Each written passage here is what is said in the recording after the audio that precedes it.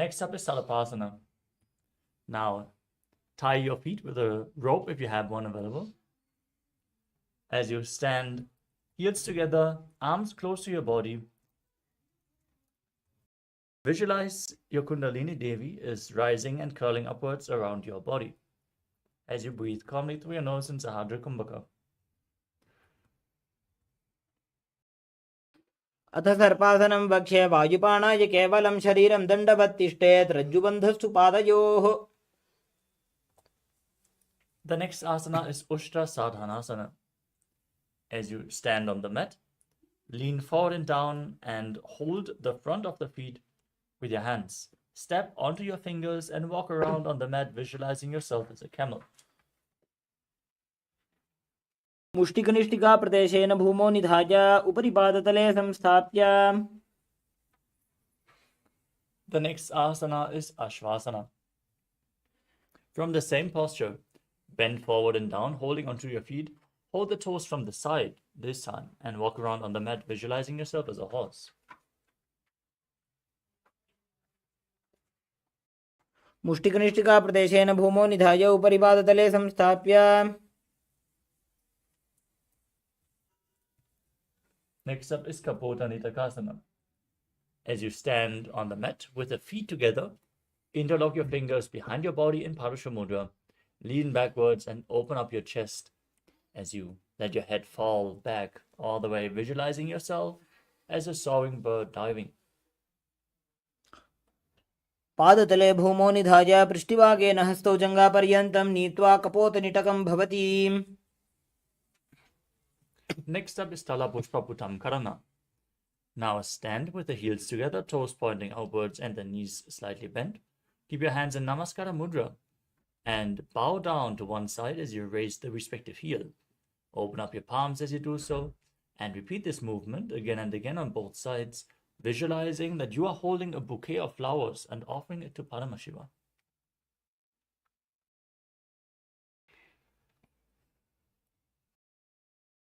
The next asana is Khadgasana. Now visualize yourself as a rhinoceros and gaze to the tip of your nose. Then lay down on your stomach and jump your feet towards your hands, standing back up, joining your hands in Namaskara Mudra in front, symbolizing the horn of the rhinoceros. आसनं कृत्वा पादतलाभ्यां भूमिं धृत्वा. Next up is the Uttanottanam. Hold weights if you want to intensify this asana as you sit down all the way to the ground and stand back up again and again. Gaze to your nose and visualize Swamiji in your inner space. पुनः पुनः उत्थातव्यम् असितव्यम् इति उत्थानोत्थानं भवति. Next up is Musalasana. Now raise your hands up above your head and jump repeatedly, visualizing yourself as a mace.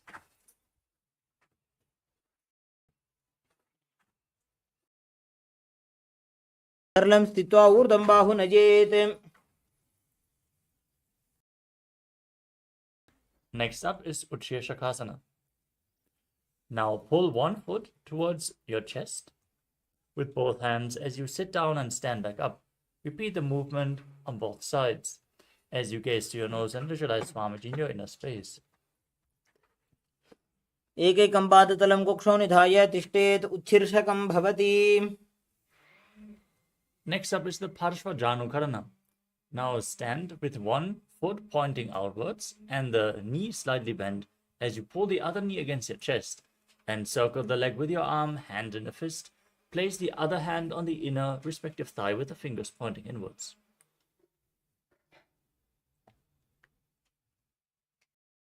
The next asana is Dandavasana. Now hold weights if you want to intensify this asana as you extend your arms forward and one leg as well. Visualizing yourself fiercely dancing as Lord Shiva as you sit down and stand back up.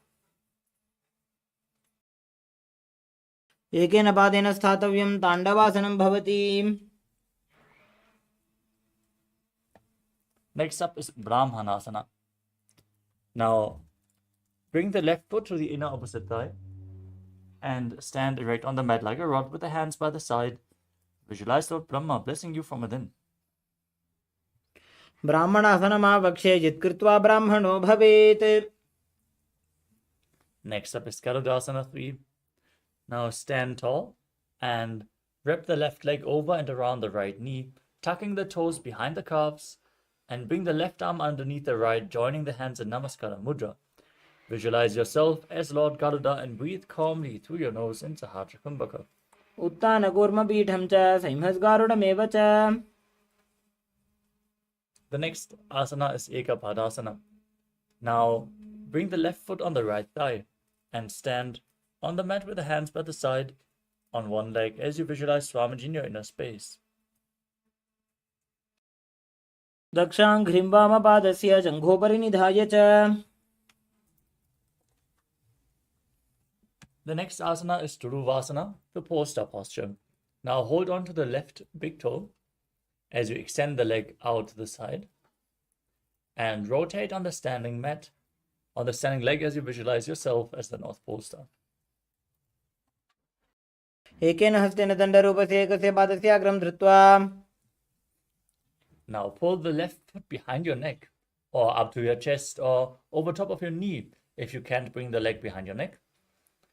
And visualize Lord Vishnu within as you perform the 3 steps of Vishnu, standing up, sitting down, and standing back up in Trivikramasana.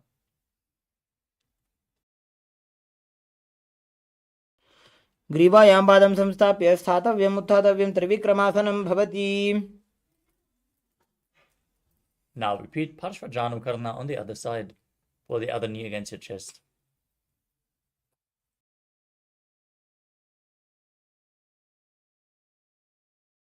Now visualize yourself fiercely dancing as Lord Shiva as you repeat Tandavasana on the other side. Sit down and stand back up on one leg.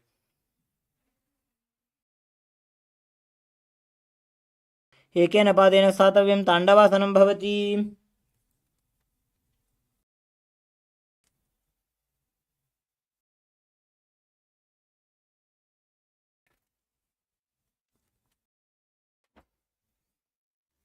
The next is the Brahmanasana. Now, placing your right foot on the inner left thigh, stand erect on the mat like a rod. Keep your hands by the sides. Visualize yourself being blessed by Lord Brahma. Brahmanasanamavakshye yatkritva brahmano bhavet. The next is the Garudasana. Maintaining the same posture. Wrap your right leg over and around the left knee. Tuck your right toes on the other side of the left calf. Simultaneously cross your right arm below your left and bring your palms together in the Namaskara Mudra. Visualize yourself as Lord Garuda. Uttanakurmapitham cha Saimhasgarudameva cha. Next, stand straight on your left leg with the right foot on the opposite thigh. Keep your hands relaxed by the knees in Ekapadasana. Visualize Swamiji in your inner space. Dakshaṅghriṁ vāmapadasya jaṅghopari nidhāya ca. The next is the Dhruvasana, the pole star posture. Now, standing on your left leg, hold the big toe of your right foot with the Prana Mudra and rotate your body quickly on the standing leg. एकेन हस्तेन दण्डरूपस्य एकस्य पादस्य अग्रं धृत्वा. Next is the Trivikramasana. Now, standing on your right leg, lift your left foot behind your neck and stand tall. Alternate sitting and standing. Visualize Bhagavan Mahavishnu in your inner space. ग्रीवायां पादं संस्थाप्य स्थातव्यम् उत्थातव्यं त्रिविक्रमासनं भवति. The next is the Samanakha Karna. Now, stand with your feet close together and toes pointed slightly out. Keep both your hands to the sides of your body in Samanakha Karana.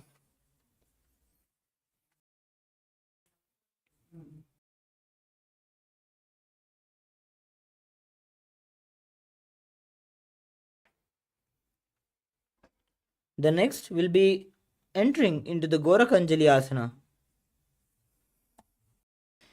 Now, stand erect and then bend forward. Bring both the hands underneath the knees and make a finger lock in Parashamudra. Sitting in a squatting position, let the finger lock touch the navel. Visualize the great sage Gorakhnath, founder of the Natha Yoga Hindu Sampradaya. Pratamahi ubau hoye bahuri nicho punihove.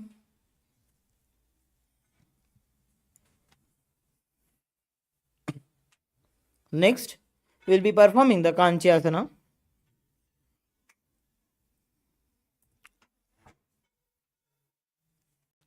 Now, insert your hands between your thighs and calves, then wrap your hands around your behind your butt. Squat down and hold the hands behind in Parashamudra. Keep the chest upright. Visualize Swamiji in your inner space. ऊर्मध्यात् हस्तौ निवेश्य नितम्बं धृत्वा पादतलाभ्यां भूमिं वष्टभ्य.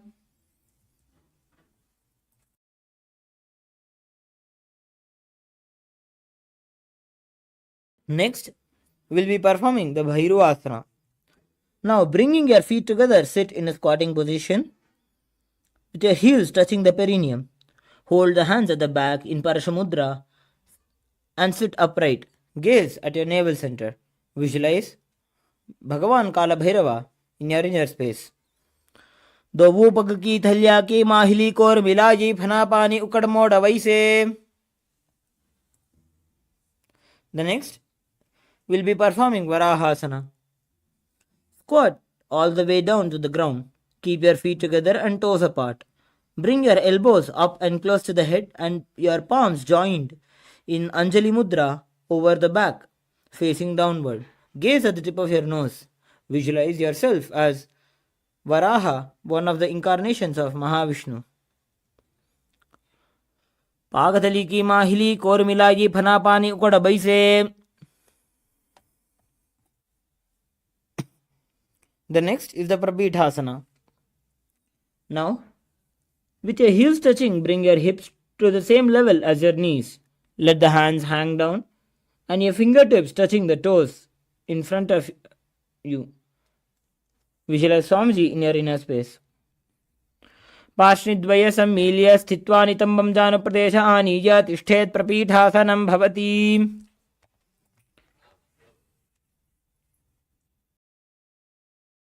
The next, we'll be performing Bakasana. Visualizing yourself as a crow, place your hands on the mat with the fingers wide. Place your knees at the back of the arms, eyes down and eyes looking forward and down. हस्ताभ्याम अवनिमभष्टभ्य जानुद्वयं नाभौ सम्मील्य. Next, we'll be performing the Sushtanga Kapalyasana. Kneeling down with the head on the ground. Spread your palms for support. Raise the body on your head and fold your legs into the Padmasana. Visualize Swamiji in your inner space. Asana Goguna Kapala Atho Hoyi. Next, we'll be performing Guptasana. Now, keeping your toes flat touching the opposite feet, sit down between the feet. Let the heels come outside the hips. Place your hands on the knees and sit straight. And gaze at the tip of your nose. Visualize you sitting in a secret seat with Paramashiva. Janur vorantare padau krutva padau cha gopajet.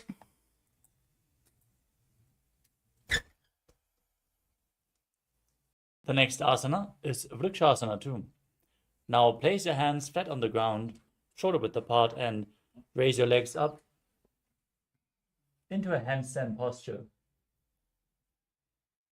Now visualize yourself as a tree with deep roots growing into the ground as you cleanse all the 7 chakras by performing this posture. सप्तचक्रक्षालनाय vrikshasana विशेषकान् जननेन्द्रियतादाढ्य कोणभेदान् समभ्यसेत्.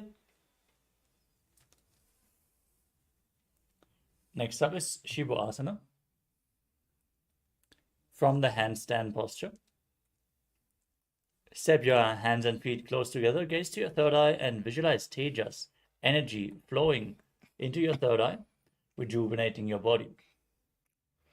दो पग जोड़ी माही गुल्भ मिलाए. Next up is Matsyasana too. Now place your hands flat on the ground, shoulder width apart, and step your feet back. Lower your body into a plank position. Lower it down all the way and push it back up again and again as you visualize yourself as a fish in Matsyasana 2. Nibjam Shenam Korparo Parshvabhagaya Murdakritya. Next up is Sadapasana 2. Lie prone on your belly and place your hands on the hips as you lift your chest from left to right, visualizing and moving your body like a snake. Nibjam Shenam Kritva Hastau Nitambam Samsthapya. Next up is Niralambanasana. Now place your elbows down in front and rest your chin on your hands with your hands in Padma Mudra, the lotus mudra. Keep the top of your feet flat on the mat as you feel self-supported and completely independent. Karabhyam Pankajam Kritva Tishthet Korparayasudhihi Mukhamunnamanuchayi Niralambanamasanam. Next up is Chakrasana. As you lay on your stomach, bend your knees and place your hands on the ground, straightening the arms to raise your upper back towards your feet. Gaze back and visualize yourself as an umbrella protecting your guru from the sun rays. Ardhyasanavastitva Hastatarabhyam Bhumim Dhritva. Next up is Vajrasana. Now sit in a kneeling posture, feet flat, perineum on the heels. Then extend your arms out in front. Place the palms down on the ground as you place your forehead on the mat as well. Gaze towards the nose and visualize yourself as Vajra, the weapon of Indra, symbolizing indestructibility.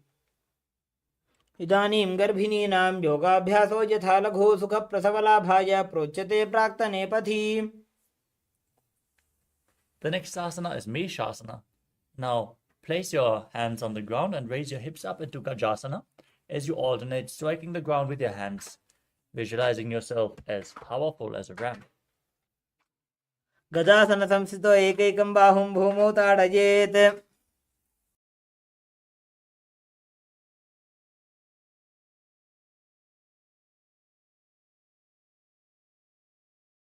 Next up is Ajasana. With your hands on the ground, raise your legs up into a handstand and then slowly lower your body down towards the mat as you visualize yourself as unborn, existing for all eternity in Ajasana. Gajasana Samsito Padadvayamantaraade Kritya Mastakena Bhumim Sprishet.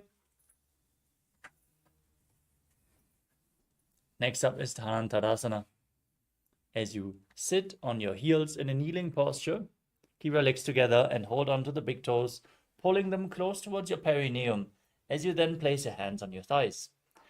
Gaze to the nose and visualize Swamiji in your inner space as you breathe in Ujjayi Pranayama. Purava Vidhi Parihata Ki Kakasisyo Phana Sharamodi. Next up is the Angamottanam. Now, interlock your fingers in front and move your hands from left to right, up and down in all directions, giving massage to various different joints and muscles of your body. Then repeating the movement behind your back as well. Visualize Swamiji in your inner space as you perform the Mula Bandha. Hastayoho Angulir Badwa Hastayor Madhyat Sarvamangam Nishkasayitva. Next up is Garudasana form. Sit on your heels in Vajrasana and turn your feet outwards so the toes are pointing to the sides. Keep your hands on the knees and visualize yourself as Lord Garuda flying Lord Vishnu and Lakshmi on his back in Garudasana form. Jangorubhyam Dharam Pidya Sthirakayo Dvijanuna Janu Parikaradvandva Garudasana Muchyate. Next up is Ananda Mandirasana. As you sit with your legs folded back, the toes pointing backwards, with your knees opened wide, hold onto your ankles, pull your feet up as you place the front of your buttocks on the mat. Gaze to your third eye and visualize yourself residing in the blissful space of a temple. Atha Bhakshe Veeranath Anandamandirāsanam Yadkrutva Amaro Dhiro Bhavatyeveha Sadhakaha. Next up is Mandukasana 2. Now visualize yourself as a frog, as you overlap your feet behind and sit on the ankles. Then place your hands beneath the knees and press your frog tongue up against the palate of your mouth in Mandukya Mudra, engaging Uddiyana Bandha and Mula Bandha. पृष्ठं सम्पीड्य गुल्भाभ्यां जान्वङ्गे सवलयाकृतिः हस्तौ पादतले क्षिप्तो मण्डूकं पाददोषहृत्.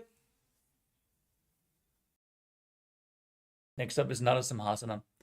Now tuck your toes and sit on the raised heels. Keep your knees open wide and place your hands on the ground in front of you with the fingers spread, thumbs touching.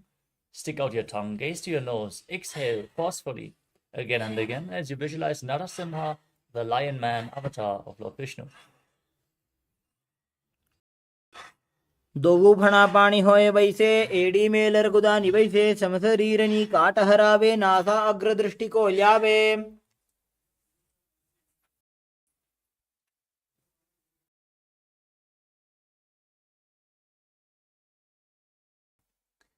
The next asana is Pishtakasana. Maintain the posture, sitting on the raised heels with the toes tucked. As you cover your mouth with your hands, the thumbs underneath the teeth, as you inhale through the right nostril and exhale through your mouth in Vishtaka Pranayama. Gaze to the tip of the nose and visualize yourself as Devi, victorious over all your fears. दो पगा की AD Joji गोड़ा फनो बान पुनि होई.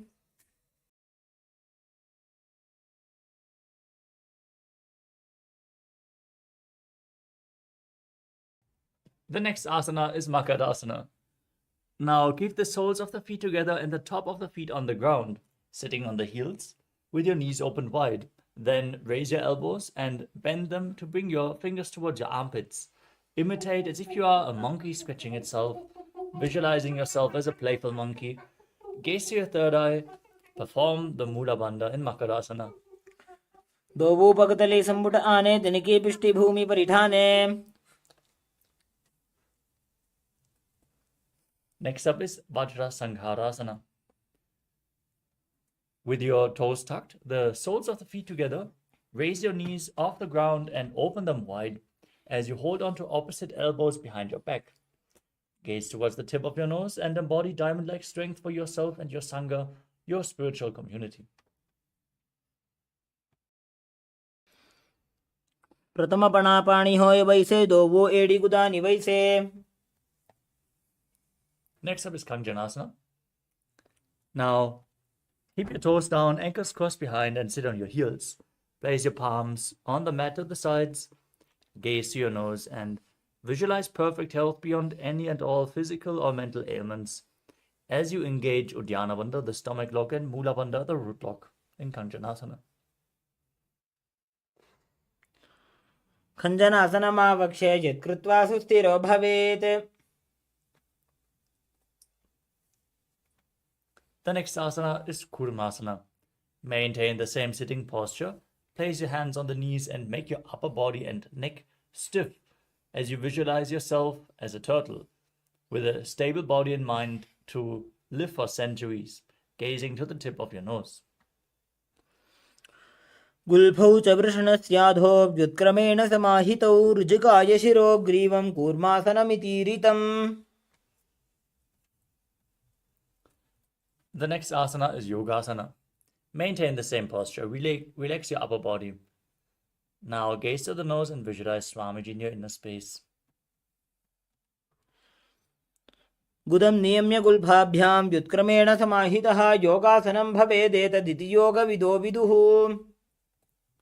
Next up is Vijyogasana. Now stand on your knees and cross your ankles behind, placing your feet near opposite knees. Now hold your calves with the fingers inside and the thumbs outside. Gaze to your third eye and visualize a space of eternal oneness with your Guru, Swamiji. गोड़ा वामो उबौ होई गोड़ा आड़ा राखे दोई. Next up is Ushtrasana 2. In a kneeling position, bend backwards and hold your ankles with your hands. Push your hips forward as you lean back as far as you can. Visualize yourself as a camel and breathe in Ujjayi Pranayama, making an ocean-like sound with your mouth. Merudandagranthi Sambivadai Shuppuman. Next up is Jatyasana 2. Now, holding the soles of the feet behind your body, placing your elbows on the mat, place the back of your head on the mat as well, gazing to the tip of your nose and visualizing yourself as a lotus blooming. Dovu edi samput kare sole mooladvari taridhare. Next up is Viratasana. As you sit on your knees with your thighs and calves together, lean back and place your back on the ground and raise back up again and again. Gaze to your nose and visualize the healing and liberation of all causal subtle forms of your body in Viratasana. Janga prishti bhumo nidhaya jangodrajoho uruni samsthapya. Next up is Kapotasana. From Viratasana, raise your hips up high. Place your forearms on the ground behind you as you hold onto your feet, and then bring your head in between the feet as you visualize yourself as a beautiful dove. मेरुदण्डग्रन्थि सम्पिबादै शुप्पुमान् कपोतो अष्ट्रासनाभ्यास कुर्यान्मितहिताशनः. Next up is Varasana, the boon fulfilling posture. Now sit on your knees and raise your body up, tucking your toes. As you hold on to your opposite arms with your hands, gaze to the tip of the nose, visualize Paramashiva, and internally chant the Mahavakya, Om Nithyananda Paramashivoham. Receive your boon from Paramashiva in Varasana. जानुनि भूमौ संस्थाप्य हस्ताभ्यां बाहु परस्परं धृत्वा.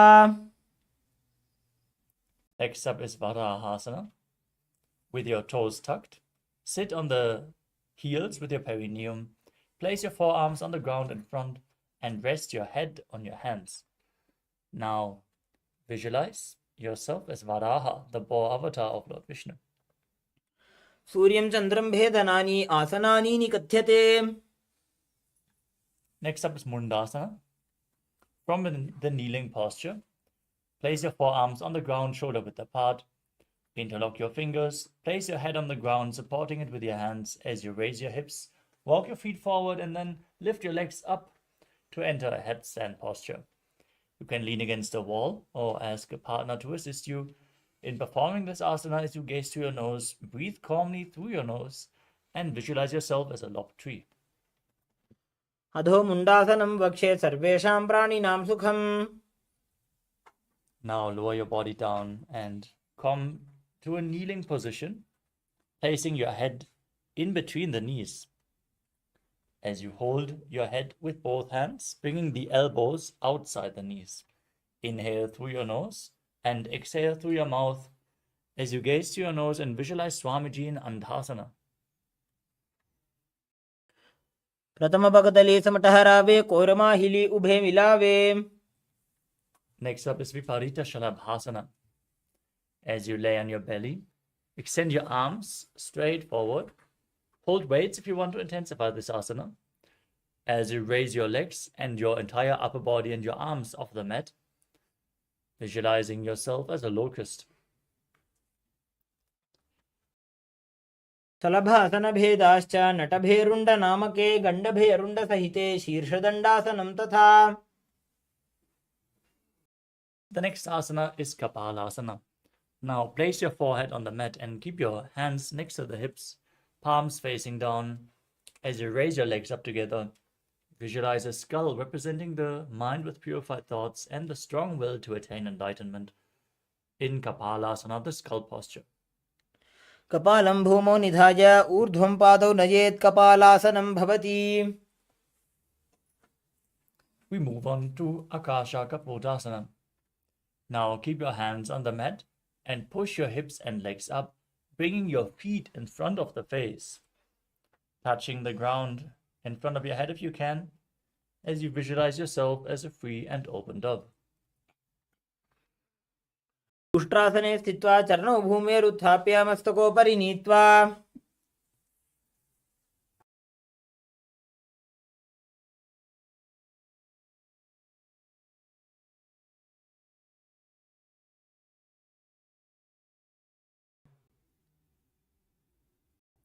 Next up is Chatakasana. In a kneeling posture, place your forearms on the ground and rest your navel on your knees. As you enter a sturdy posture, visualize yourself as a sparrow.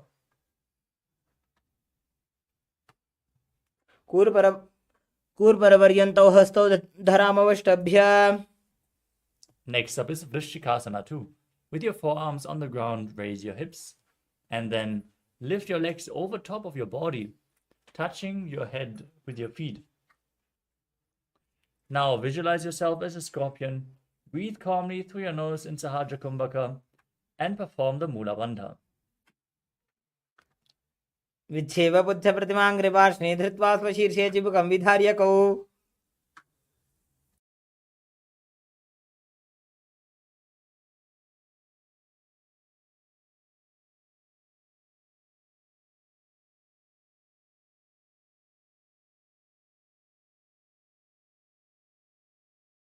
The next asana is Vrishasana.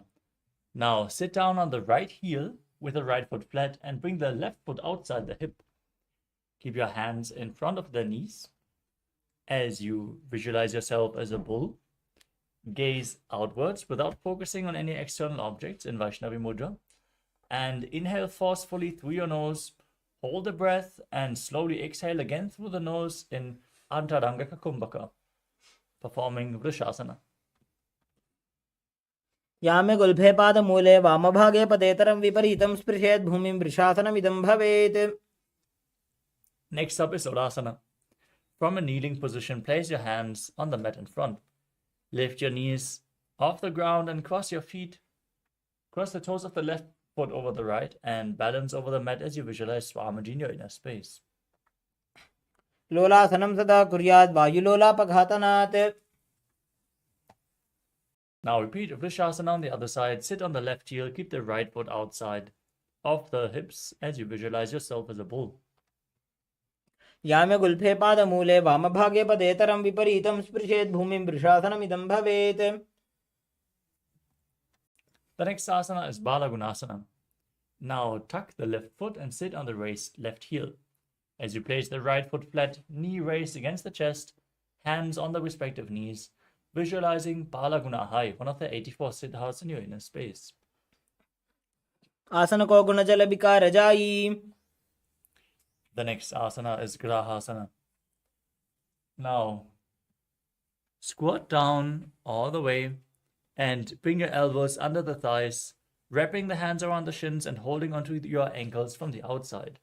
And visualize yourself as the entire planet. पादतले भूमौ संस्थाप्य जानुमध्ये कुर्परौ स्थाप्य. Now repeat Balagunasana on the other side. Tuck the right foot, sit on the right heel, keep the left foot flat. Visualize Balagunahai.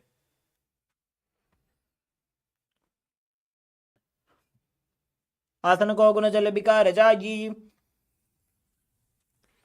We move on to Utkatasana. You can hold weights if you want to intensify this asana. As you keep your toes tucked and sit on raised heels with your knees together, the hands placed on top of the knees. Visualize Swamiji in your inner space as you keep gazing outwards without focusing on anything outside in Vaishnavi Mudra. युजास्पिजोस्ति यत ऊर्वजानो यत्रासने पादतलद्वयोपरि. Next up is Vajrasangarasana 2. The toes tucked, soles of the feet together, open your knees wide and hold on to your elbows behind the back. Visualize Swamiji in your inner space. Keep breathing in Antarangaka Kumbhaka.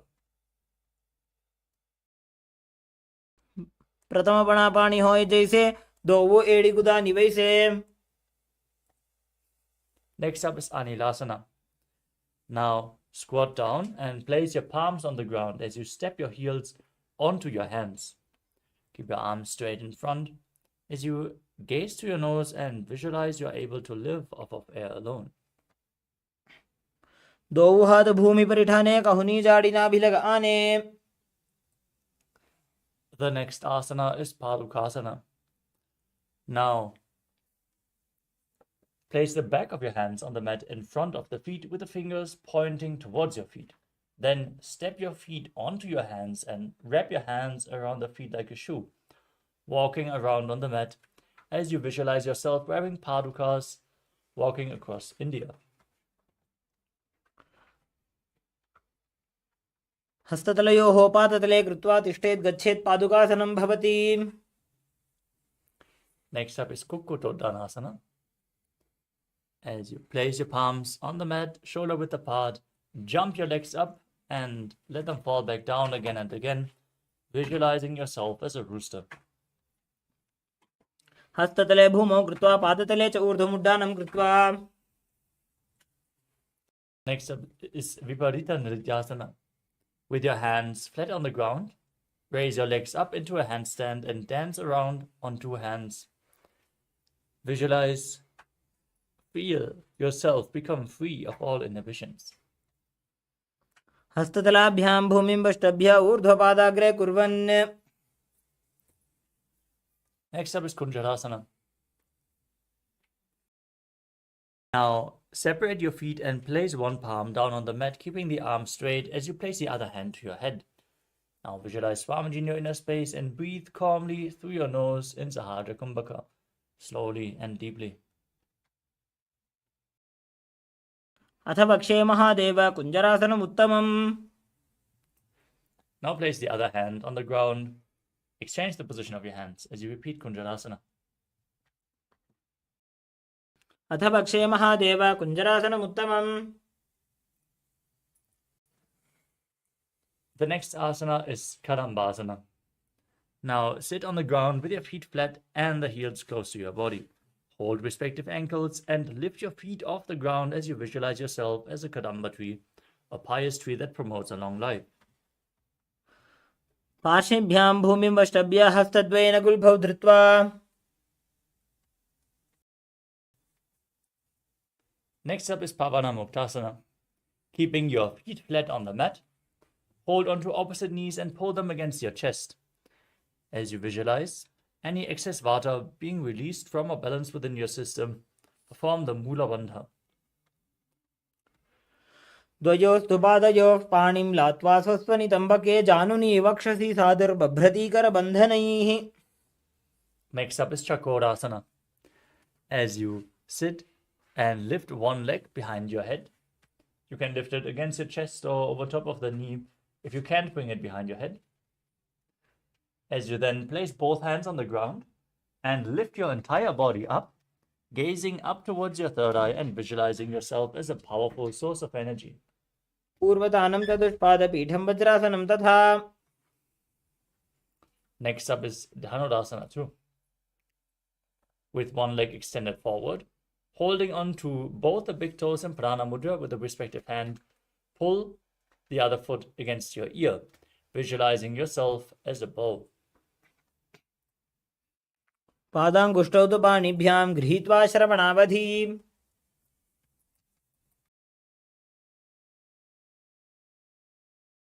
Next up is Ashtavakrasana. Now, bring the left foot over top of the left shoulder and hook the right foot over the left foot. Extend both legs to the side with the arms on the ground, leaning forward, balancing on your arms and visualizing yourself as a flying crane. वासिष्ठमथ कौण्डिन्यम् ऊर्ध्वकुक्कुटमेव च. We move on to Pranasana. Now, place the right foot on the left thigh and keep the left foot flat on the mat. Push the right knee down and bring the left shoulder underneath the left knee as you gaze to your third eye and visualize yourself being immortal and able to exist solely from prana. एतत् प्रभेदं वक्ष्यामि करोति यस्य चामरः.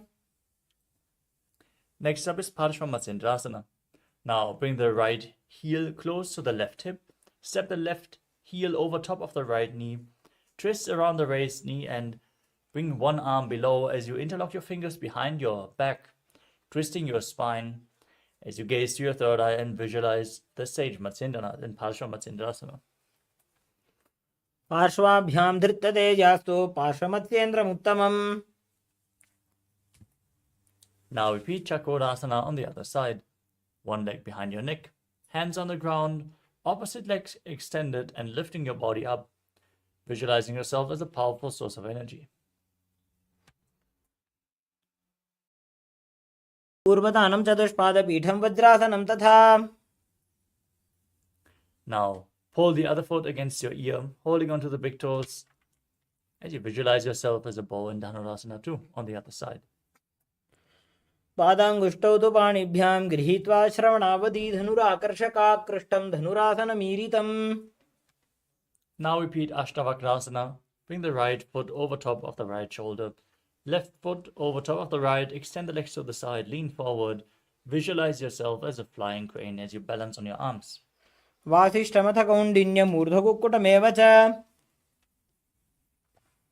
Now repeat Pranasana on the other side. Keep the left foot on the right. Right foot flat on the ground. Right shoulder beneath the right knee. And gazing to your third eye, visualizing yourself being immortal and able to exist solely from prana. एतत् प्रभेदं वक्ष्यामि करोति यस्य चामरः एकपादमुरो बद्ध्वा स्कन्धेऽन्यत्पादरक्षणम्. Next up is Paramachivoham on the other side. Keep the left foot at the right heel over top of the left knee. Twist your body around the knee. Bring the arm below and interlock your fingers behind your back as you gaze to your third eye and visualize Nithyananda, the master of Hatha Yoga. पार्श्वाभ्यां धृत्यतेजास्तु पार्श्वमत्स्येन्द्रमुत्तमम्. The next asana is Ardha Paschimottanasana. Keeping one leg extended. Press your perineum with the opposite heel. Lean forward and down and hold the front with both hands, like in Paschimottanasana. As you visualize Swamiji in your inner space, perform Jivachala Kumbhaka, inhaling all the way, holding your breath, and moving the prana up and down through your body and through your limbs by the force of your will. एकं पादं प्रसार्य एकं पादस्य पार्श्वनासीवनी सम्पीड्य.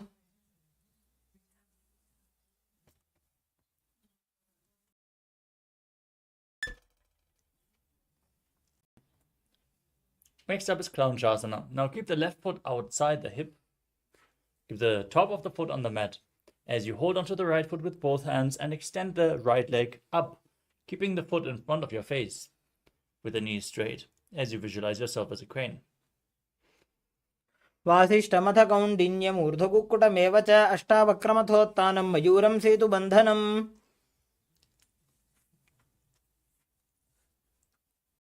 Now repeat Ardha Paschimottanasana on the other side. Press the other heel against the perineum, lean forward and down, visualize Swamiji and gaze in Vaishnavi Mudra.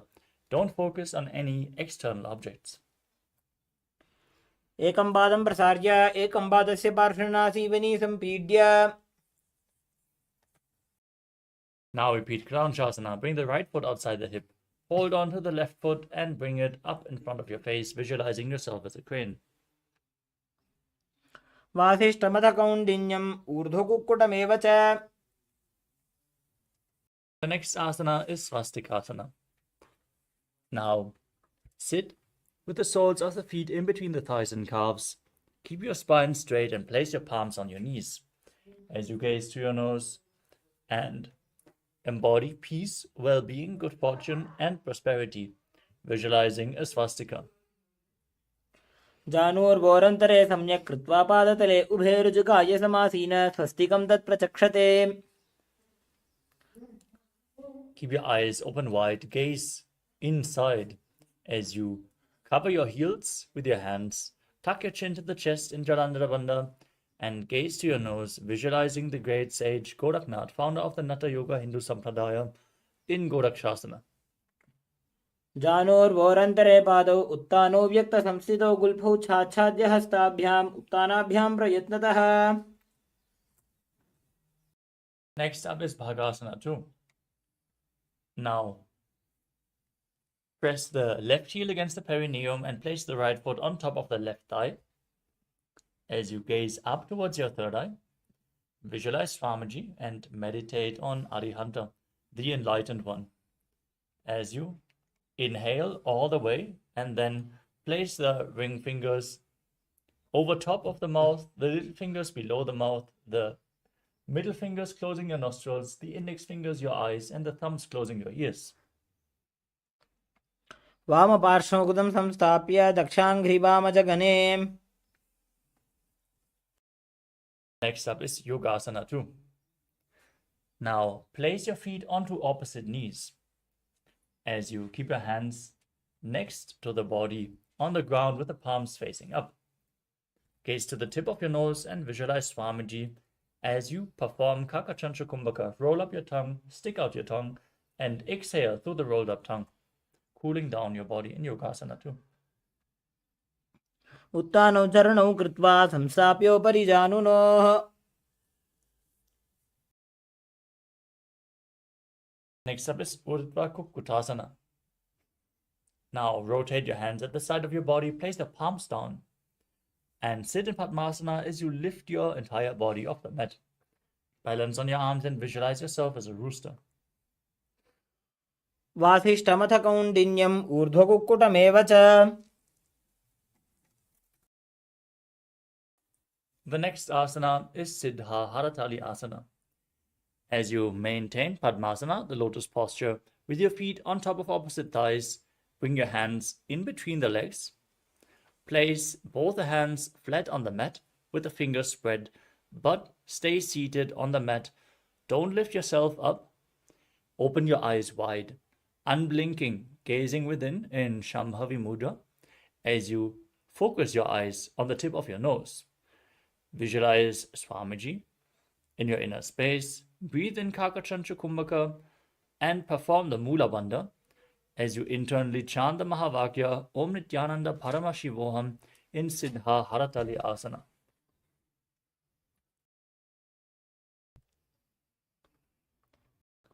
प्रथम पद्मासन को करे, हस्त दो वो गोड़ासन धरे.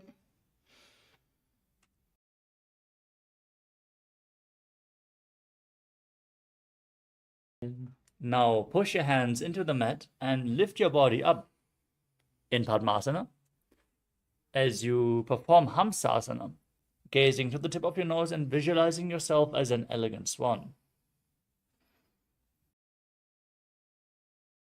कुक्कुटासन स्थित्वा स्कन्धपर्यन्तम् ऊरूनि नीत्वा. Next up is Karmukasana. From Padmasana, bring your hands in between the legs and push your hands behind your back as you place your forehead on the ground. Interlock your fingers behind, keeping them on the mat as you visualize yourself as Pinaka, Lord Shiva's bow. प्रथम पद्मासन को करे, गोड़ासन धीमाहि करि धरे.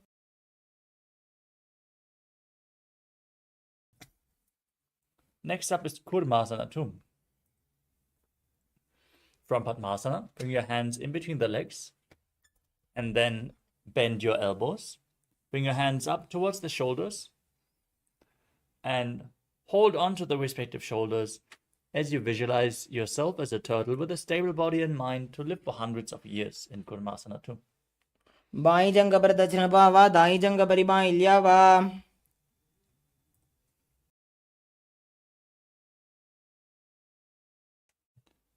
From Kurmasana too, tuck your chin to the chest in Jalandhara Bandha, moving on to Grandhi Bhedasana as you gaze to your nose and rejoice knowing you're sitting in Shiva's secret knot posture. अथ पक्षे नीलकण्ठ ग्रन्थिभेदासनं शुभम्. Next up is Uttana Kurmasana. From Grandhi Bhedasana, roll onto your back. Keep holding onto the shoulders as you gaze to the nose and embody a turtle laying on its back. Kukkutasana बन्धस्थं कराभ्यां धृतकन्धरम्. Now rise back up. Sit in Padmasana. As you place both hands in between the legs, one palm on the ground, holding its wrist with the opposite hand, and lifting your entire body up, balancing on one arm, as you visualize yourself as a rooster in Pangu Kukkutasana. Kukkutasana स्थित्वा एकेन हस्तेन अन्यस्य मणिबन्धं धृत्वा. Now place the other hand on the mat, hold its wrist, lift your body up, visualize yourself as a rooster. Repeat Pangu Kukkutasana on the other side. Kukkutasana स्थित्वा एकेन हस्तेन अन्यस्य मणिबन्धं धृत्वा. Next up is Gridrasana. As you sit in Padmasana, place your elbows on the toes. Interlock your fingers in Parashamudra and rest your chin on the fingers as you press your thumbs towards the throat. Visualize you have gone beyond all greed and covetous. Keep breathing in Kakachandra Kumbhaka. जानुर्वोरन्तरे पादौ उत्तानौ व्यक्तसंस्थितौ. Next up is Padmasana 3. As you sit in Padmasana, place one hand over the other with the palms facing upwards. Now, gaze towards your nose and visualize Swamiji as you engage all three bandhas. उत्तानौ चरणौ विधाय विधिवत् शक्तिस्थितौ योगिरात्. Move on to Padmasana 4. Place your hands on the respective knees. Perform the Mula Bandha, contract the perineal floor. Gaze to your nose and visualize Paramashiva in your inner space. Internally chant Om Nithyananda Paramashivoham. एतत् पद्मासनं कुर्यात् प्राणवायुप्रसिद्धये. Next up is Karmukasana 2. Keep one hand on the respective knee and hook the other hand around the respective big toe in Prana Mudra, moving the big toe round and round in a circular motion as you visualize yourself as Lord Shiva's bowl, and then repeat the movement on the other side as well. अथान्यासनमावक्ष्ये योगपूरकरक्षणात्. Now, sit in Padmasana, cross your arms behind your back, and hold on to the respective big toes in Prana Mudra with index and middle fingers touching the ring and little finger with your thumb. Gaze to the tip of your nose and visualize yourself as Pinaka, Lord Shiva's bowl, as you engage all three bandhas. कार्मुकासनमाक्षित्य उदरे पूरयेत् सुखम्. Next up is Dridhasana. Maintain the same posture but raise your chest, gaze upwards, and visualize yourself as the action of Paramashiva's third eye destroying anything you come across in Dridhasana. पूर्वभ्यामुपरि स्थाप्य पादयुग्मं प्रयत्नतः. Next up is Nagrasana. From this position, roll onto your back. Keep your arms crossed behind you, your legs in Padmasana. Hold onto the big toes if you can. Gaze to your nose as you visualize yourself as a snake and breathe calmly through your nose in Sahaja Kumbhaka. प्रथमपद्मासनकोठाने द्वौ हातपाथाने आने. Now, you can free your arms and legs. Pull your knees against your chest as you lay on your back and circle your legs with your arms. Interlock the fingers in Parusha Mudra and squeeze your body into a ball in Kandukasana. वेत्रासने स्थित्वा हस्तपादान् निष्कुष्य. Next up is Urdhva Pavanasana. Lay on your back with the feet flat. Interlock the fingers behind your neck. Keep the elbows resting on the mat. As you breathe through your nose, gaze to the tip of the nose and visualize Swamiji in your inner space. प्रथमे सूधो सैनकरावे घोड़ा उभा राशि मिलावे. Now, from the same position, place your upturned palms underneath the heels. Step your heels onto your hands as you push your hips up high. Lock your throat, breathe in Murcha Kumbhaka as you visualize yourself as a powerful alpha ape in Marakata Pitasana. उत्तानशयनं पादतले उत्तानहस्तयोः स्थापयेत्. The next asana is Uttana Shikhi Pitakasana. As you place your hands on the lower back for support, raise your hips and straighten your legs, balancing on your elbows as you gaze to the nose and visualize Swamiji in your inner space, still breathing in Murcha Kumbhaka. जङ्घोरुबलहीनश्चेत् उत्तानशिखिपीठकम् अप्रमत्तः प्रकुर्वीत भुक्तेः प्राग्विजितेन्द्रियः. Now raise your legs and your hips up straight. As you then place your arms flat on the mat for support in Narakasana, visualizing yourself blissfully traversing through Naraka Loka unscathed. ग्रीवाकण्ठेन भूमिं विष्टम्भ पादाग्रद्वयम् ऊर्ध्वमुत्त्रजेत्. Next up is Tiryannaukasana. Place your hands on the lower back for support. Straighten your legs and then lower and angle your body. Lower and angle your legs. Engage your core intensely as you visualize yourself as a boat crossing the ocean of samsara in Tiryannaukasana. नौकावत् स्थित्वात् ऊर्ध्वं पादाग्रद्वयं नयेत्. Now place your arms back on the mat. Straighten your legs like a flagpole as you visualize yourself as the Kailasa flag, respected across all nations in Dvajasana. तिर्यन्नौकावते ग्रीवापृष्ठकोर्परैः भूमिं वष्टभ्य. Now lower your entire body down to the mat. Keep your hands by the side of the hips, palms facing up. Perform Shakti Chalan Mudra. Pull the Kundalini Shakti awakened by this yoga practice from the root center all the way to the crown, from Muladhara to Sahasrara. Relax, unclutch from any micro movements of the body and mind. Don't move externally or internally. As you visualize that your body is dead, and Swamiji, the Supreme Pontiff of Hinduism, is liberating you. Internally chant Om Nithyananda Paramashivoham Imritasana. उत्तानं शववद्भूमौ शयनं तु शवासनं शवासनं श्रमहरं चित्तविश्रान्तिकारणम्.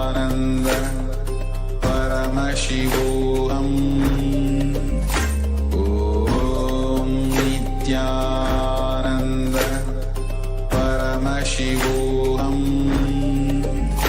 Om Nithyananda Paramashivoham. Om Nithyananda Paramashivoham. Om Nithyananda Paramashivoham. Om Nithyananda Paramashivoham. Om Nithyananda Paramashivoham. Om Nithyananda Paramashivoham. Om Nithyananda Paramashivoham.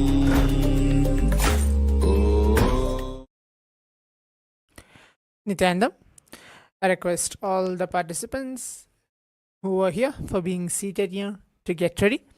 As in a few months, we're going to begin with the power manifestation session.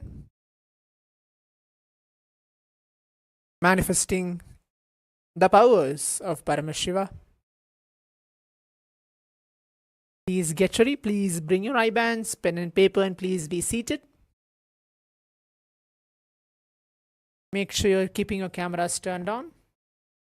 As we're entering to today's day 9th of the Paramashivoham season 4, blessed by Swamiji himself, we're going to be manifesting the power of third eye awakening, the first power.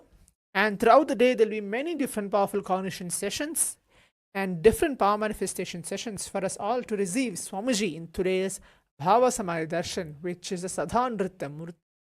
Let us get ready for that, as we're going to begin with the power manifestation shortly.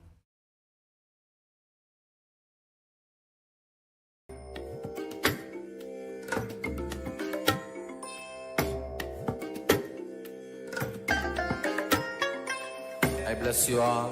Let you all open all your three eyes and manifest the powers of Sadashiva. Om Nithyananda Paramashivoham. Om Nithyananda Paramashivoham. Om Nithyananda Paramashivoham. Om Nithyananda Paramashivoham. Om Nithyananda Paramashivoham. Om Nithyananda Paramashivoham. Om Nithyananda Paramashivoham. Om Nithyananda Paramashivoham. Om Nithyananda Paramashivoham. Om Nithyananda Paramashivoham. Om Nithyananda Paramashivoham.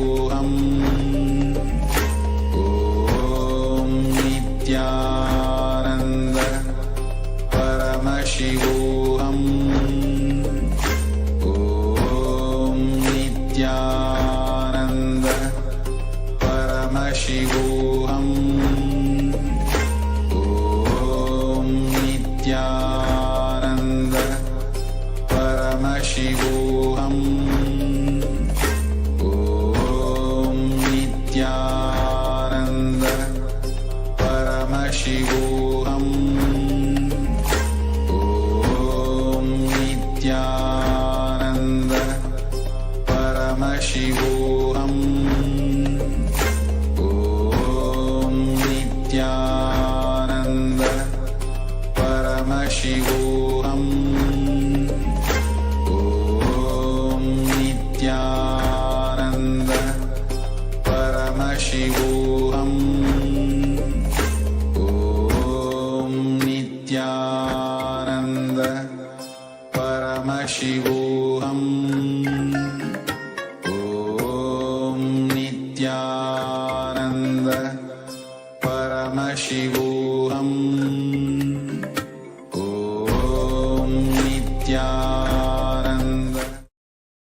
Nithyananda.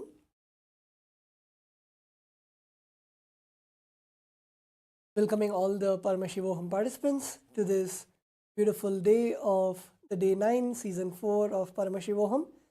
And after this wonderful Dvitiya Vinyasa Krama, let's all get ready to settle down to begin the power manifestation session. We'll be manifesting the power of third eye reading. Make sure you're seated, make sure you have the eye bands ready.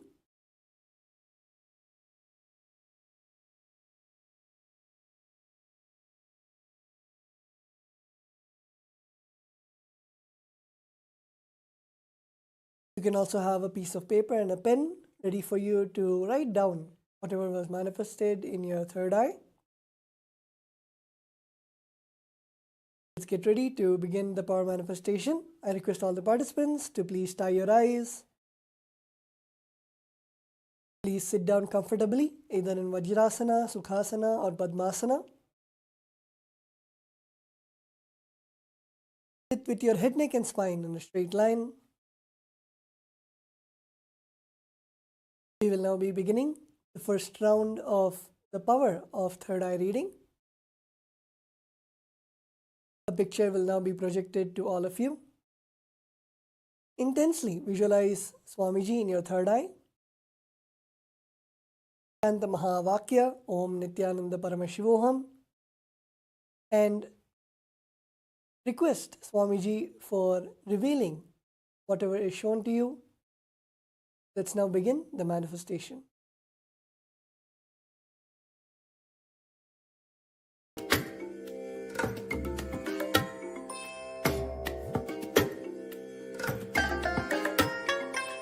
I bless you all. Let you all open all your three eyes and manifest the powers of Sadashiva. Om Nithyananda Paramashivoham. Om Nithyananda Paramashivoham. Om Nithyananda Paramashivoham. Om Nithyananda Paramashivoham. Om Nithyananda Paramashivoham. Om Nithyananda Paramashivoham.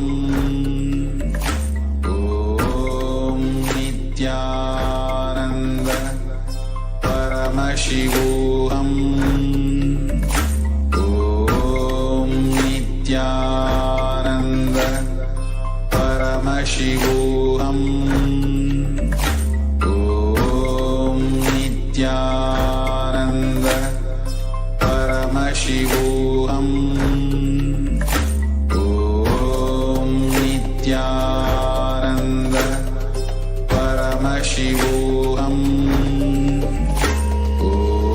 Om Nithyananda Paramashivoham. Om Nithyananda Paramashivoham. Om Nithyananda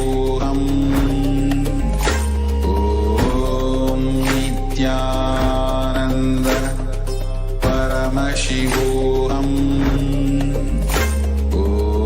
Om Nithyananda Paramashivoham.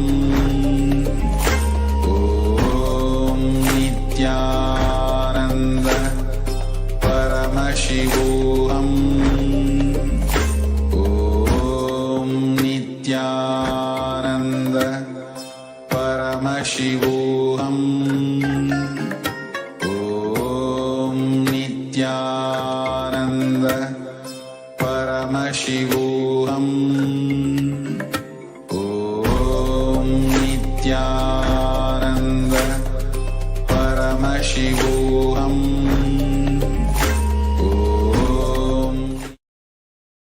Nithyananda, please relax. You can now slowly open your eyes. Please relax. And you can start typing down in the Zoom chat whatever you are able to see in your third eye, whether you're able to see the shapes, the colors, the pictures, or any letters, whatever you're able to see, start typing it down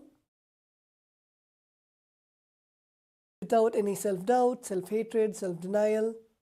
Exactly whatever Bhagavan, whatever Swamiji has shown to you through your third eye, start typing it down. Yes, Zach is saying blue light.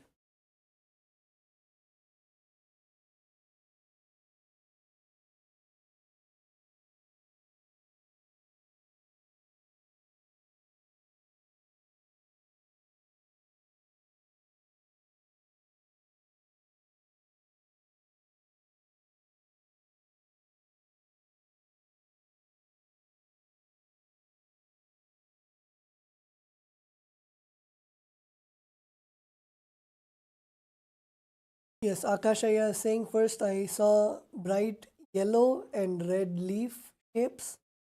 Later everything was white. Okay, wonderful.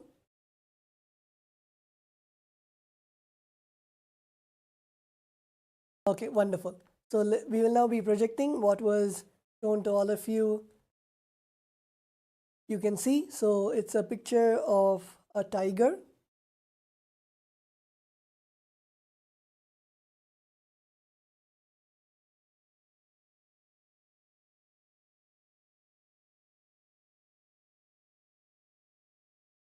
So we can see that, yes, like how Akashaya said, leaf shapes are there. So you can see the tiger.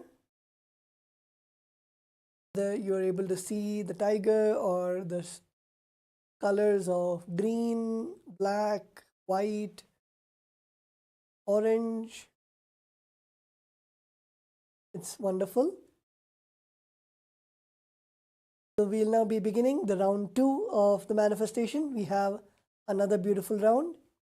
So whether you manifested or did not manifest, have each round as one new experience that you are having with Paramashiva. So don't have either the greed or the fear, and just allow Swamiji to flow through you. So let's all close our eyes. Please make sure that you have the eye band and you are tightly covering your eyes so that there is no light. Please sit straight with your head, neck and spine in a straight line. Visualize our beloved Swamiji in your third eye. And intensely chant the Mahavakya, Om Nithyananda Paramashivoham. And let's begin the round 2 of the manifestation.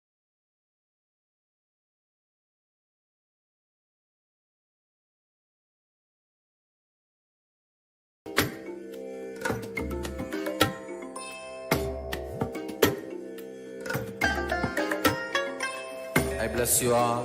Let you all open all your 3 eyes and manifest the powers of Sadashiva. Om Nithyananda Paramashivoham. Om Nithyananda Paramashivoham. Om Nithyananda Paramashivoham. Om Nithyananda Paramashivoham. Om Nithyananda Paramashivoham. Om Nithyananda Paramashivoham. Nithyananda Paramashivoham. Om Nithyananda Paramashivoham. Om Nithyananda Paramashivoham. Paramashivoham. Om Nithyananda Paramashivoham.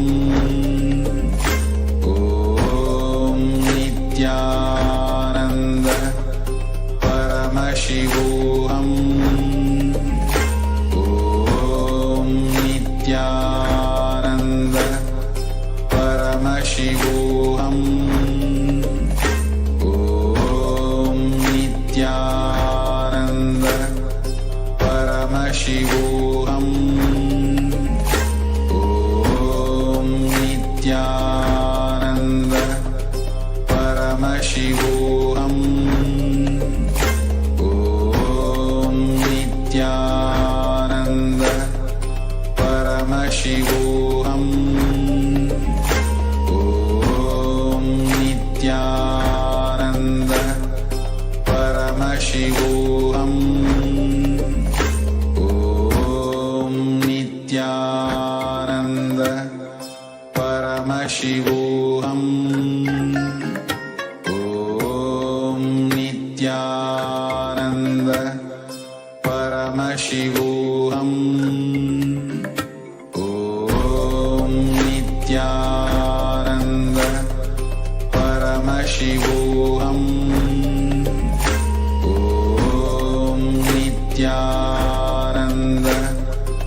Paramashivoham. Om Nithyananda Paramashivoham.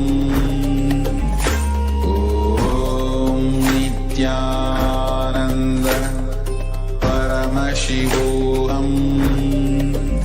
Om Nithyananda Paramashivoham. Om Nithyananda Paramashivoham. Om Nithyananda Paramashivoham. Om Nithyananda Paramashivoham.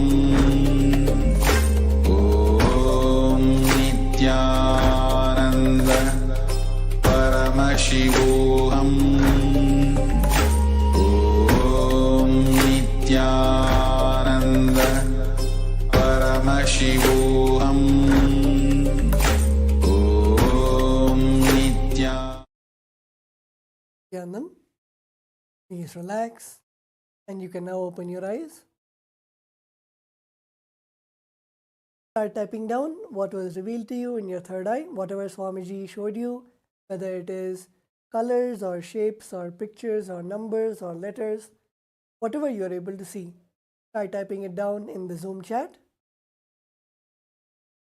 And just in a few moments, we will then be revealing to you what was shown to you in your third eye. So let's type what we were able to see through our third eye. Anything which you are able to see, start typing it down.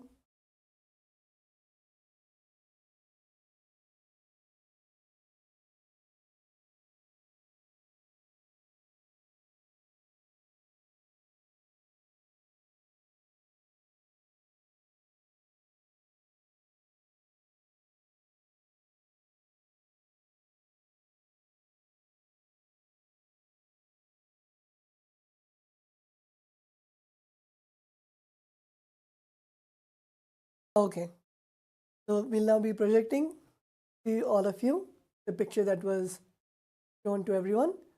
So as you can see, it's a picture of a peacock. You can see the peacock, its feathers, the different colors like blue, green.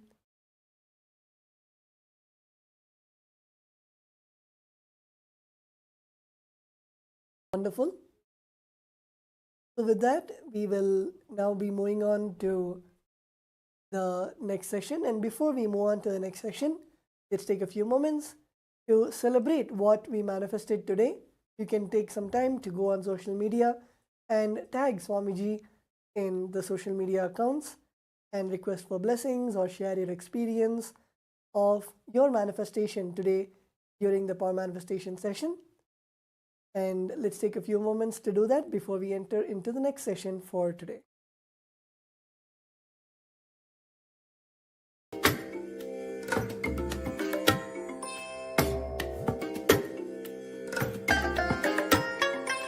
I bless you all. Let you all open all your three eyes and manifest the powers of Sadashiva. Om Nithyananda Paramashivoham. Om Nithyananda Paramashivoham. Om Nithyananda Paramashivoham. Om Nithyananda Paramashivoham. Om Nithyananda Paramashivoham. Om Nithyananda Paramashivoham. Om Nithyananda Paramashivoham. Om Nithyananda Paramashivoham. Om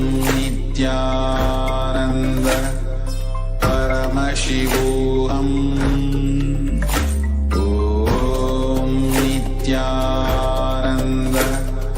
Paramashivoham. Om Nithyananda Paramashivoham. Om Nithyananda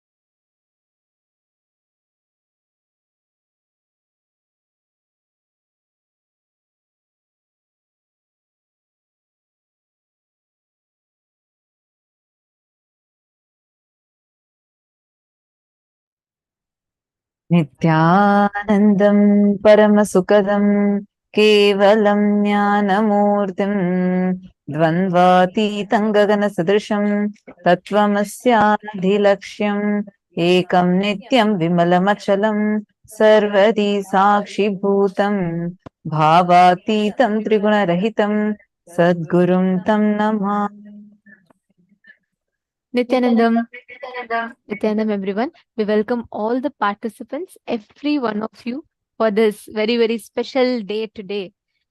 Today, the whole day is all about harnessing the power of feeling connection, harnessing the power of experiencing feeling connection with ultimate, the Parama Advaita Anubhuti.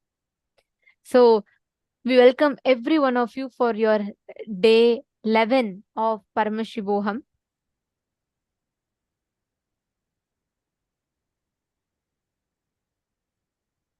So now, I know all of us had a great yoga session.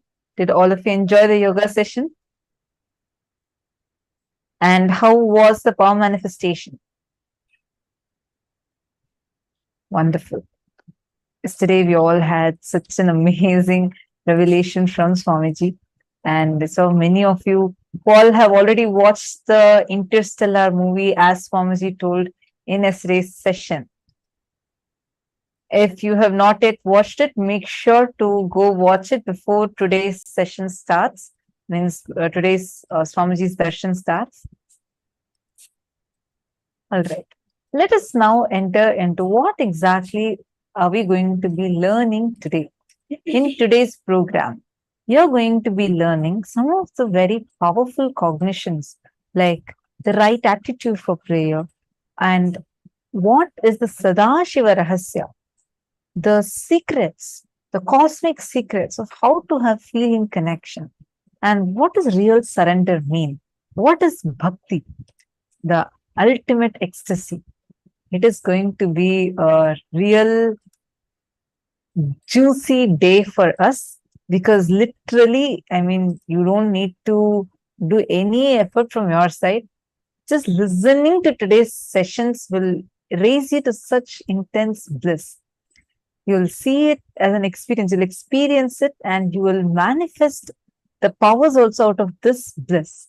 So let's all get started with our very first session of the day, where you're going to learn about experiencing Samadhi. And today, please make sure you're continuously interacting with us, sharing what your clicks are, what you're learning with us. And most importantly, if you have questions, please feel free to ask us and let us learn, have these breakthroughs together. We will now enter into the first session.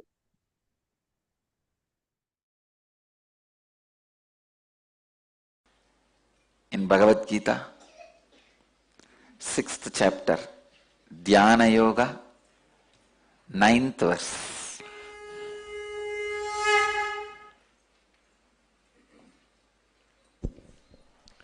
सुहृन्मित्रार्युदासीना मध्यस्तद्वेष्य बन्धुषु साधुष्वपि च पापेषु समबुद्धिर्विशिष्यते.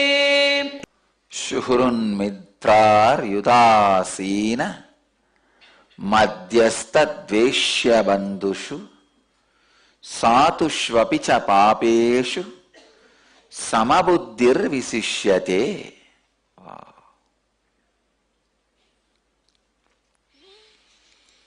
The translation: the one who feels the same towards an affectionate person, a friend, an enemy, the indifferent, the neutral, the hateful one, the unfriendly, the noble one, or a sinner, is said to be established in a superior state.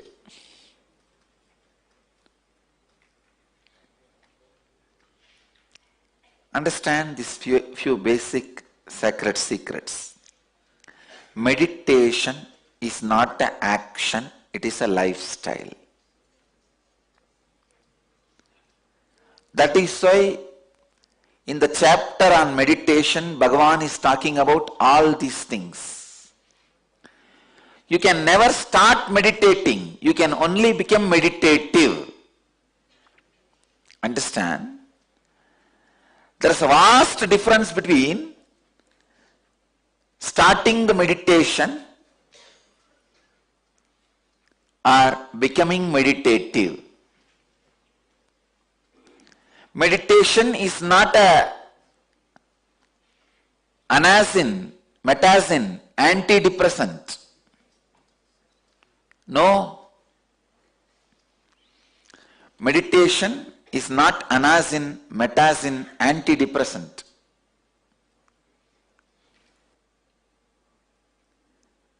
Please understand. Meditation cannot be just repairing something in you. It has to completely transform you. Everybody has the feeling to become Lord of the universe. You can become, if you make your unconscious into conscious and superconscious.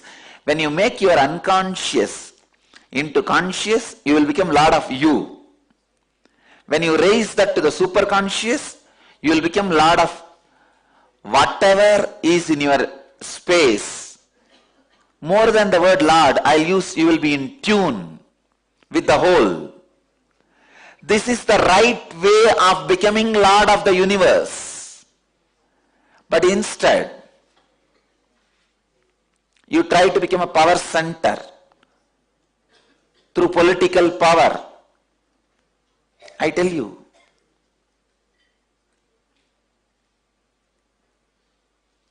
even in the school, the class leader, it is nothing but political power.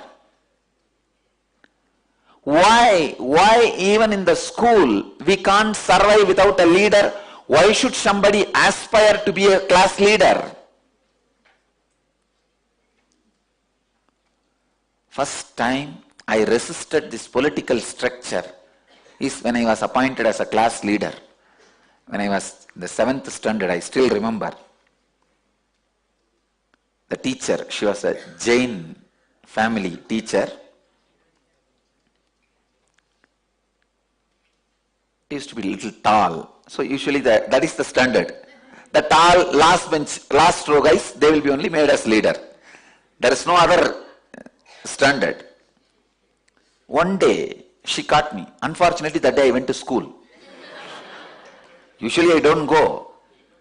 Somehow I went to the school, maybe first day of the school, like that, those auspicious days I don't miss. She caught hold of me and she said, you are the teacher, you are the leader of the class. I said, what do you mean leader? I don't even come to the class regularly. She said, that is why I am making you leader. If you are a leader, you have to come and regularly take the attendance. And you have to keep the class under the control. And I said, nothing doing. Leaders are the greatest followers. They lose their freedom. So I told my teacher, no, I will not be a leader. She insisted. Then we got into the argument. I said, leaders are the people who are not able to lead themselves, so they go on trying to satisfy that unable to control themselves by controlling others.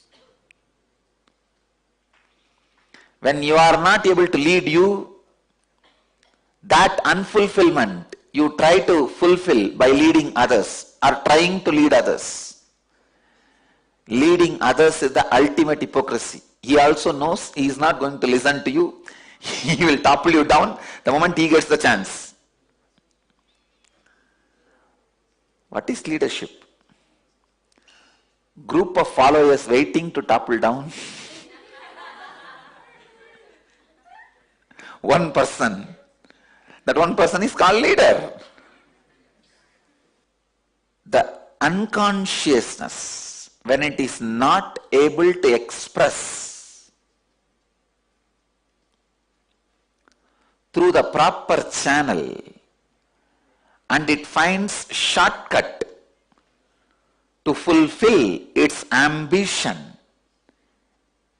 it is called power structure. When the subconsciousness is not able to fulfill its purpose, the perversion it creates is greed structure. Let me explain this subconsciousness. What is subconsciousness? Subconsciousness is nothing but the space where you dump your unfulfilled but imagined, visualized fantasies. For example, if you are fasting by suppressing your desires for food, in 3 days you will see in the dream you are feasting. The suppression creates subconsciousness. Understand, the things you imagined, visualized, could not achieve but suppressing it, that is subconsciousness. That, when it is not able to fulfill itself, it comes out of you as a greed perversion. What is the way for the subconscious to release itself properly? Right amount of sleeping and dreaming. I tell you, if you have the right quality and quantity of sleep and dreaming, you will not suffer with greed-based structure. You will not be running behind money which is not required for you. That is why all the civilizations which are suffering with greed suffers with sleeplessness. All the civilizations which suffers with the subconscious greed suffers with sleeplessness. I tell you, healthy sleep and dream, you will be free from greed-based structure. Understand? I am going to the roots of the human suffering.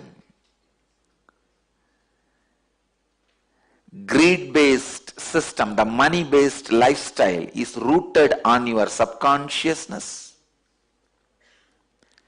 A good sleep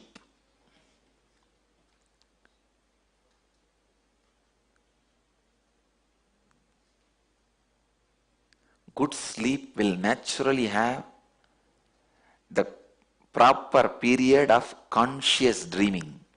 When I say conscious dreaming, even in the dream you will have a certain amount of self-awareness, and you will be able to even move some things in your dream. You yourself will know you are dreaming, and you can alter the things in the dream. That is what I call conscious dreaming.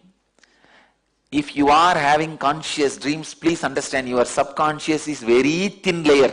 You don't need to worry at all about your subconsciousness. There are no much suppressions. The suppressed desires form subconsciousness. It can either express itself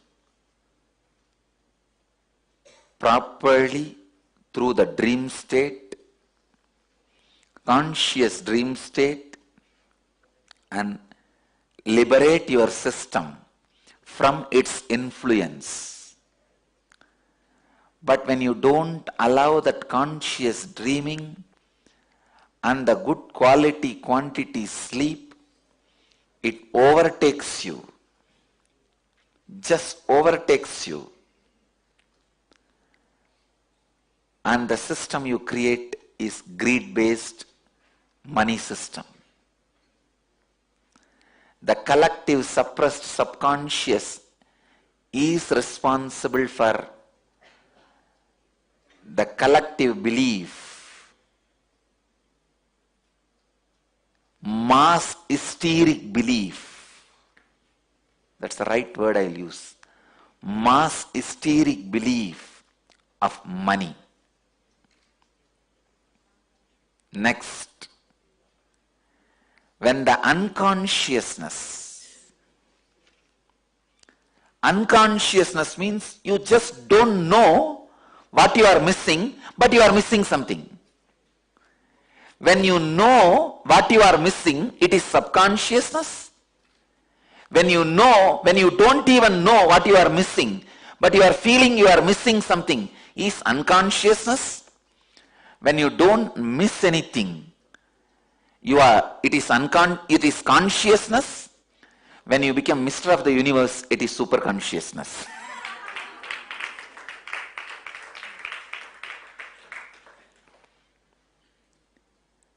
When you know you are missing something,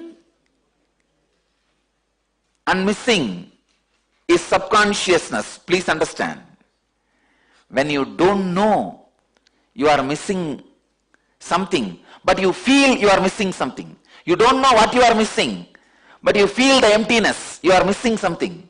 That is unconsciousness. When you don't miss anything, complete with yourself, it is consciousness. When whole universe feels the fulfillment through you, it is superconsciousness. Understand this unconsciousness. You don't know what you are really missing, what you really want, but you feel emptiness. That is why you think, oh, if I become MLA, I think I'll feel fulfilled. If I become MP, I'll feel fulfilled.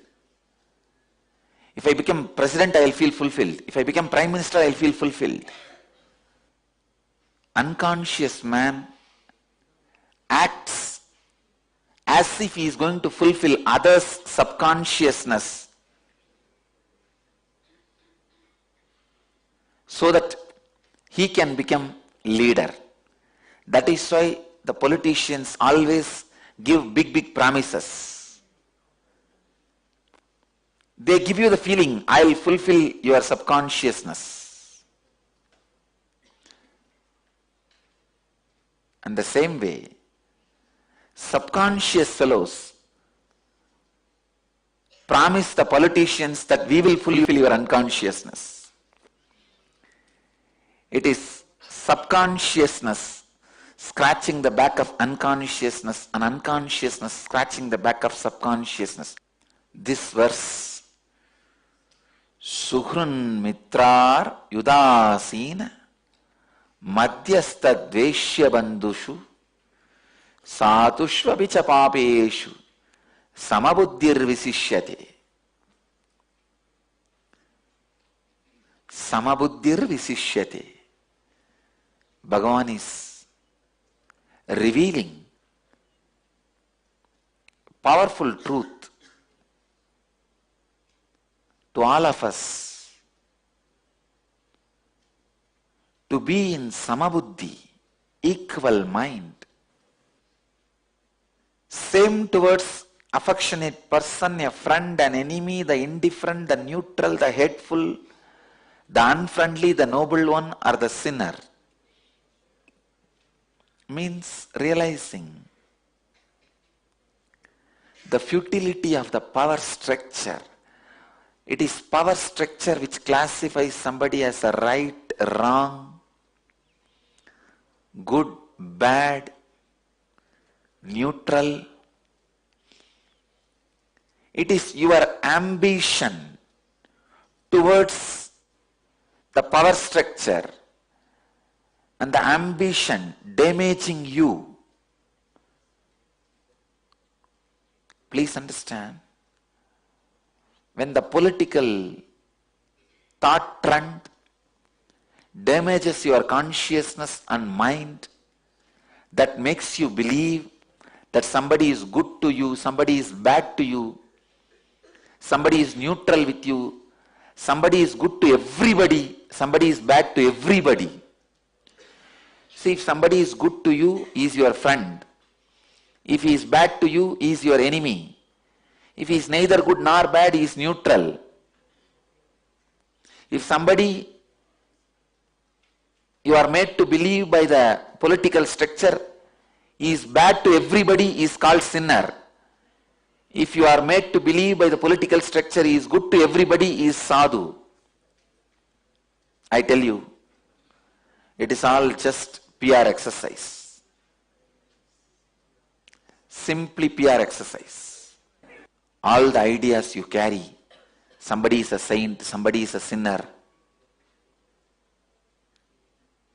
somebody is friend, somebody is enemy, are all just forced on you after completely deluding you by the strong beatings. It is like somebody hits you on the head, you are reeling. At the time he says, I am the big guy. Naturally, what will you do? You'll say yes and fall. First, the political system is used to hit you when you are reeling, when your head is reeling. Then they claim, see, I am in this post. He is the good, he is bad.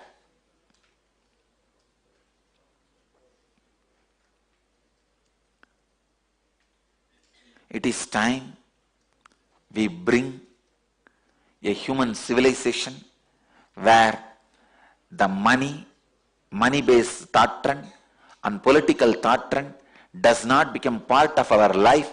It just stands as a utility. Let the shoes be left in shoe stand. Umbrella be left in umbrella stand. Let them not come to the bedroom.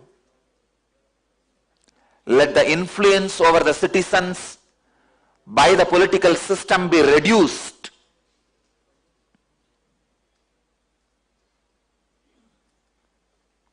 Let the influence of the money thought trend over the citizens, humanity, be reduced.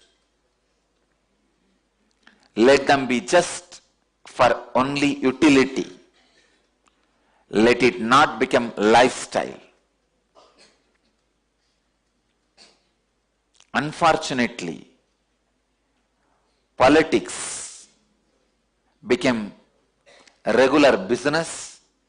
Business became ambition to have power over politicians. When the business gets the ambition of power over politicians, and the politicians decide to make their lifestyle as a business, both corrupt each other and destroy humanity. So the idea of saint or sinner. What is saint or sinner? If you are made to believe one person is doing good to one person, that one person is called your friend. If you are made to believe that one person is doing good to everyone, he is made to be believed as a saint. Saint or sinner, good or bad, is all the ideas your consciousness perceived when you are beaten by the political power-based thought trends. As a child, you are beaten. In the young age, we all learnt who is MLA, who is MP, what is Rajya Sabha, what is Lok Sabha, what is Prime Minister, what is President. Young age, we learnt the economy. 1 plus 1 is 2, 2 plus 2 is 4. What is interest? What is compound interest? How the investment should be done?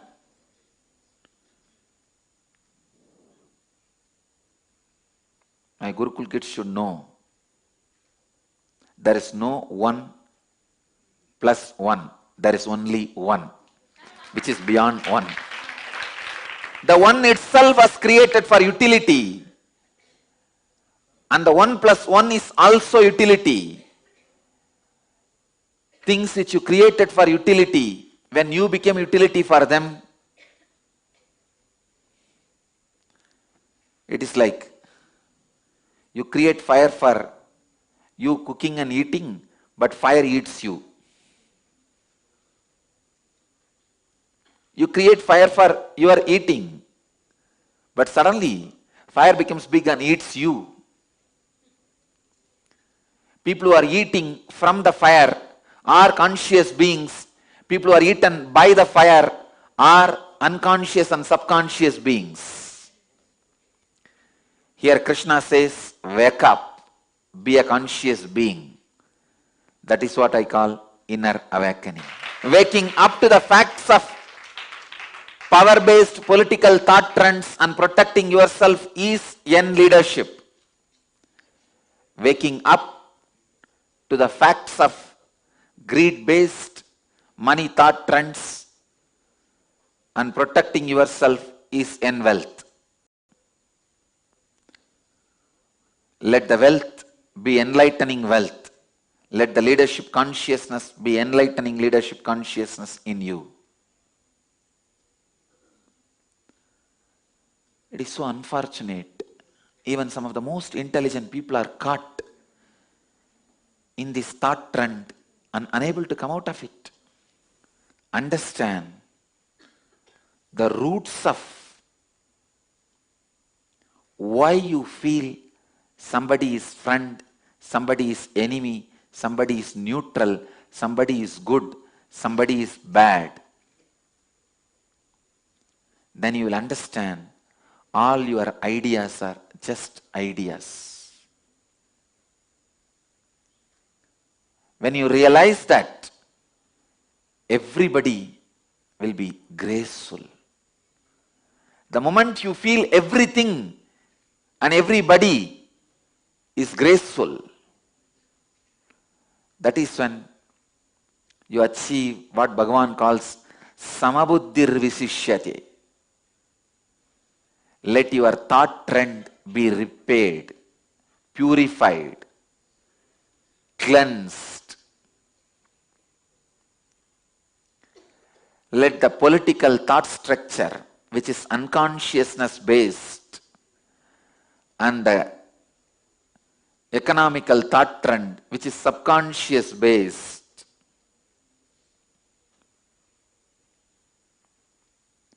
not hit at your consciousness.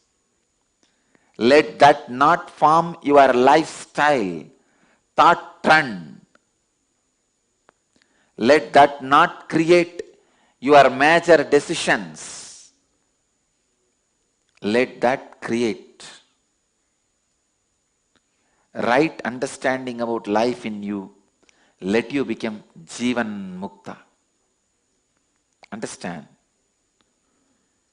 If you understand how the collective unconscious thought trend damages you, collective subconscious thought trend damages you, and if you protect yourself consciously from those damages and live a whole life, you are Jivan Mukta.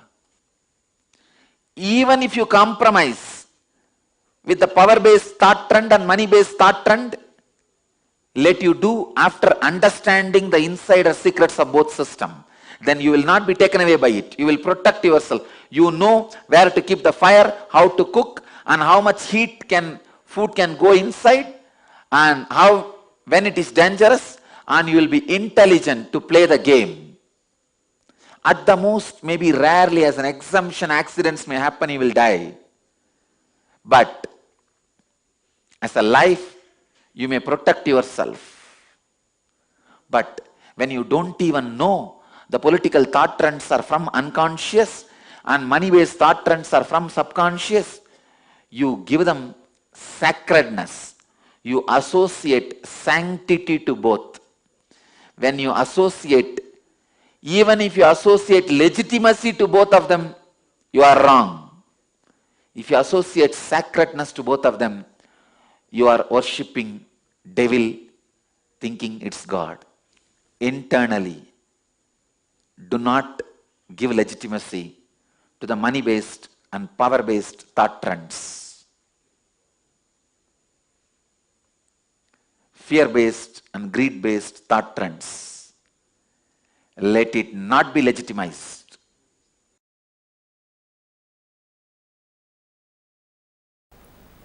So all the outer world rules and regulations, whether it is simple traffic rules or the law of the land, is based on the action performed. Commission and omission of acts. Because outer world can understand only that. Outer world functions only with that. Outer world can measure only up to that. In search of stability and surety, possibility is forgotten. Listen. Yes, outer world can grasp only that. Whether you walk in the left side or right side, you should walk or not in the left side or right side. It can only go to that extent. Outer world can understand only that extent is not wrong, but they try to become fanatically declaring only that much exists is something seriously wrong.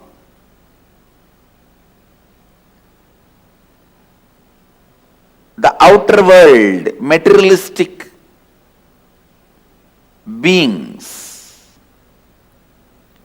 developing rules, regulations, laws, whether we should walk in right side or left side, whether we should go in left side or right side, whatever. Forming those rules, nothing wrong, useful for day-to-day life. But when they try to declare, there ends the matter of life. Nothing further exists, something is seriously wrong. Then something is seriously wrong.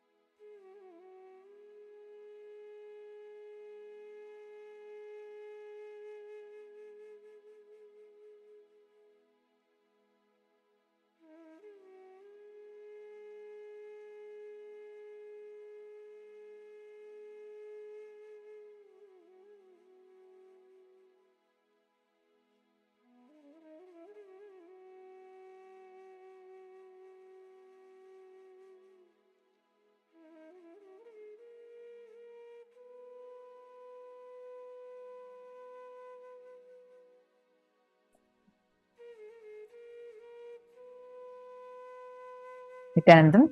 So beautifully, Swamiji had revealed to all of us about what is the real meaning of Samadhi. What is it? Like what are actually thoughts? How are these thoughts actually incompletions? They are not letting you to be in tune with the reality. Understand? Suppressed desires form the subconsciousness layer, greed-based system, money-based lifestyle, and greed-based, the system that we are driven with, is rooted in subconsciousness. A good sleep with conscious dreaming, where the suppressed desires express themselves, and even in the dream, you will have certain self-awareness, and you will be able to alter the things in the dream, will ensure that the subconsciousness doesn't contribute to the collective mass hysteric belief of money.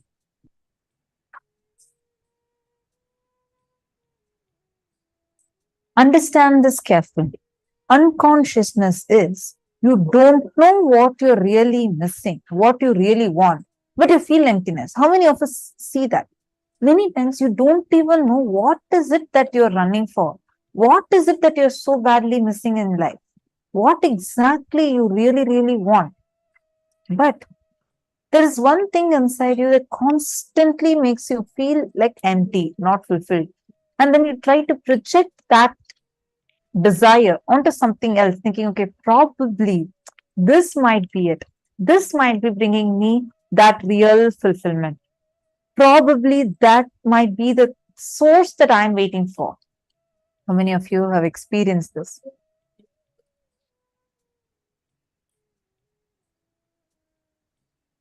That is because it is rooted in unconsciousness.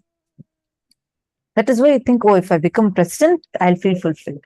An unconscious man acts as if he's going to fulfill others' subconsciousness, others' suppressed desires. This is the attitude and ambition towards the power structure. That is why the politicians always give big promises. They give you the feeling, I am going to fulfill your subconsciousness. That's so beautifully Swamiji had explained to us in the section, right? The subconsciousness based driven, like unconsciousness based driven society is the root cause of all the problems we are facing, whether it's climate crisis or it is the problem like war or terrorism. Parashakti had even warned, saying there is every possibility for a war to happen.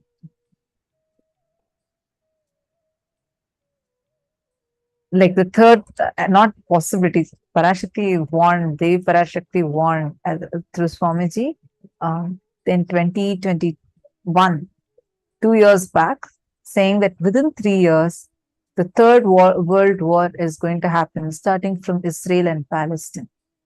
And now really a war has been declared. We can see how each time. See, whenever we are in the space of Samadhi, right? When we experience that space of oneness, whatever you call it, your unconsciousness becomes lesser, your consciousness in frequency increases. Swamiji tells that the collective unconsciousness is the root of human beings' suffering. Unconsciousness means you don't know what you are really missing, what you really want, but you feel like that emptiness in you. Correct? Now, Swamiji gives a very, very powerful way through which you can experience this truth manifesting in you. If it is time, we bring human civilization to where the money-based thought trends and political thought trends does not become part of our life, and it just stands as a utility and it does not become life. Swamiji tells, the moment your money, which is supposed to be your medium, becomes your goal, you have lost the purpose of your life. The moment you start giving your priority to, if you make money as the goal of your life, you start losing the essence of what is life. And listen very carefully. If you just cognize this one truth in you, you will understand the whole gameplay of how exactly life flows. Let's do one thing, okay? I request each of you to pen down examples from your own life for both these roots of suffering. The things you imagined, visualized, but could not achieve. Example, I wanted to become a model, but I landed up becoming a house. Whatever is the thing you wanted, like we'll say, from my young age, I was dreaming of becoming like a doctor, but I couldn't. I became an engineer. Write down the things you wanted to achieve, but you didn't. But you don't know what you're missing, and you're missing something. For example, you'll say, oh, if I become MLA, I think I'll feel fulfilled. If I become MP, I'll feel fulfilled. If I become president, I'll feel fulfilled. How much ever you achieve, you still feel like you're missing something. Can each of you write down examples for these two? Please take a few minutes and pen down.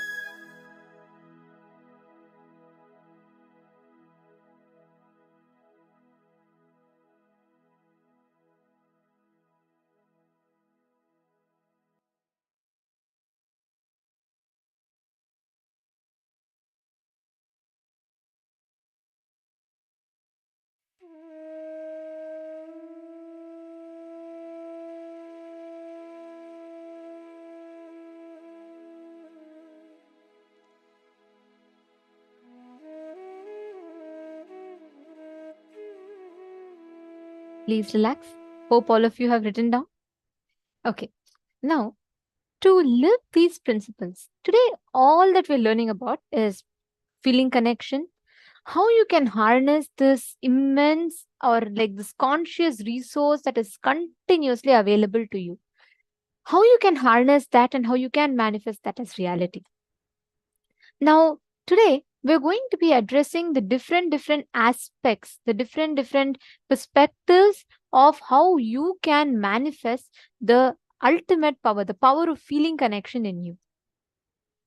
And every time you cognize a truth, right? Every time you understand a powerful cognition, Swamiji tells beautifully, every time you cognize a powerful cognition that manifests as a power in you. When you understand the powerful cognition blossoms as a power in you. And that is the way to measure how much, what is the depth or the understandings that you have had about the powerful cognition. Every truth that Swamiji reveals, when you just cognize it, take one step deeper.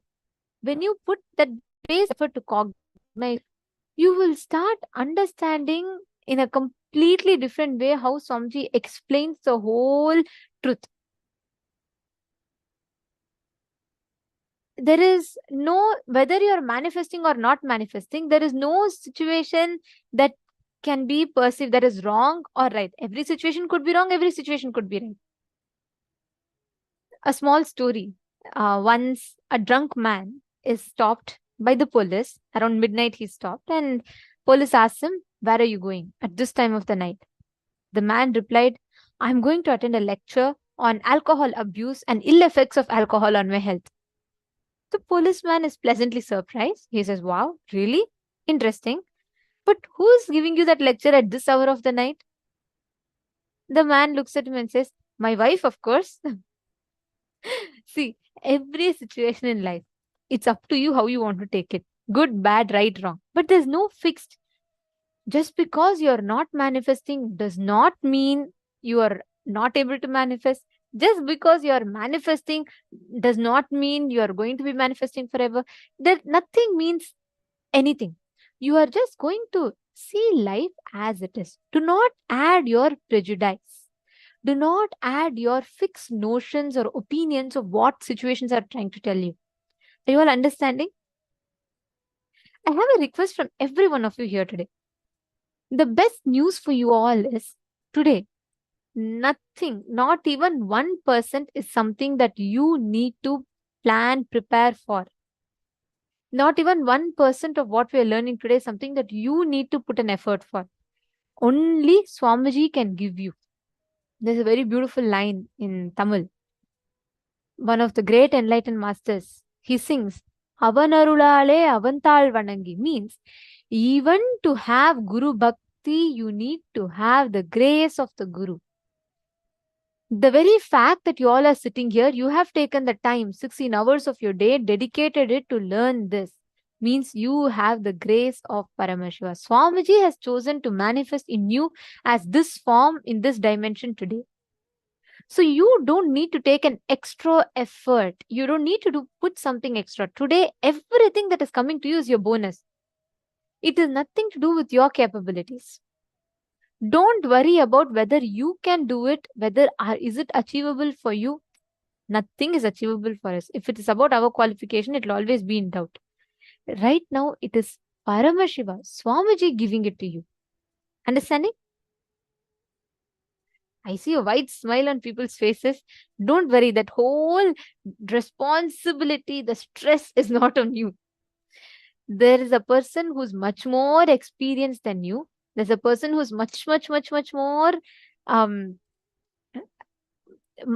who's done all this much more, who knows, who's a whole master of this, and he is taking care. If I have to tell in the way Swamiji told yesterday, our future self is taking care of us. So you don't worry about your current results. Yesterday, I think one of the participants has posted that, my future self is so beautiful. My future self is so graceful, so nice. So enjoy your future self, which is reminding you about your current, your present today, which is telling you, which is screaming out to you from the future that, hey, you are Paramashiva. I am your future. You are manifesting me. Remember that, okay? Do not let your doubts beat you down saying, oh, you can't do it. This is not possible. That is not possible. So relax from all that and let's all enter into the power manifestation. How many of you are ready? Put yes in the chat. Let's see how many of you are ready. Yes. Okay, I'm getting yes. Come on, male bodies room. Thank you. Guru Prasadini Ma. Thank you. Ma Mary Claire. Okay. Ma Pehua. All right. Any of you posting?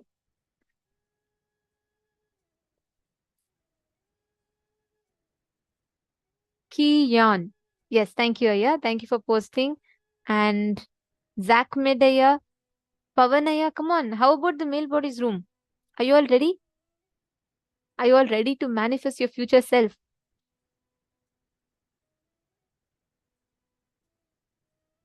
Akash Jaranamazaya saying you have a whole list of questions.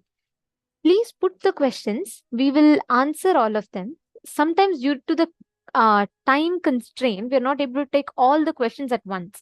So because many of you tend to put questions all at once, so sometimes it may get missed, but typically we do our best to answer everything. Even if it gets missed, I have a request for you, Aya. If you could please put your questions again. Like every time we come and conduct, when the video is not happening, you can feel free to post your questions and we will take it. Even if you think it's not really answered or you really want to hear and it got missed, please do not hesitate to post it once more. We will surely do it. There's no other reason we don't answer other than maybe we missed your message. So you can feel free to post all your questions. Okay. Jian Chang has posted, the master's lesson yesterday was great, especially his enlightenment on Paramashiva, where the illusion of me walking stairs diminished a lot. Beautiful. See, understand that is how Paramashiva, that's how Swamiji wakes us up to reality. It is not like, I used to always think enlightenment means one man will meditate under a tree, suddenly some golden light will glow in him, and then suddenly everything will change. But with the Guru in life, enlightenment will be so fun, so joyful. Like, the whole process, you will learn a lot and you'll be enjoying the whole process. It will not be like something you have to do a lot of tapas and struggle for. Okay, so let's enter into the power manifestation now. Today, we're all going to be manifesting the power of Aushadha Darshanam, the ability to identify solutions for any problem. Whenever you are in the space of feeling connection, right? Your ability to identify problems, the reactions in life will reduce. You will be able to identify the exact problem, the source, and the solution just out of your conscious will. This is the exact power that we're all going to be manifesting now.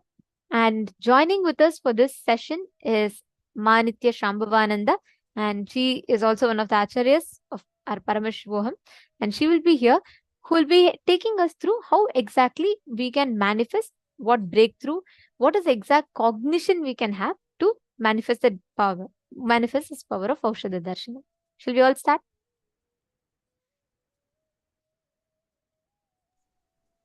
Perfect. Thank you, Pavanaya. Okay, let's all enter into the power manifestation session now.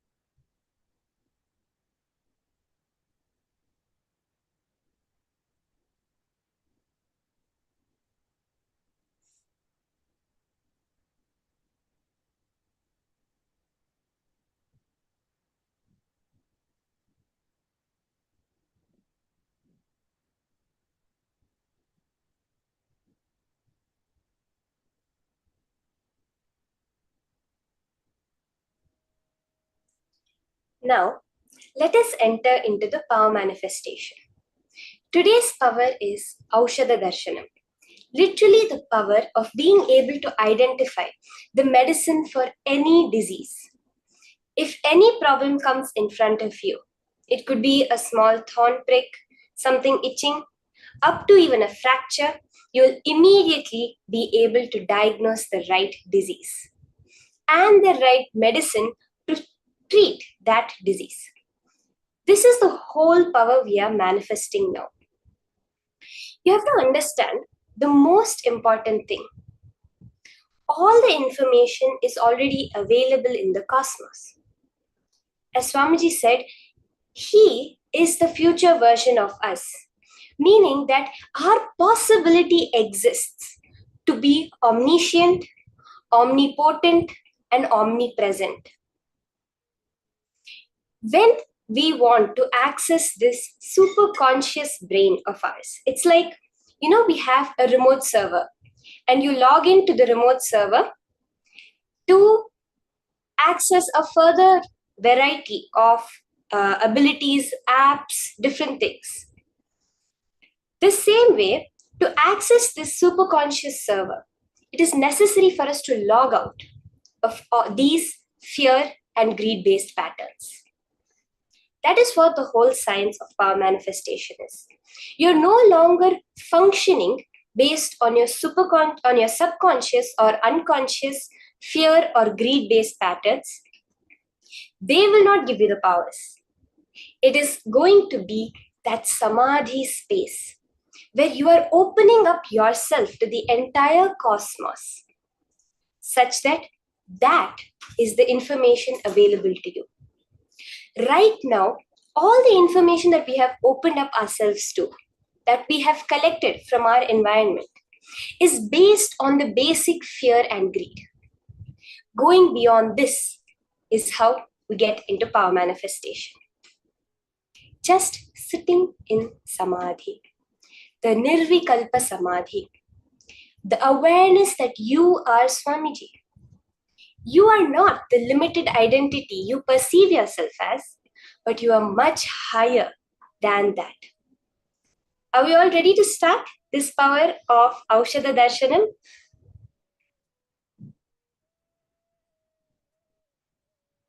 Yes. So let us start with the Shastra Pramana for the power of Aushadha Darshanam, the scriptural reference where Paramashiva himself revealed about this science. The Shastra Pramana is from the Shiva Samhita 5.81 to 82, Panchamav Patala.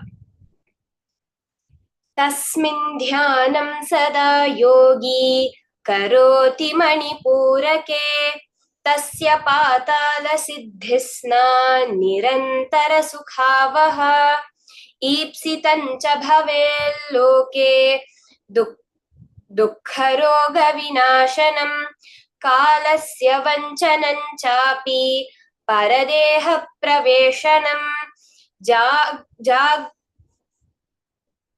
Jambu nadadikaranam siddhanam darshanam bhavet oshadhi darshanam chapi nidhinam darshanam bhavet.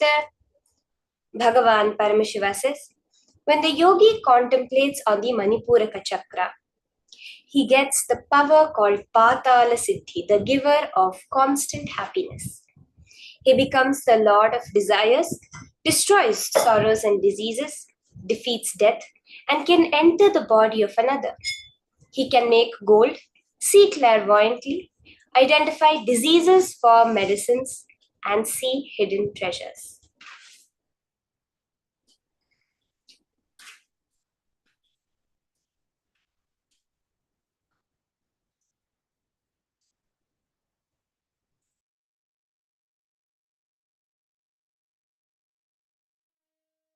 This exact science that our Shastras, Vedas and Agamas have revealed. We all should understand. You may be wondering, okay, what does it mean exactly? What does this power mean? To be able to find the exact source of the disease and the medicines? Please understand, Aushadha Darshanam is your ability to find the cure for any disease, not just physical. It includes the levels of physical, physiological, psychological, and the mental patterns that you carry. Actually, I'll have to tell you all this one incident. Okay, there was one Adinavasi who was very, very allergic to milk. From her young age, she's never had ice creams, she's never had sweets, she's never had milk, chocolate milkshake, nothing, right? So she had extreme lactose intolerance, and she was having a lot of skin reactions will happen in her. So what had happened was she was going for a lot of these treatments, and doctors couldn't really do anything, and they said she had to completely avoid it. Like, it was to such an extent that even if there was a trace of milk in the food, she would really react to it. So you all can imagine, right, how bad it must have been. Do you all know how Swamiji cured it? So what happened one day, Swamiji told all those who have allergies, okay, you all should bring the product that you have allergies for. You might be wondering, what? Listen to this. It's an amazing way that Swamiji gives his initiation. There's a very special initiation that happens in the program, in the physical inner awakening programs, where if someone has nut allergies, right, they will be bringing a bowl of almonds, some nuts that they're allergic to, and Swamiji will bless that nuts. They will eat that nut right in front of Swamiji, and they will walk out of the stage without having any such allergies. So this particular Adinavasi, so there was one ice cream that she really wants to enjoy, but she could never really taste it because she never really could eat anything that has milk. So Swamiji once called her, and that day of the program, Swamiji ordered for the inner awakening participants, lot of ice creams were given, different flavors, and she saw everyone enjoying the favorite flavor of ice cream. She couldn't even touch it. Inside her, she was like, Swamiji, why? And that day, Darshan, Swamiji called her, and Swamiji told her to get her favorite ice cream. So she was thinking probably Swamiji is going to give it to others, and she's just going to pass it to Swamiji. She went to the stage. Swamiji blessed her, and Swamiji said, eat it now. She was shocked. She said, no, Swamiji, I have allergy, and it is like there's so much reaction happen. Swamiji said, just eat it now. She had the ice cream, and from that moment on, she walked out of the stage eating 1, 2, 3, 4, 5 ice creams, and no reaction in her whatsoever. Logically, if you see, a person who's having allergic reactions to a certain food item, they're not supposed to be eating that item. That's not the solution to cure. Try it. Normally, if someone has nut allergy, how much ever they eat, it'll increase. It'll aggravate the allergy even more. But here, the solution may not seem logical to you, but understand this is precisely the power of Aushadha Darshanam. Here, Swamiji is not just healing. Swamiji identifies the exact pattern. Swamiji had told for her that there was one pattern in young age where she felt she was not given enough when she liked it a lot. That deprivation made her start resisting that item, milk itself, because of which for almost 30 years in her life she had suffered. Swamiji said, when Swamiji actually healed, because she asked Swamiji, how did you do this? All these years I was suffering, no doctors could cure it.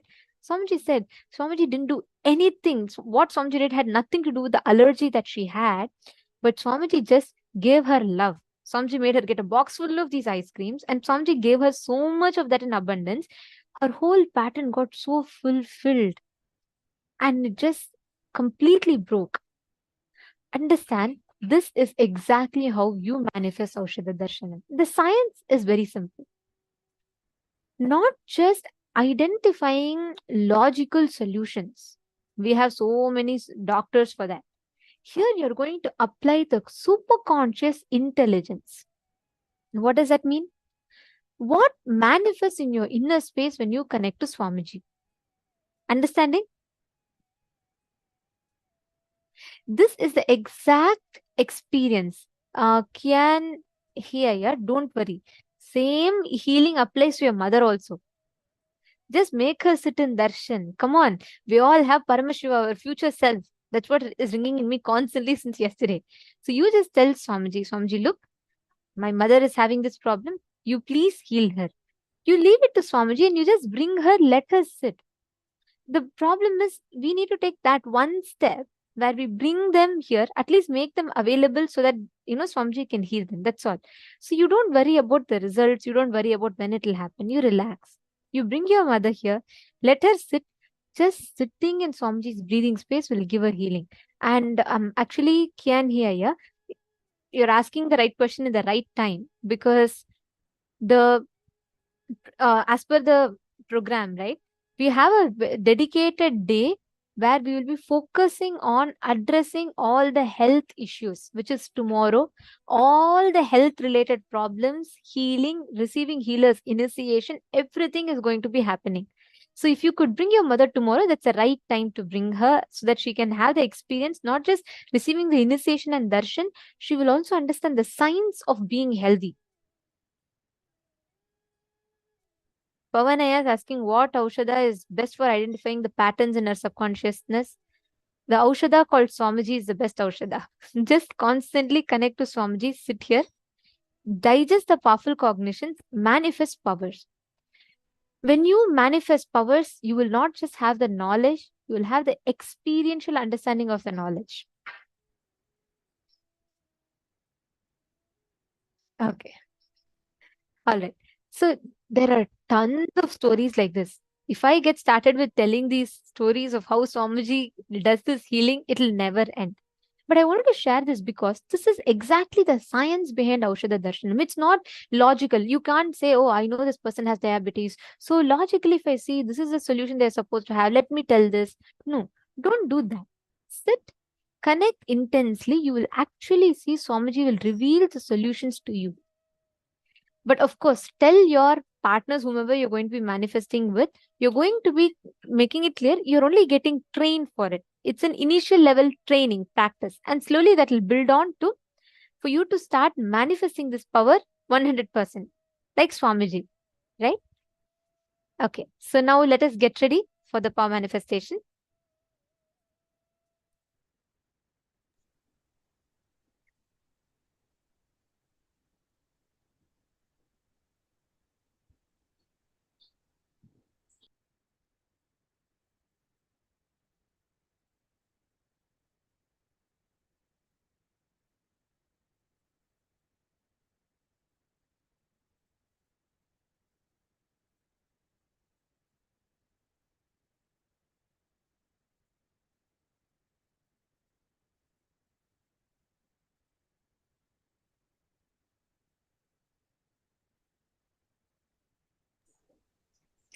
And actually, just now, as Ma Nithyananda was sharing, that same thing has happened. That's one of my own experiences as a child.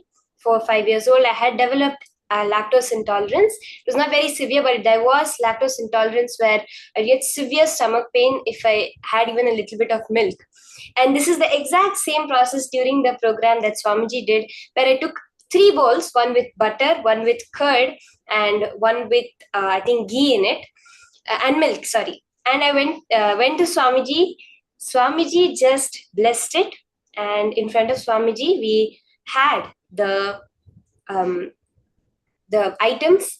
And from the next day onwards till today, from the age of 5 till now, almost 15 plus years, I've had no problems with any sort of problems with having lactose, having milk, or anything like that. That is the power that Swamiji has. And that is what all of us are manifesting. Each and every one of you are going to be scanning a particular medicine. So to get you started into the power, we have various levels. So you will start with having a picture shown to you, scanning the use of that, or have a certain disease, scanning the medicine for the disease, scanning the ingredients or the purpose of a particular medicine, the target organ of a medicine, various things like this you'll be manifesting to get you comfortable, confident with this power of Aushadha Darshanam. Now, you will all have a picture shown on screen. Each one of you are going to take that picture and drop it in your inner space. As I said, The information is available in the future self computer of you called Swamiji. That super conscious self of you. Tune into that. Let there not be any fear or greed patterns running you. Any fear comes up. Oh, will I be able to manifest? Will the manifestation happen for me? I'm not seeing anything. Surrender that to that super consciousness, Swamiji. If the thoughts come up, oh, I really wanted to manifest, I hope it manifests for me, it'll be really, really nice. These greed patterns also, surrender them to Swamiji. All you have to do is sit as Swamiji. He is doing the job. You are only witnessing him manifesting through this component, this tiny piece of holograph of him that you call you. So sit straight, close your eyes, chant the Mahavakya, Om Nithyananda Paramashivoham intensely. Unclutch from any thoughts coming up. All thought is only fear or greed. Be firm. I want only Paramashiva. Swamiji, within me now.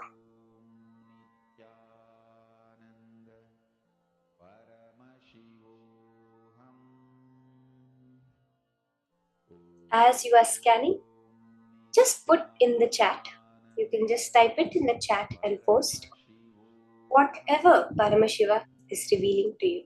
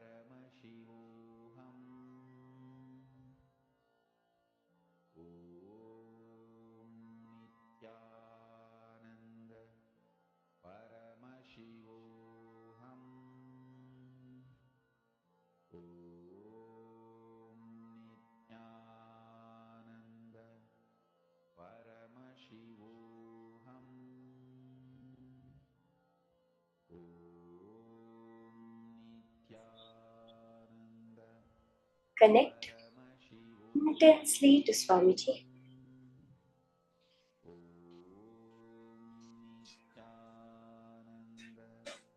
Let there be only Paramashiva. Whatever Paramashiva is revealing to you, whatever Swamiji is showing to you, just write it down, type it down and post in your Zoom. When you post it, put as much detail as Swamiji is showing you.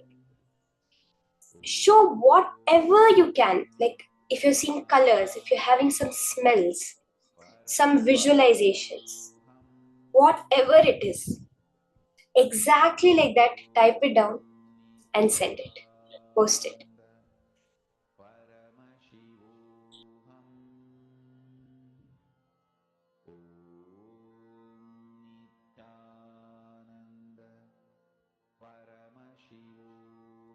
You can start posting your answers as Paramashiva is revealing it to you. What organs does this medicine heal? What are the various benefits health-wise? What, even if the name of this particular plant or herb appears, you can just post it like that. There is, in as much detail, as Swamiji said, Paramashiva lies in details. The more and more you go into the details of your post, the more you will be able to recognize the manifestation happening.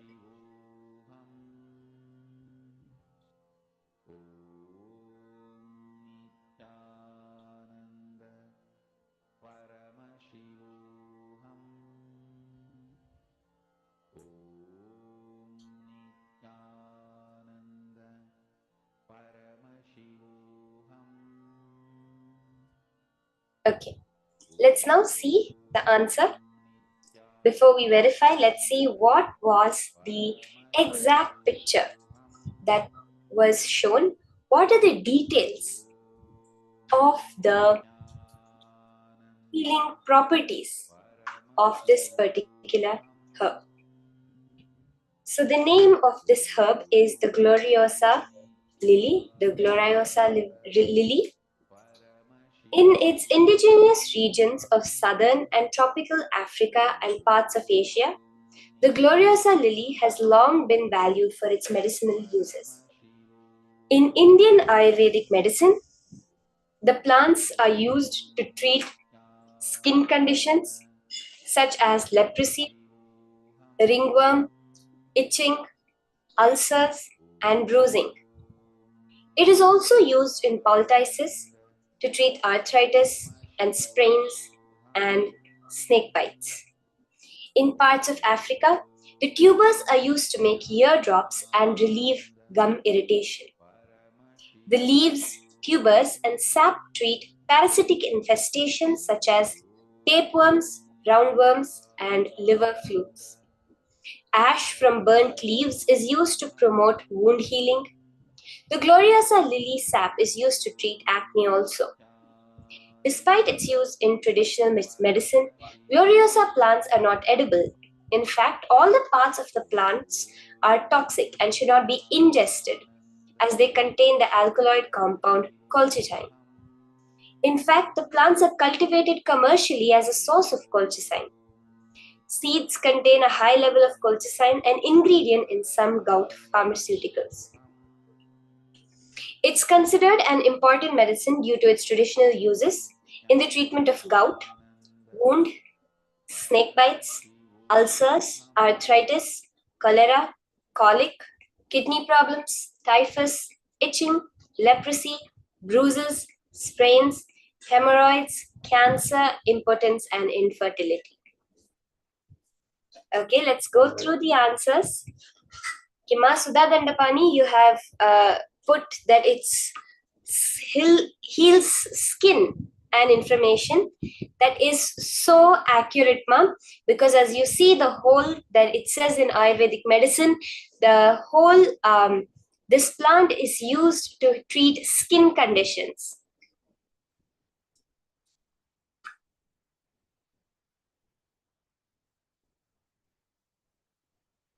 Okay, Ma Donna has posted, it's poisonous. Ma, that is so accurate, Ma. The whole plant is actually toxic. Wow. And it can treat skin problems. You've put both so exactly, Ma. So exactly.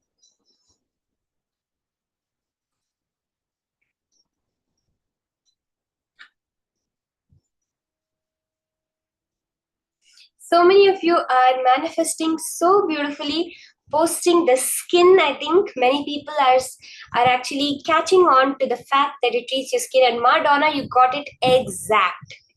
You actually saw that the plant was toxic, poisonous, and that it treats skin conditions. I will tell each and every one of you, when you manifest, when you see that Paramashiva manifesting, understand it's not a small thing.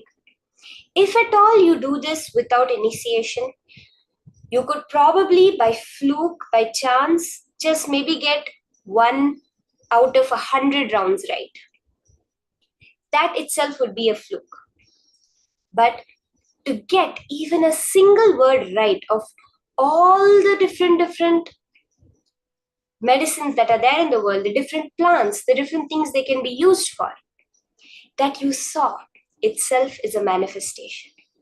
You have glimpsed that future self of you, and you are manifesting that in your present every time you do power manifestation.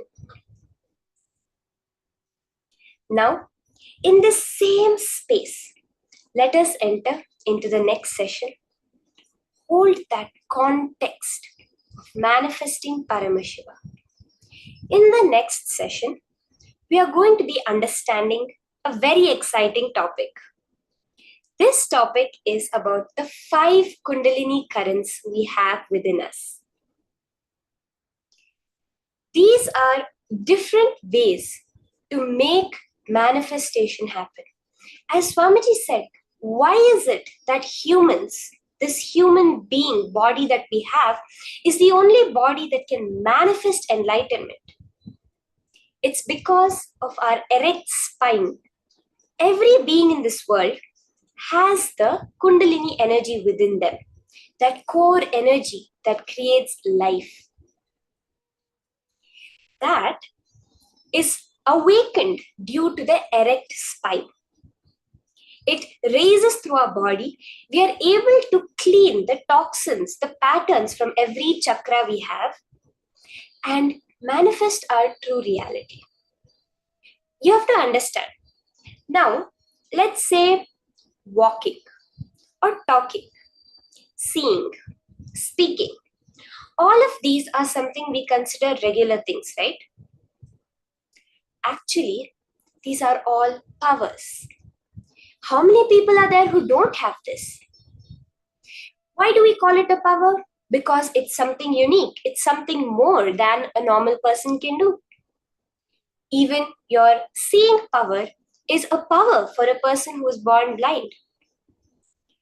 That is all the whole science is. You're awakening those powers that are inherent within you, those superconscious abilities that are your nature that you have just forgotten.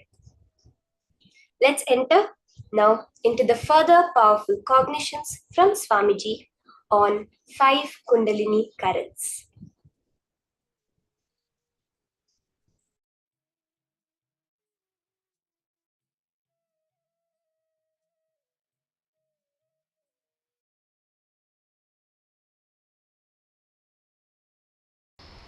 Listen carefully.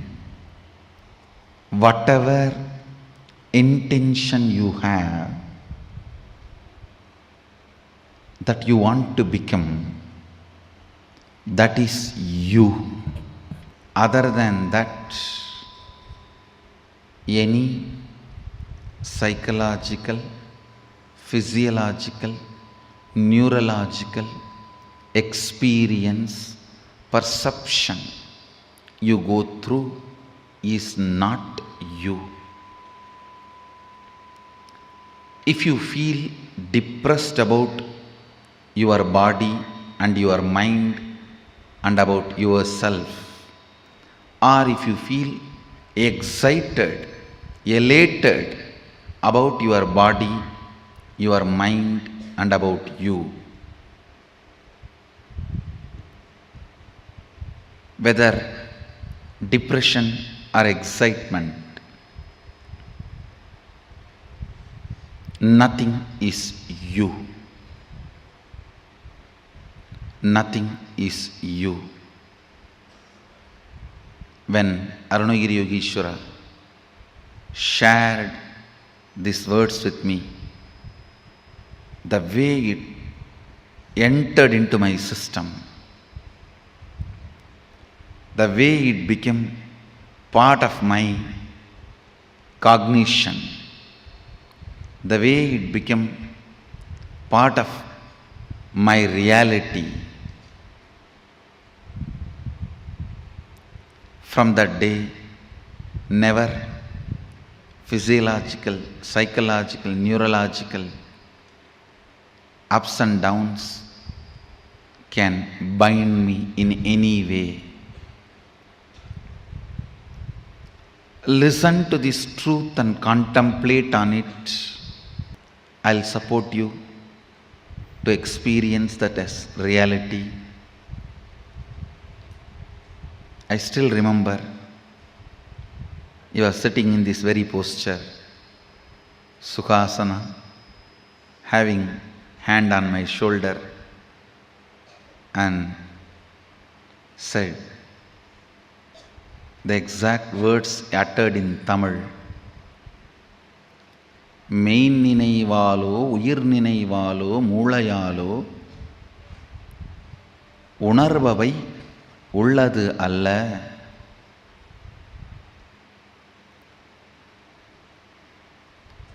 I know for sure, even if you are a Tamilian, you can't understand these lines because it is classical Tamil. I asked him, then what is me?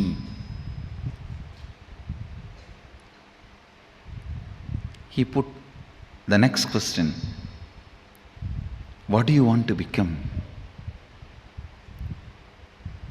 Small boy. I just stretched my chest in a wide way, put both my hands on the hip and said, Sadashiva.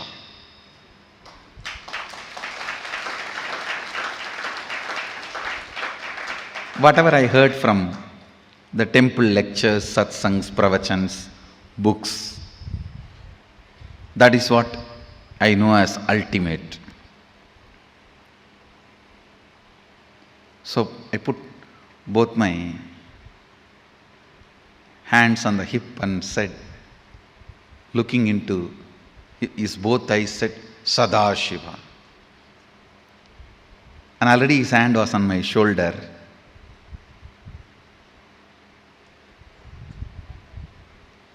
The one more reason I put both my hands on my hip, I just want to give him more space so that he will not take his hands off. His hands will rest comfortably on my shoulder. I was so much in love with him, I will not miss a single chance to have his touch. Whether he touches me or I get a chance to touch him. Already his hand was on my shoulder. He said, you are that.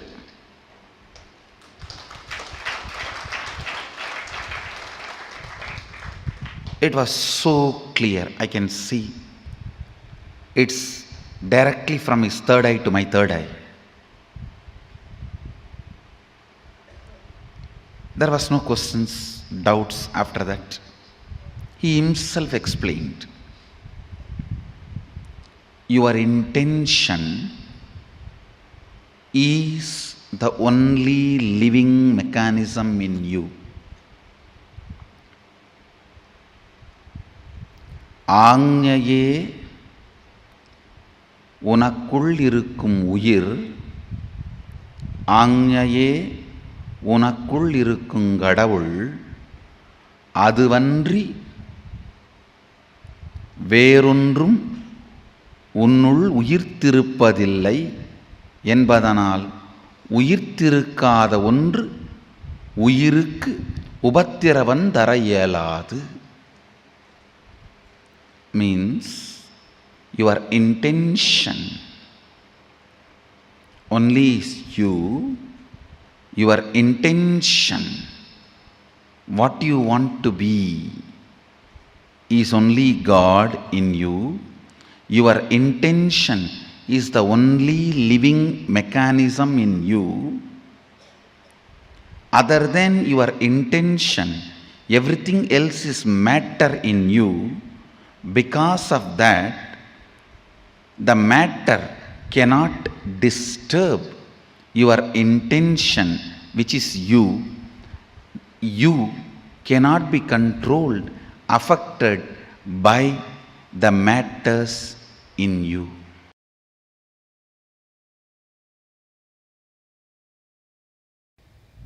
Whatever liberates you can't be called as thought currents. That is Kundalini current. Every Kundalini current make your whole system as bliss pot. Your whole blood, bone marrow, everything becomes such beautiful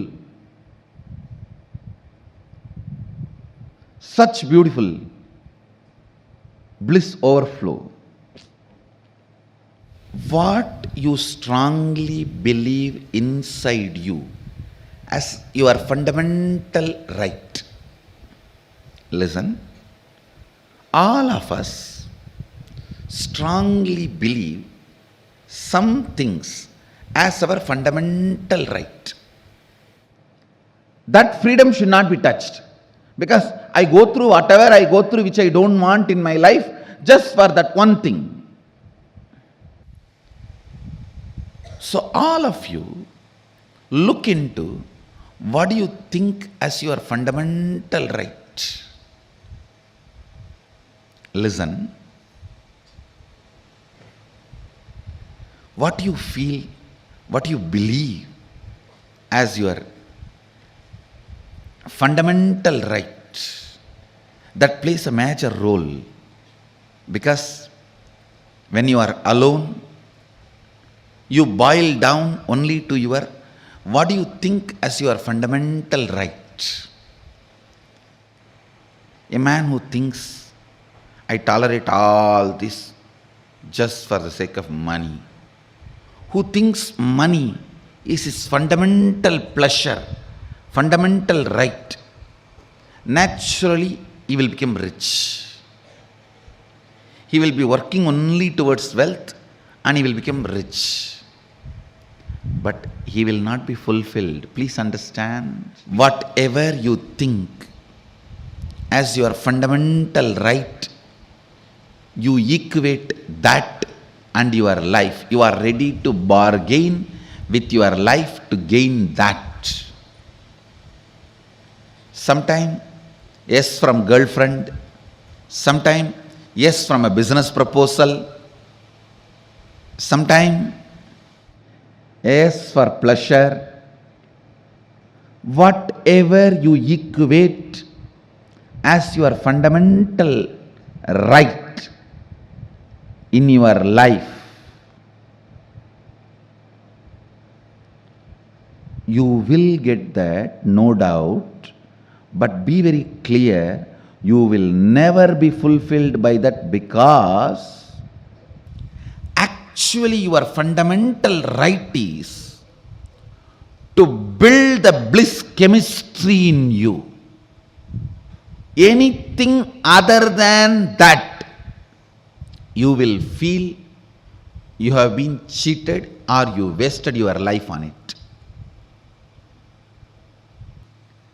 There are so many things in your life which you don't like, you do it just for the sake of what do you think as the fundamental pleasure of your life. Anything you think as your fundamental right, for which you go through whatever you go through in your life, whether it's money, name and fame, relationships, pleasure, you will get that. But by that very thing which you equated your life to, you will feel cheated by that. No pleasure, no money, no power, no girlfriend, even if it's Miss Universe or Miss Cosmos or Mr. Cosmos, no one can equate your life. Understand? Your fundamental right is building your own bliss chemistry, where you are independently able to fall into the joy and bliss just by your intention, your will. Ability to fall into the bliss chemistry just by your will, independent of anything else, is your fundamental right. Every child should be taught this is your fundamental right.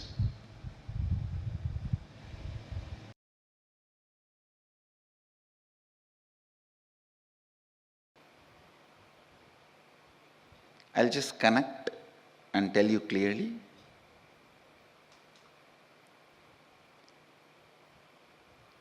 First thought current I gave you is, you are your intention, nothing else. Neither physiological nor psychological or neurological experiences are you. You are beyond all of that.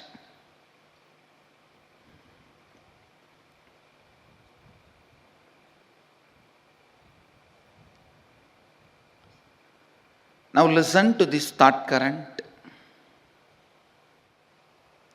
Everything your life is made of is your very expression. Listen, everything your life is made of is your very expression, experientially playing with them, changing them, altering them, manipulating them is powers, siddhis. Understanding, no need to play with any of this, you are beyond, and going beyond is enlightenment. Listen now. Listen now.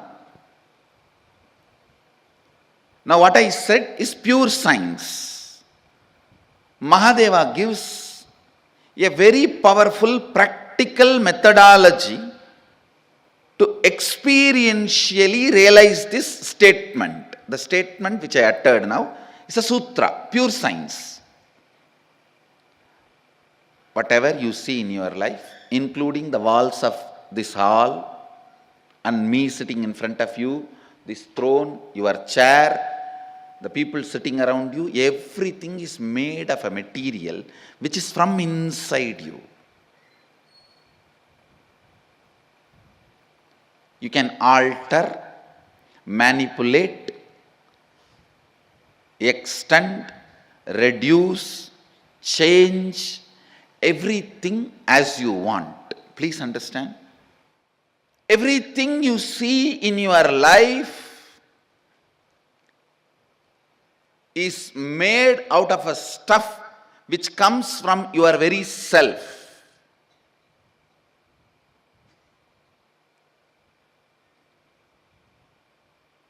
The wax, the material in which your waking state is made and your dream state is made,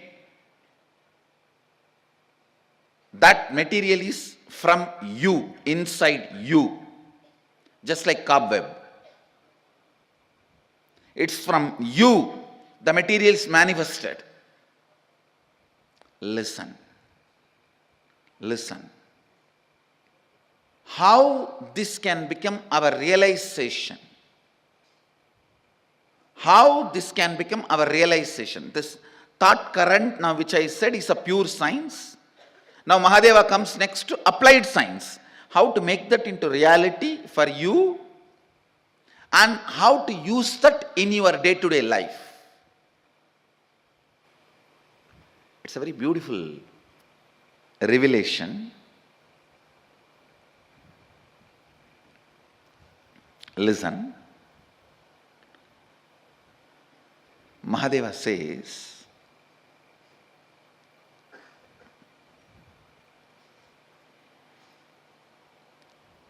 early morning,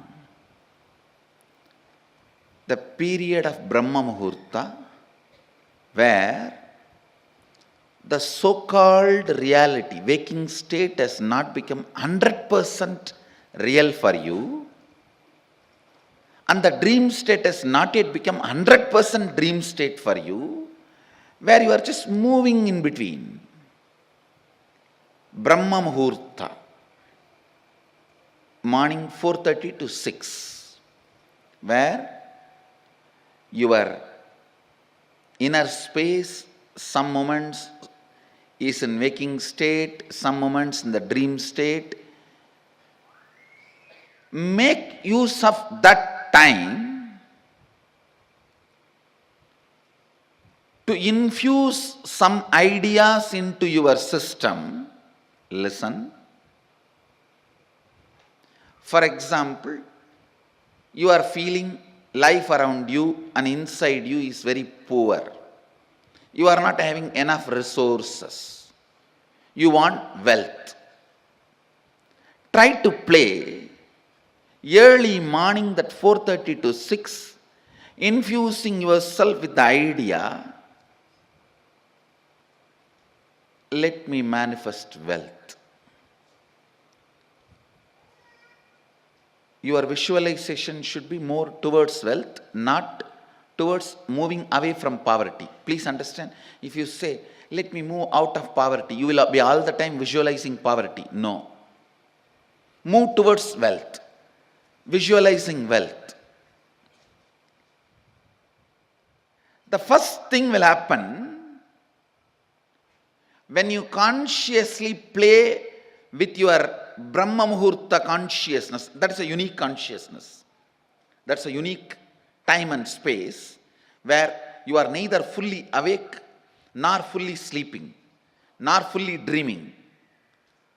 You are like a original material out of which you are made is available for alteration, transformation, manipulation. The material out of which you are made is available to yourself at that moment. Just few days from today to next Sunday, this 1 week, every morning, this Brahma Muhurta time, try to play with your consciousness. I gave you the example of money because that is the biggest problem everyone has. Whether you have or don't have, you have a problem. If you don't have some type of problem, if you have some type of problem,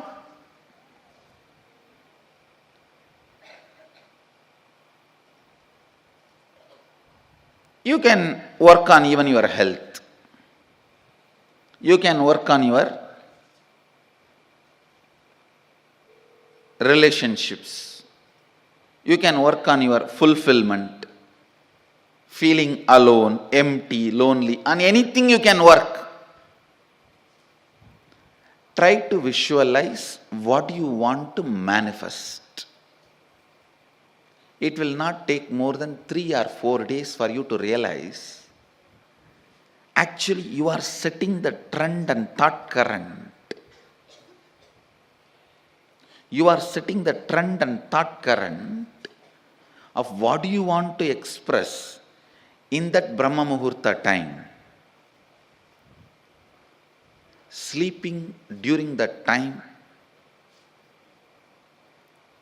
means wasting your life. Do not entertain please listen. Do not entertain the thought currents which are not directly conducive for your life at those moments. Because whatever you entertain during that time will become part of you. Now play with this thought current, this Kundalini thought current. The first realization you will have is your whole life is not solid as you think. It is just liquid or semi-solid. It is liquid or semi-solid. You can manipulate it. You can manifest it. You can play around with it.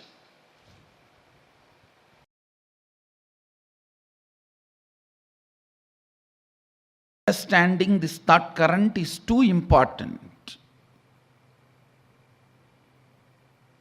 Your physiological, psychological, neurological ups and downs are not you. Means, whether you feel sexually aroused or frightened and shrinking, or filled with the excitement of the future victory, or shaken by the fear of future failure, all these are not you, but the material space, stage on which all this dance is performed, that stage is you. The muscles on which this memory dances is you. The biology on which this biomemory jumps is you. Then you should know, why are you allowing this stupid biomemory and stupid muscle memory in your biology and your muscles? Because your God particle need to strongly remember it is not particle, it is God. God particle is all the time try to be particle. It need to know you are God, not particle.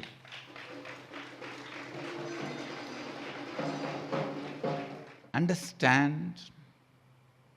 The stage, the space where the neurological, physiological, psychological ups and downs happen. The stage, the space is you. Purpose is to remind your space of God. Please listen. You are not God particle, you are God.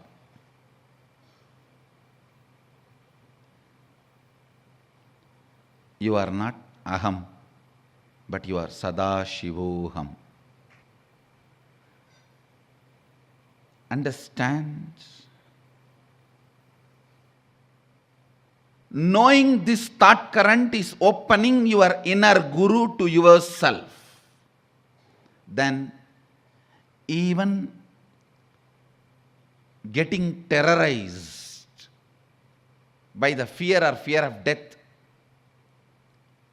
or aroused with a sex or desire, excited about the future success, frightened about the future failure, all this also you will start seeing, why am I allowing this to happen in my muscles, in my biology? You will understand every change, every physiological, psychological, neurological ups and down comes with a great message. Tattvamasi, you are that. Tattvamasi, you are that. Tattvamasi, you are that.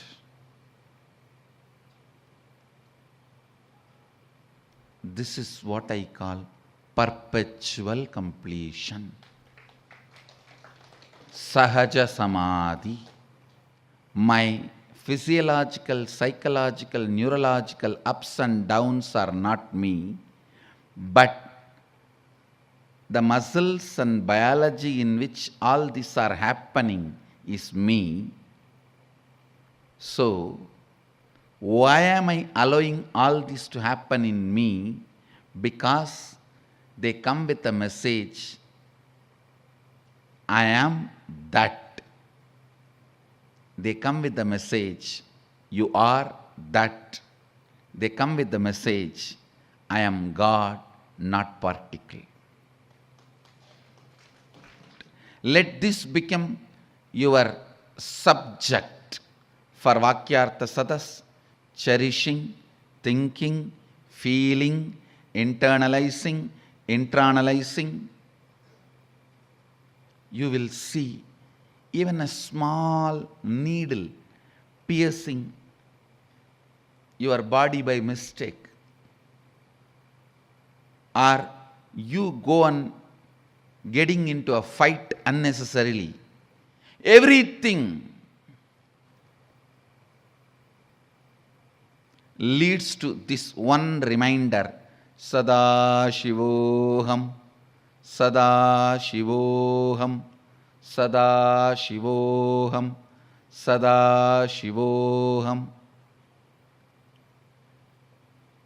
The moment you start remembering, you may not need the reminders. The moment you wake up, you may not need the alarm clock. So, the moment you remember Sadashivoham, the physiological, neurological, psychological ups and downs will automatically stop, even if you don't do anything to stop them. Because they served their purpose. They finished their job.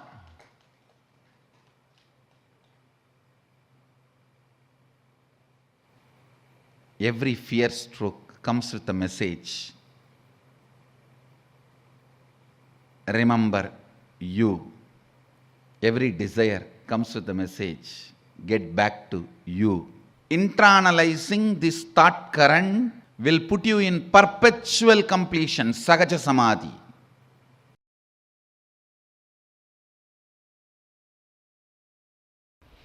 Only when the seeking enters, the life itself starts in you.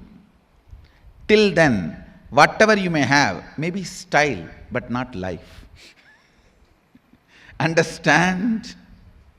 Maybe style, but not life. Don't call that as lifestyle. Seeking integrates you. Seeking evolves you. Seeking awakens you. Seeking aligns who you are to yourself. I tell you, till the seeking starts, even you will not experience what you call as you. I know the stupid human beings who think they are rich by having only money. Understand? Poor are those who have only money. Uneducated are those who are educated only in schools.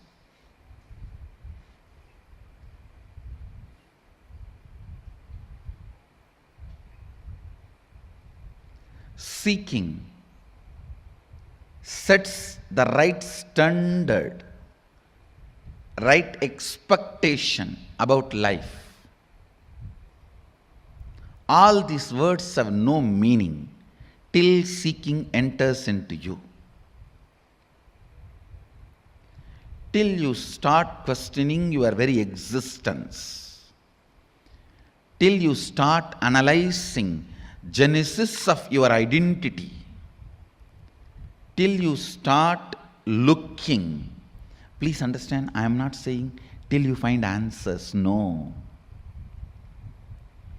Because seeking can never find answer. It can only find experience. A seeking, please understand. Seeker never finds answers. He finds only experience.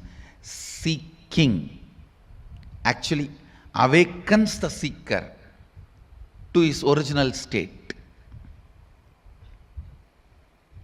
Seeker never finds answer. He only finds his nature. Sadashivatva.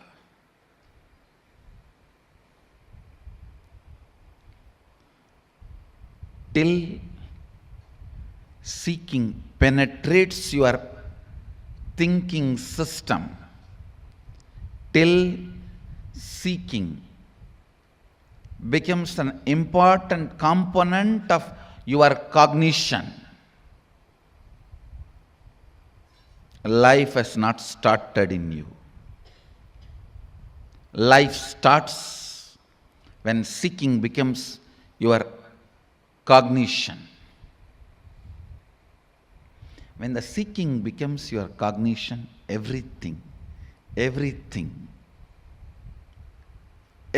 becomes sweet. Thinking, feeling, working, living, loving, caring, even fighting. Now everything becomes juicy. Because you have a purpose, you have a reason, you are needed.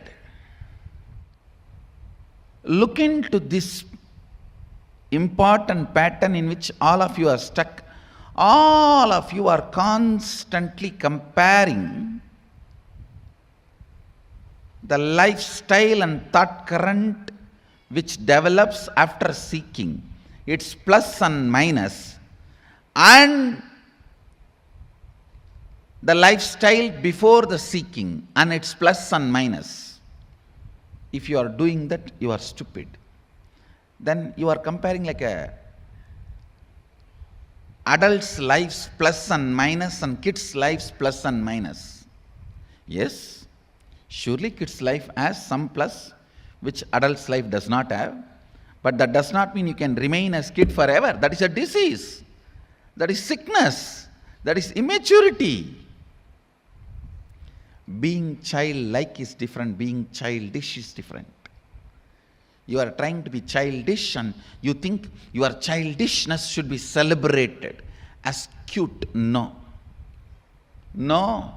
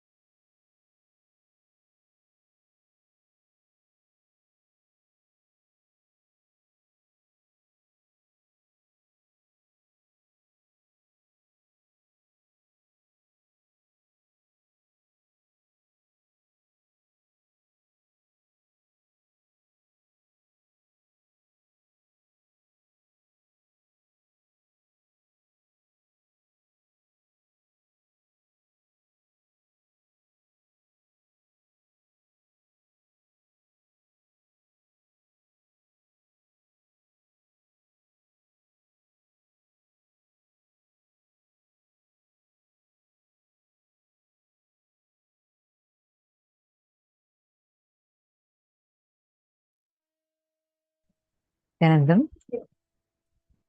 Hope all of you enjoyed this powerful session on the Kundalini thought currents, that the 5 Kundalini thought currents that Swamiji gave. Oh my God, actually each thing that Swamiji revealed, right? Like, plus if you remember what Swamiji had revealed in yesterday's session, wow. It clicks on multiple levels. I first want to ask each of you, what did you understand in this session? The 5 Kundalini thought currents that Swamiji had just revealed to us. What did you understand? I shouldn't say thought currents. They're just Kundalini currents. 5 Kundalini currents that Swamiji had revealed about to us. What did you understand? I see many of you who have posted the click. Actually, that that particular click Swamiji said, right? Like, where this was actually on Shivaratri. In 2014 Shivaratri or 15 Shivaratri, one of those two. And Swamiji said, this is the Shivaratri Satsang, Mahashivaratri Satsang. And Swamiji said, you are your intention to be. No other physical, physiological, psychological, neurological ups and downs are you. You are your intention to be. Such an amazing, powerful cognition. Here we can see the 5 Kundalini currents that Swamiji gave. The Kundalini current number 1. You are your intention to be. Your intention is the only living mechanism. God in you. Everything else is matter in you. And matter cannot disturb your intention, which is you.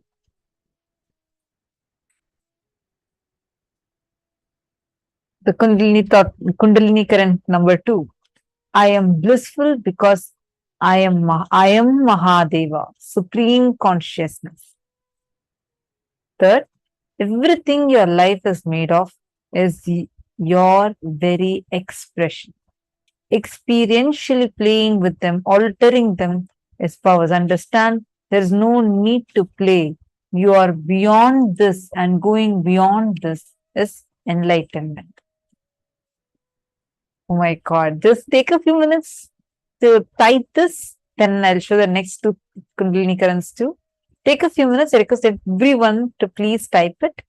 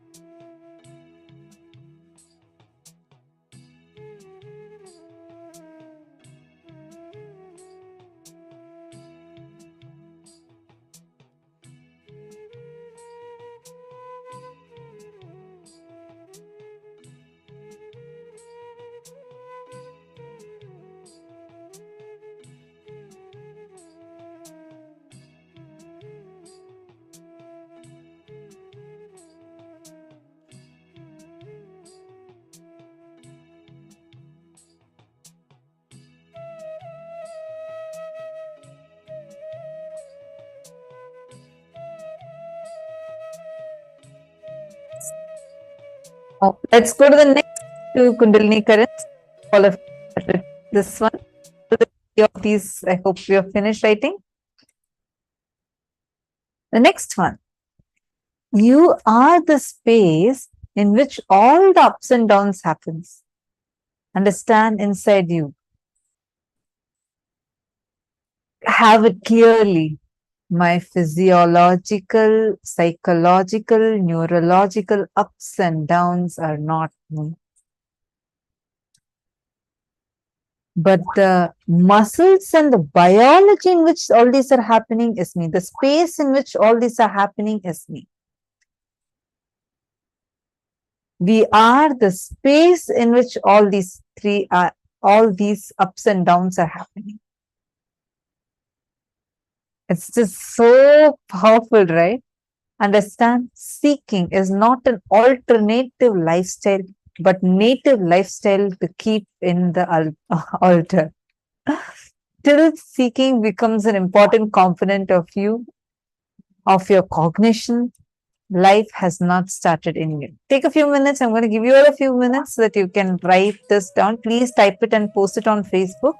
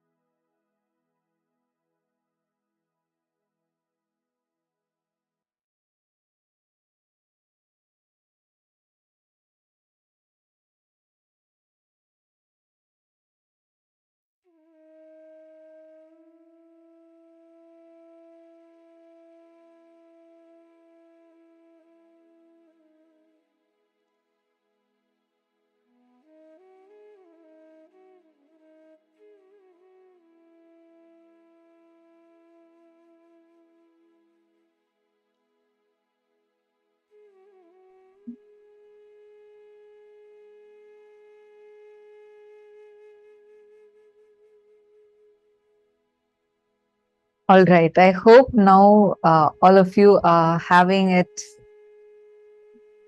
These clicks, all of us have written and posted too. I hope it's clicking with you all. See, the intention you want to be. What is it that you want to be? You have the power to declare that because you are that. You are your intention to be. How many of you are getting this? Okay. Ma Agamapriya is having a question. Everything else is matter in you. So it means that the thoughts in my mind is matter, right? Absolutely, yes, you're right. Perfectly right.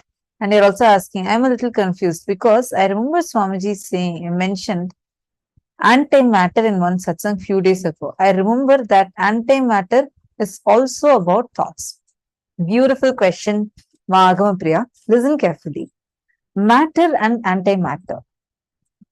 Matter, according to the definition, normal definition that we all have, anything that occupies space and has a mass.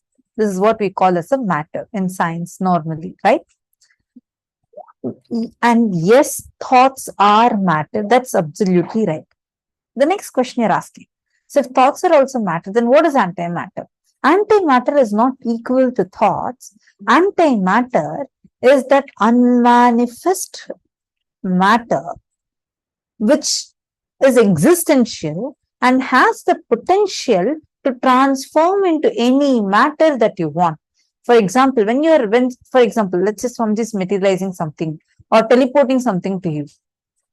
Now, when Swamiji is teleporting an object from one place to another, the matter gets converted to antimatter.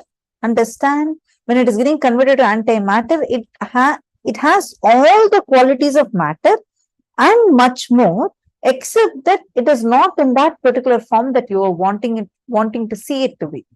And then when that antimatter comes here, you reassemble it and it gets converted back to matter. So the thoughts in this case, the antimatter is wherever you are having a very, very powerful liberating cognition that does not hold you down, all those are antimatter. Actually, there's the understanding of antimatter, you need to watch it at least a few more times for us to even start cognizing its depth. All right. Few minutes, and you're going to declare what is it that you want to be. What is the purpose, your intention to be? Whatever it might be. Oh, I want to become a teacher. I want to be this. I want to be that. And then any other cycle, just boldly declare. Swamiji has told, this is my intention to be. And make it as a strong declaration saying, this is what I want to be. Any other physiological, psychological, neurological ups and downs are not me. It is not me. What I am intending me to be is me. Take a few minutes, make this as a strong declaration inside of you. And you're also going to get a session on Guru Bhakti, a very beautiful book on Guru Bhakti as part of today's gifts for all of you.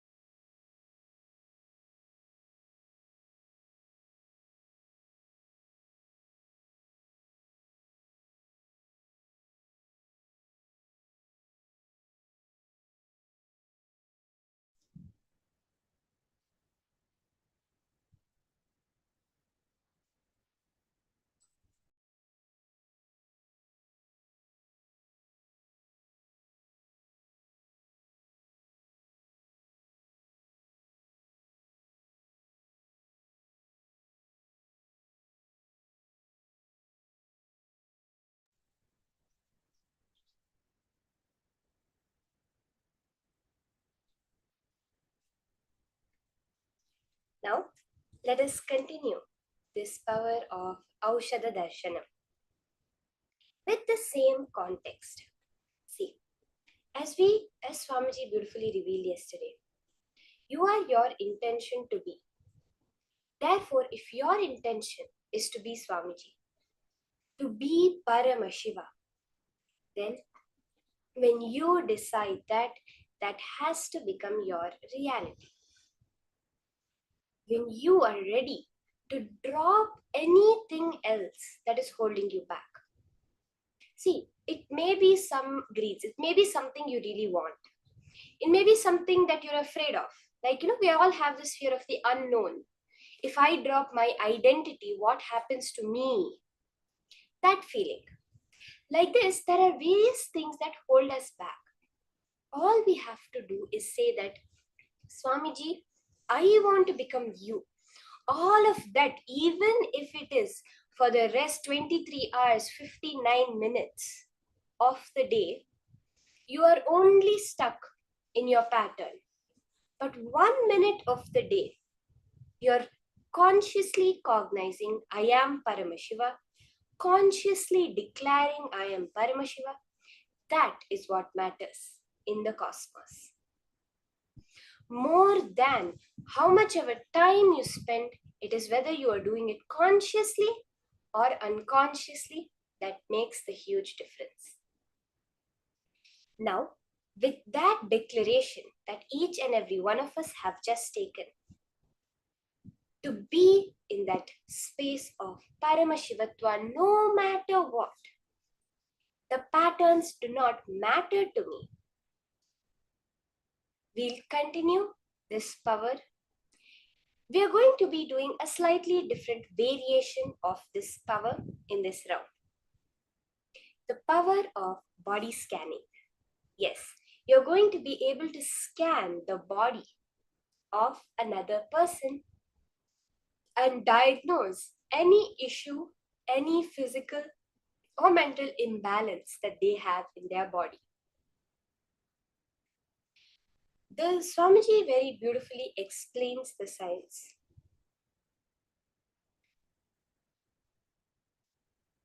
That every time you remember each of these thought currents that Swamiji just revealed to us, your Kundalini just awakens and flows through you. That is why it's the Kundalini current. Whichever one of these 5 powerful cognitions you click with the most, hold that as your basis on which you are going to manifest life. Power manifestation is not an isolated thing. It's not just 10 minutes of the day, 20 minutes of the day you're going to spend. It is about what thought currents you are cherishing the entire day. The more and more we build from 1 minute to 2 minutes, you consciously declaring that you are Paramashiva, that is what matters. Build it more and more, to higher levels of you consciously cognizing that you are Paramashiva. And let's start now. So let's start this power of body scanning, where you are going to be able to see in clear detail another person's body and all the details, whether it's the organs, whether it's the bones, the tissues, the blood flow, the air flow, all of this you're going to be able to scan in a person's body. The first level, you're going to be able to find a solution. So as I said in the morning, this power of Aushadha Darshanam is being able to scan a solution for a particular problem.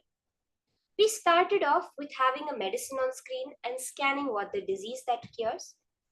This round, you're going to scan the disease of the person and scan the solution that Paramashiva is telling you. So I request all of you to connect to a partner for this round. You can connect within the Zoom. You can call any friends, families who are available around you. You're going to be scanning the problem that they have and then telling the solution. There is a very beautiful story from our history, Hindu history, in the life of Agastya. So I'm sure all of you, many of you at least, would have heard the name Agastya. He is known as the one who revealed the Tamil language to the world from Paramashiva himself. And he's a very great Siddha Purusha, a Siddhar. So what happens is, once a man comes to Agastya, he's suffering from an intense headache. He tells Bhagavan, you only have to save me. My head is really hurting. So just casually, with this same power of body scanning, Agastya scans that man and tells, see, you have a particular type of frog called a terai, which has grown inside your brain, which is sitting there and causing the pain for you. So now, he instructs his disciple, who was sitting next to him, Agastya's disciple, he tells, cure the disease. So immediately, this disciple, he performs a non-invasive open head surgery. Yes, you heard me right. A non-invasive open head surgery, just through the power of the third eye, removes that frog, the terai, keeps it aside, closes the person's head back, and the man is completely healed. Therefore, this disciple of Agastya gained the name as Terayar, the Teraya Siddhar. Like this is how all of us can do power manifestation. It's not a story, something. These are all our possibilities that Swamiji is making our reality now. So are we ready? You can connect to a partner. You're going to scan the disease, whatever. See, even if you feel like, oh, I know this person has the disease, or by looking at them, I can make out that this is the issue they are having. Just leave all of that. That is all the past. Now, you're connecting to your future self. That is Swamiji. Not your past self, which is an even more deluded version of you. So sit, connect to Swamiji, and ask Swamiji, Swamiji, please reveal to me whichever of these powerful cognitions click with you. Hold that in your inner space. That is the base of your power manifestation. Connect to Swamiji, chant the Mahavakya, and first you'll scan the disease in the person's body. Immediately after that, go for what is the best solution, the best conscious solution from the third eye for that person. Do remember to share with your partner that you're just being trained. This is part of the training session to be able to do this. So just request their consent first for this and let them know that they should always get a second opinion of verify with their doctor before implementing any of the solutions you give them. Let's connect to someone whom you are unfamiliar with, someone whom you do not know their health issues, so that your mind can be completely set. Yes, I have manifested. It is not my mind doing the work. It is Paramashiva. So for that purpose, I would request all of you to connect to someone with whom you're entirely unfamiliar with their medical history.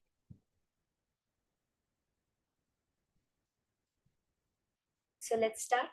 Chant the Mahavakya. You can connect to the various participants amongst the Zoom rooms. Nithyananda Can. Paramashivoham. Om Nithyananda Paramashivoham.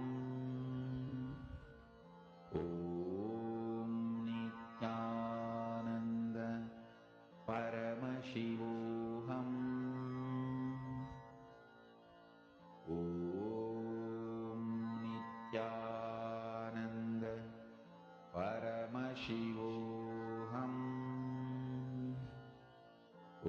Om Nithyananda Paramashivoham.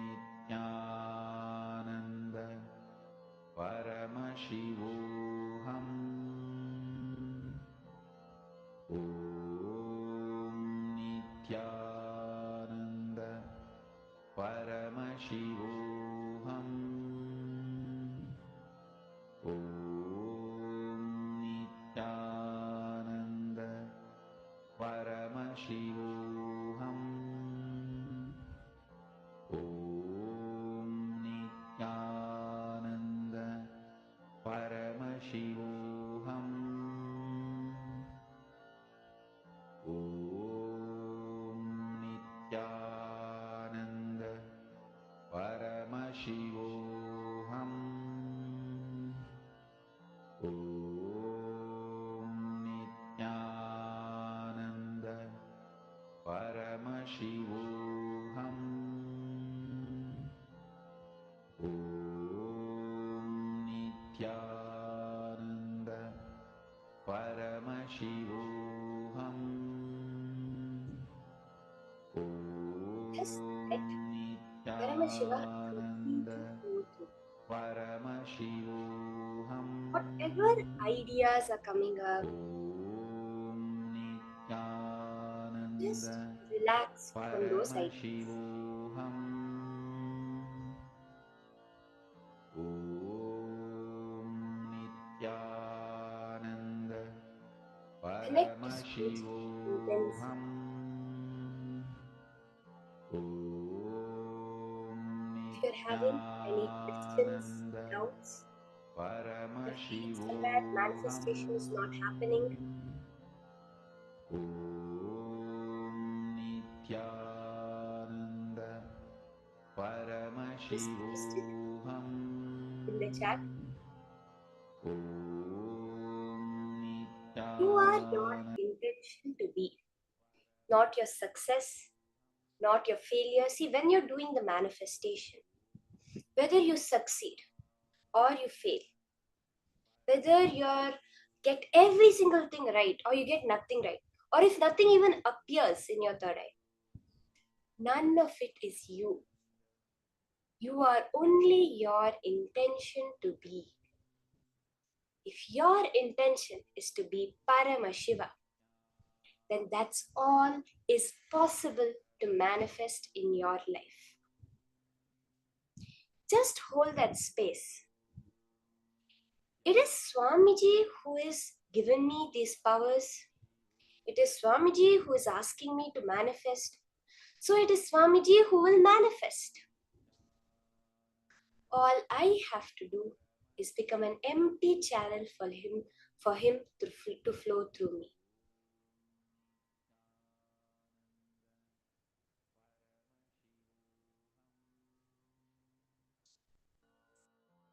Om Nithyananda Paramashivoham.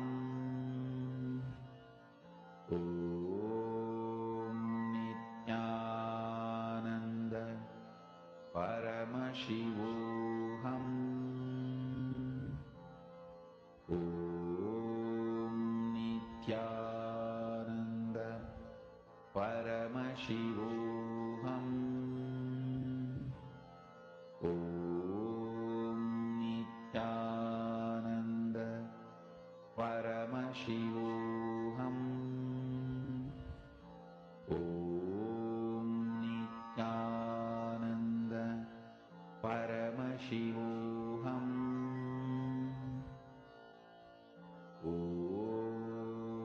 Nithyananda Paramashivoham. Om Nithyananda Paramashivoham. Om Nithyananda Paramashivoham. Om Nithyananda Paramashivoham.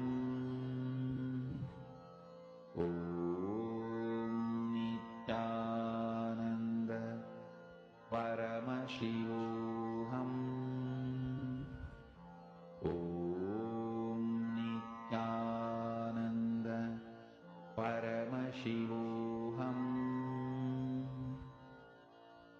Om Nithyananda Paramashivoham. Om Nithyananda Paramashivoham. Om Nithyananda Paramashivoham. Om Nithyananda Paramashivoham. Om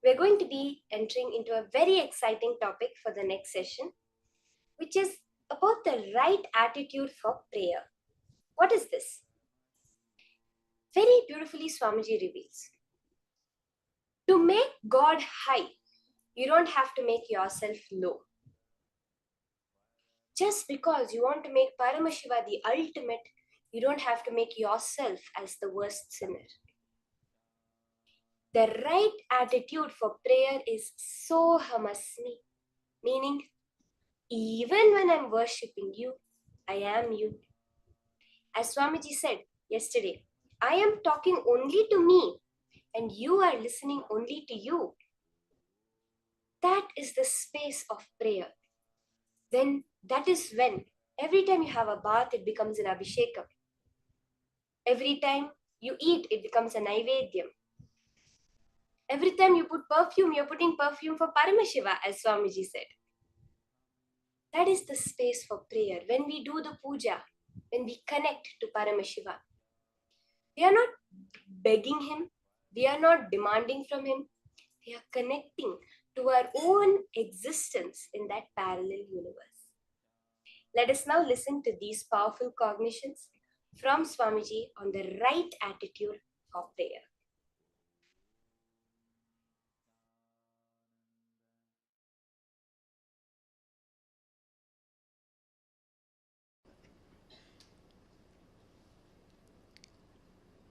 I'll try to explain the science of prayer. Usually, mind always operates from duality. If you utter a word, he is not good, means already you came to the conclusion he is bad. You can't take a stand, he is not good, does not mean he is bad. Let us stop with he is not good. You will never take that stand. As a natural flow, your logic is always taught to take the extreme stance. The moment you hear the word, he is not good, immediately he is bad. Understand, duality keeps the mind alive. Duality keeps the dilemmas alive.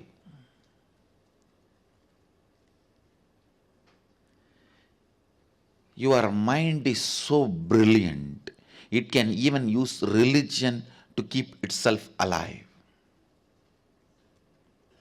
Please understand. It can even keep religion. It can use even religion to keep itself alive.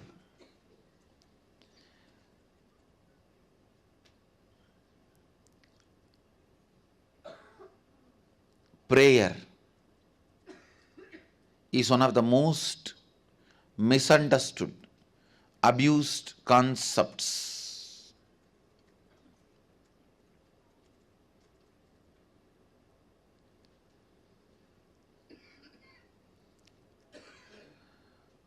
The moment you are asked to pray, the moment you need to put the God in the high pedestal, you always decide to put you in low pedestal. And in some stupid traditions, it is even celebrated as humbleness. No.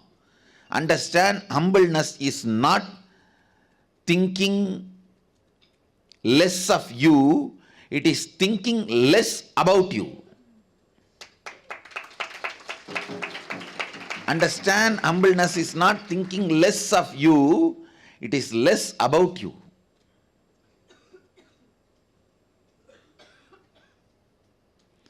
Humbleness is not the image you have about yourself. It has nothing to do with the image you have about yourself. It has something to do with how many times you remember yourself.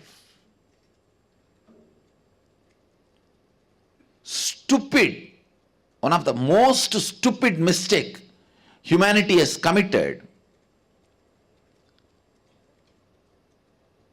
putting yourself down and thinking only then you can put your guard up. No, understand? Putting your guard up does not really requires putting yourself down. Putting yourself down does not necessarily make you to put your guard up. This is one of the very important truth you need to know. Please understand. I feel so blessed. The Vedic tradition, the Hindu tradition,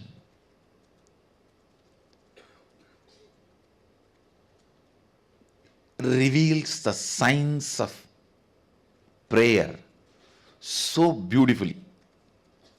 Actually, this verse forms the basis of the celebrativeness of Hindu tradition. This forms the basis of the celebrativeness of the Hindu tradition. Even while you pray, you don't need to put yourself down or have a low self-inner image. You don't need to become a sinner to make God saint. God can be saint. You can continue to pray to Him. That does not require you should put yourself as sinner.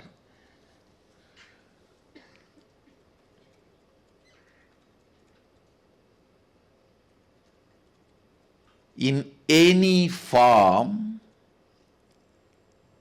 consciously engaged powerlessness will only lead to bondage, whether during the period of your study or during the period of assimilation and cognition of the truths about your life, or during the periods you practice your profession, or during the periods you build your relationships, career, every part of life, or during the period you pray or you meditate, every part of life, entertained powerlessness only will bring tremendous bondage to you, suffering to you. Understand, even in front of God, you don't need to feel powerless to pray to Him, to ask Him. What a mature tradition.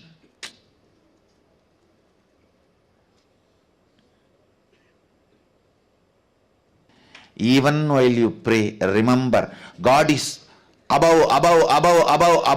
true. But you don't need to be below.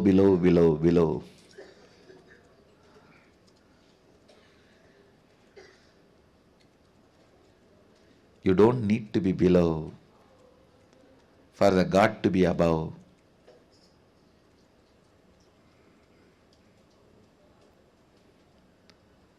Sohamasmi Pushanye Karshe Yamasurya Prajavatya Vyugarashmin Samuha Tejo Yatte Rupam Kalyanadamam Tate Vashyami Yo Asavasau Purusha Sohamasmi.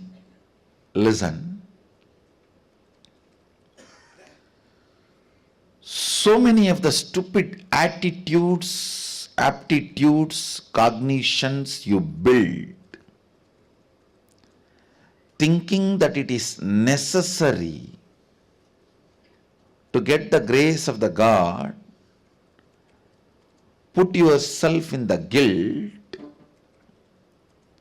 powerlessness, which actually no way supports you, helps you to experience enlightenment.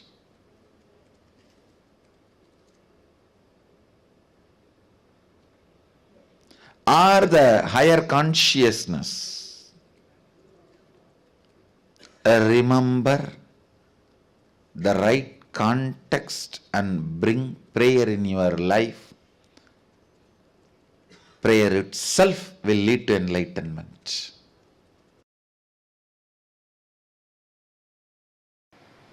That is why I tell you, always pray to that source, O source, where you and me are one and the same. The Sohamasmi is the reality. I ask you, I do not know whether that source is now in Guru's being or in this body. It is based on the level of completion you have. If you have too much incompletion inside you, naturally the source will be on the Guru's being. If there is less incompletion, more completion in you, the source will start moving towards you. When you become completely complete, the source will be centered on you. So, you don't even have to worry where the source is. Just say, oh, the source, where me and you are one and the same, and make whatever you wanted. You can ask him and ask him, please make this into reality. You can also put a footnote. If something I am asking is not right for me, then give me the intelligence to develop myself. Or you can also say, even if it is not, you think it is not right, I want only this. No, you have a right. You have a right. All I am asking you is, have the right understanding so that that prayer becomes beautiful process for you to experience oneness, Advaita. Understand. Please remember, whether we understand or not, catch it or not, indeed, the reality is Sohamasmi. That is why the Upanishad uses the word indeed. Whether you got it or not yet got it. Sohamasmi, I am He. You can tell him, oh source, I feel bored of doing all this completion, this, that. I know you are intelligent and capable of making completion happen in me. Please make it. That is enough. It can be such a strong, powerful process for completion. And understand, never ever a prayer uttered from the right context goes waste or unheard. Never think, never doubt it goes waste or unheard. You can shake sun, you can move moon. You are not just a developed version of monkey. No. You are not just a developed version of monkey. You can move sun, move moon. Prayer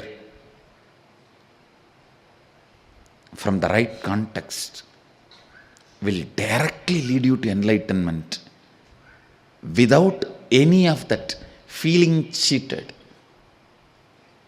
If you have wrong context about the prayer only, then you will feel cheated. Oh, I prayed for 10 years for this, He did not give me. When you pray from the right context, He may not have given what you asked, He would have given Himself to you. The truth, Sohamasmi, declared by Isavasya Upanishad. Sohamasmi is waiting to explode.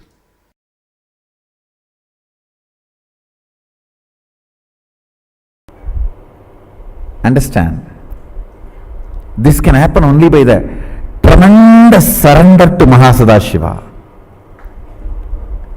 You can't enter into his home by any demand. No. No Aushadha can work. No, he is not a serpent. you put some medicine and herb and he will listen to you. No. He is Nageshwara, he is not Naga. Understand? It is deep surrender and devotion and reverence, humbleness, requesting Mahadeva, please grace us. Please grace us. It is only with the tremendous humbleness and surrender, with the tremendous respect, reverence, devotion, understand? As long as you exist in relative reality, be devoted. It is oneness. Oneness is the only currency which works on all the 11 dimensions. Dvaita, only 4 dimension. Bhur, Bhuva, Suva, Tapa, that's all, not even Satyaloka. But now I am making a statement. As long as you are in relative existence, be devoted. Yes.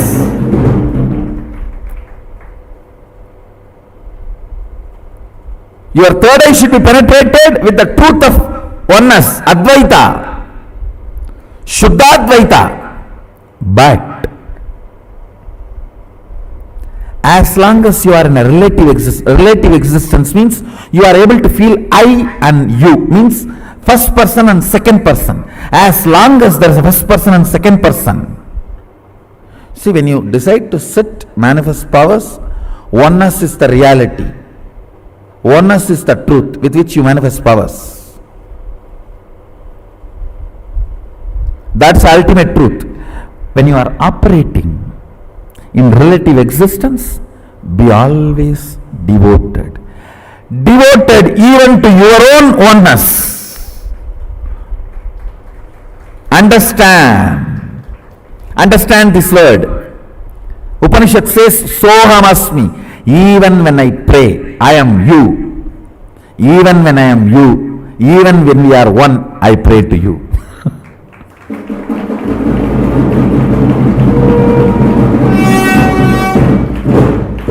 Upanishad has a beautiful word.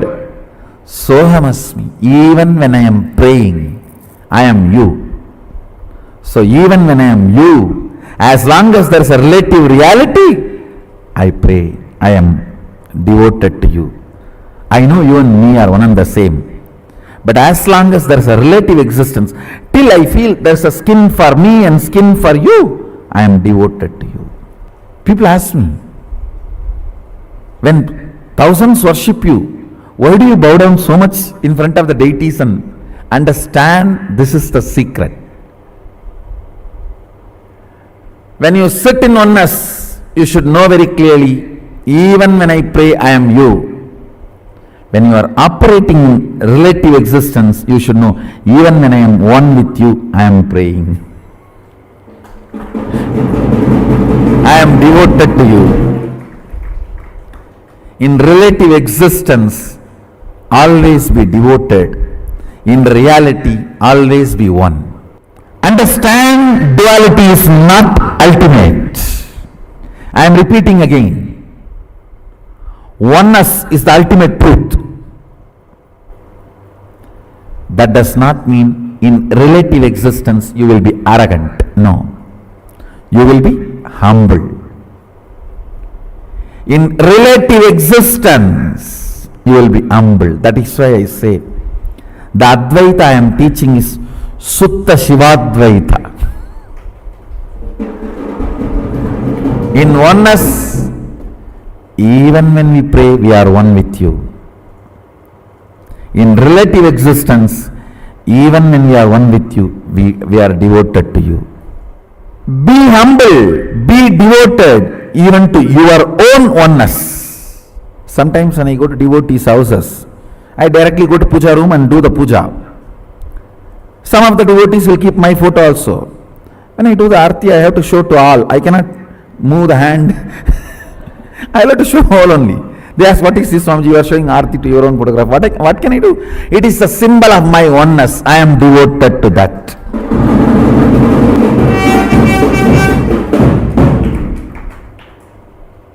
Even I bow down to. See, you have both component.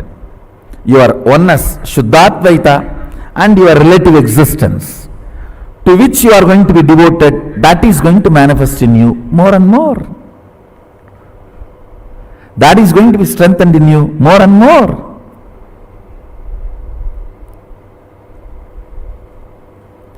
Kailasa is the space of ultimate oneness. Sachidananda, ultimate oneness. Understand? Kailasa is the space of ultimate oneness. And if you hear only the Shabda, you can read your mind. If you hear only the Nada of Kailasa, you can read others' mind. I'll repeat the verse once, read out the translation, then give you the commentary. Agnenaya Supataraye Asman Vishwani Deva Vayunani Vidvan Yuyot Yasmajjuhu Huranamena Bhuyishtam De Nama Vuktim Videma Agnena Yasubhataraye Asman Vishwani Deva Vayunani Vidvan Yuyot Yasmajjuhuranamena Bhuyishtam Te Nama Vuktim Videma. I'll read out the exact translation. O Agni, the fire god, knower of all our actions and all that is worth knowing, you must take us along the righteous and auspicious path of completion. Please listen. You need to understand this. First line, O Agni, the fire god, knower of all our actions and all that is worth knowing, means even the modern science proves when your brain knows something, that area gets lit up. The knowing action happens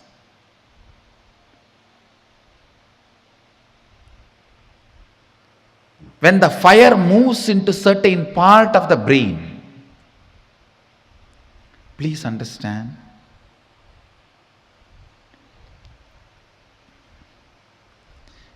Everything may be there outside you. You will not know if the fire does not move in your brain. If the fire moves in your brain, only then you will know what is happening. So, fire is responsible for knowledge, knowing to happen in you. Listen carefully. Fire is responsible for the knowledge to happen in you. I tell you, fire gets fully awakened by integrity. Nothing. Just follow intensely integrity. In 12 months, you will have a kind of a fire in you through which you can know anything you want to know. Anything which comes in front of you and you want to know it, you will know it. That fire is called Di. In Sanskrit, we use the word, a single letter, Di. All the ancient languages, fire is addressed as Ti. In Sanskrit, in Tamil, in many of the ancient languages. Listen. Di comes as a gift to you because of your integrity. Just 12 months decide. I will live in the space of integrity. No question of missing. It's just awareness. Awareness practice, nothing else.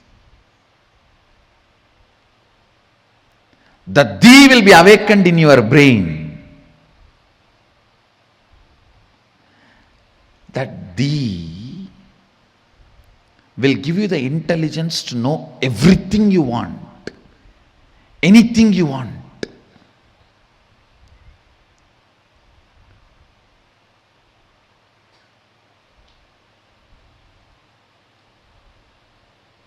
Here the Upanishadic rishis are addressing fire.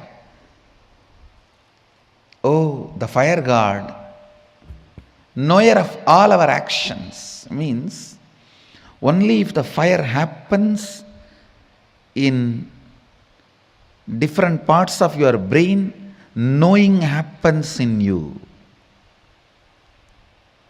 Knowing happens only if the fire happens.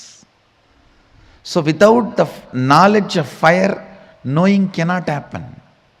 Knowing is very closely associated with fire.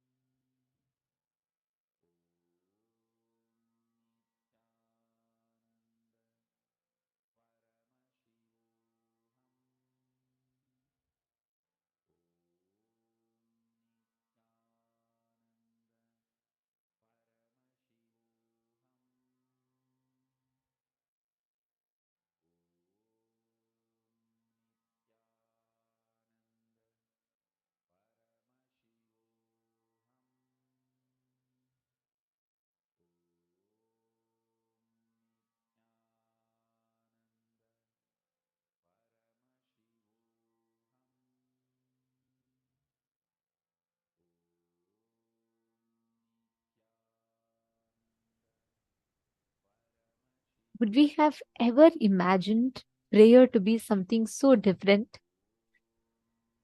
For how many of you from your very young age, you've always been taught, for how many of you, especially if you've had a typical Indian upbringing, you will hear at least 10 times a day your grandmother tell you, hey, finish your food, otherwise God will punish you. Don't lie, God will punish you. And if you talk something, they say, oh, you're talking like as if you're some big God, isn't it? How many of you heard these kind of expressions? Unfortunately, connecting with God has become like something, God is high up. We have conveniently packed God, thrown God to the space, kept him in the space safely somewhere such that he's highly unreachable to us, and disconnected ourselves. We have packed God safely, thrown him into space, and said, okay, let him be there high up there, I will be here. If you tell something, oh, I'm a sinner, you don't know how many sins I've done, how can I manifest powers?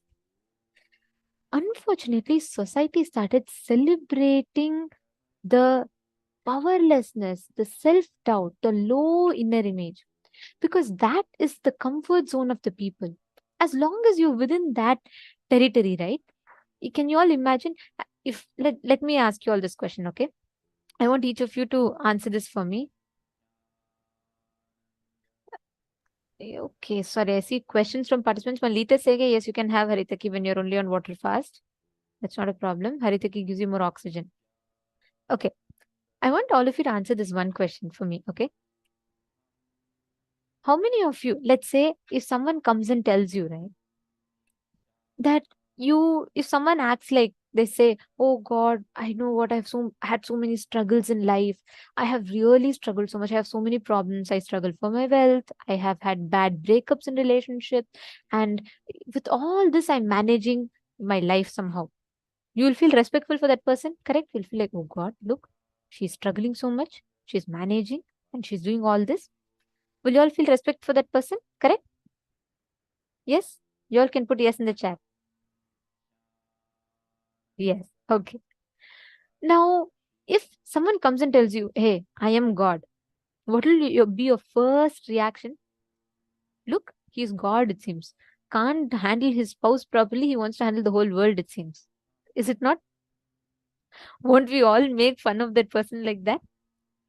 Unfortunately, society has become so okay.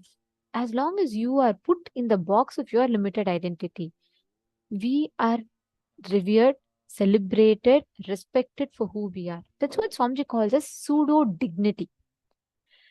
Since the whole society is structured around the pseudo dignity, what happens?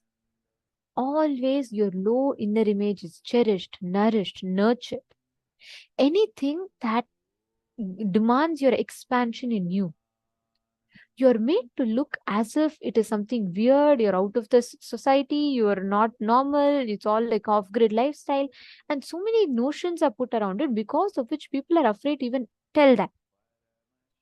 Like, for example, have you seen small kids? They'll say, hey, I want to be Superman. I want to be Spider-Man. I want to be able to jump from one building to another.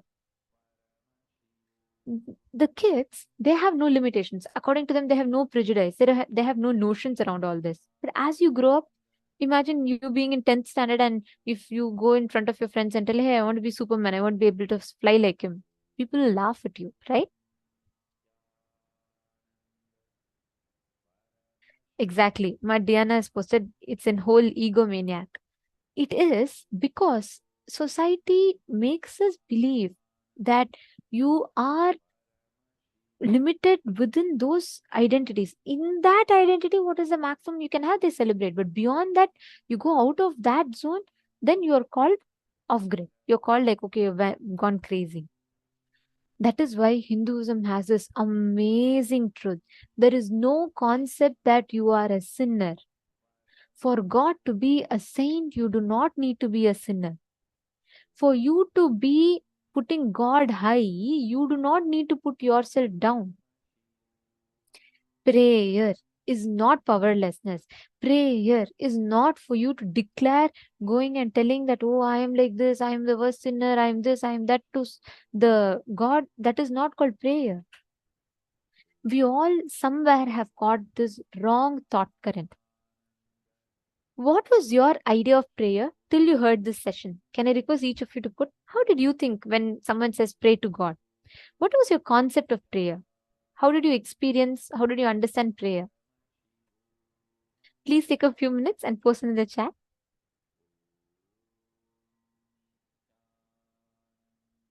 Exactly. Whenever you have someone, anytime, always, whenever you see someone pray, naturally the concept of prayer in us is we are asking for something. What happens? The moment you are asking someone for something itself, by default, your mind puts you in a low, puts other person in a high, because you're asking and they're giving. And that is built upon, built upon, built upon, built upon. And today, prayer has become more like begging. You feel you're a sinner, you go and ask God for all the sins you have done, you ask Him for mercy, and then you ask Him to give you boons. That is why no prayers manifest with this wrong understanding, because we all think, oh God, look, God is so this thing, God is like this, God is like that, He needs to give me. It will never happen like that, because if you go and stand in front of a mirror and if you go and cry, the mirror is not going to smile back at you. God is the reflection of our own future self. Paramashiva is a reflection of our future self. What is the right attitude to pray? How should you actually make the prayer? How should you actually go and offer your prayer?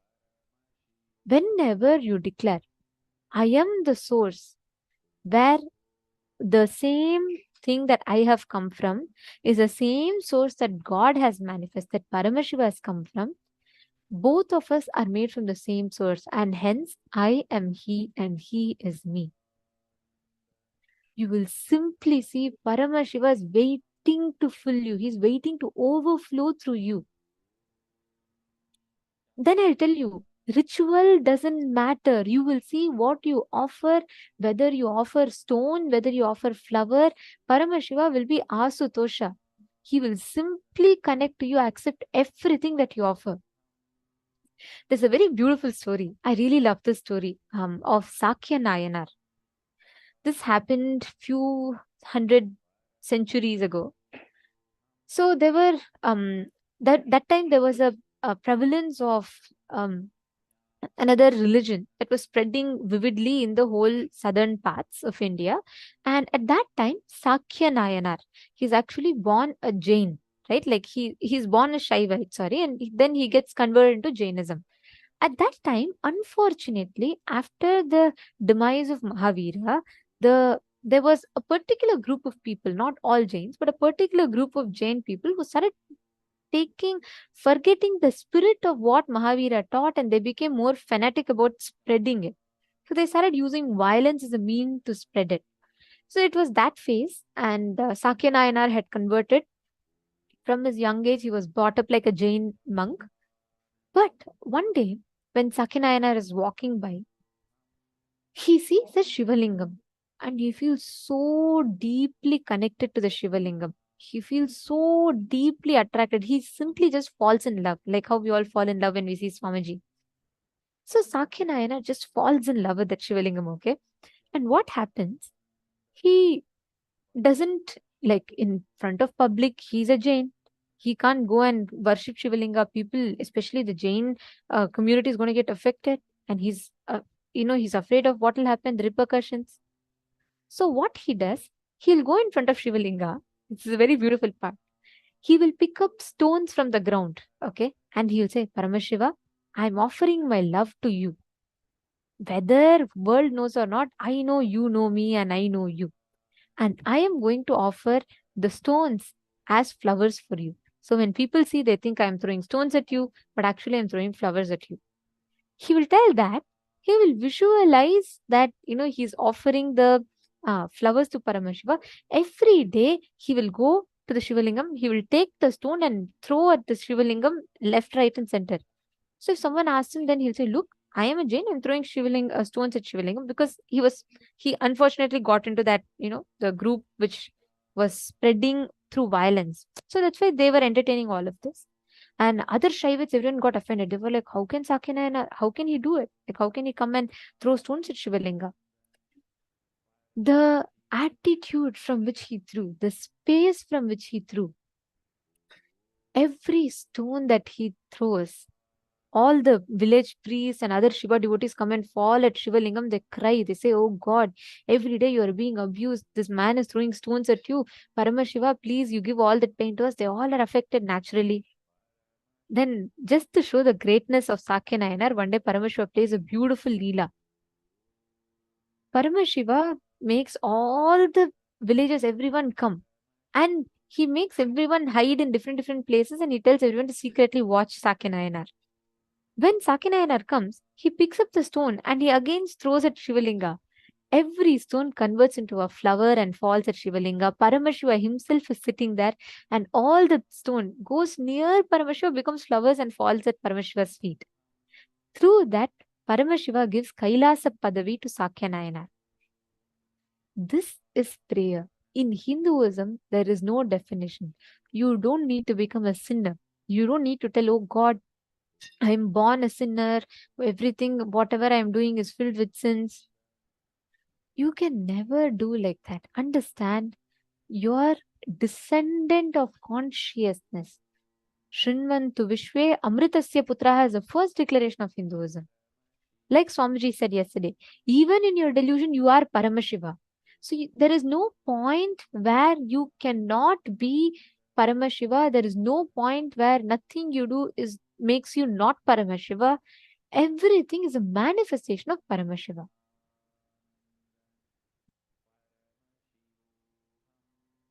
That's true. Pavanaya, you have put society is the place where collective insanity becomes new sanity. That's true. I totally agree with that. Okay, so there's a question from Akashaya. How do we make a declaration effectively? What is the inner process to do so? Just to make sure that I am not talking to myself like I do all day. Very good question. It's very important that we understand it. So I'll tell this to you. Every time, if you see inside you, there is not one person, there is one whole family living.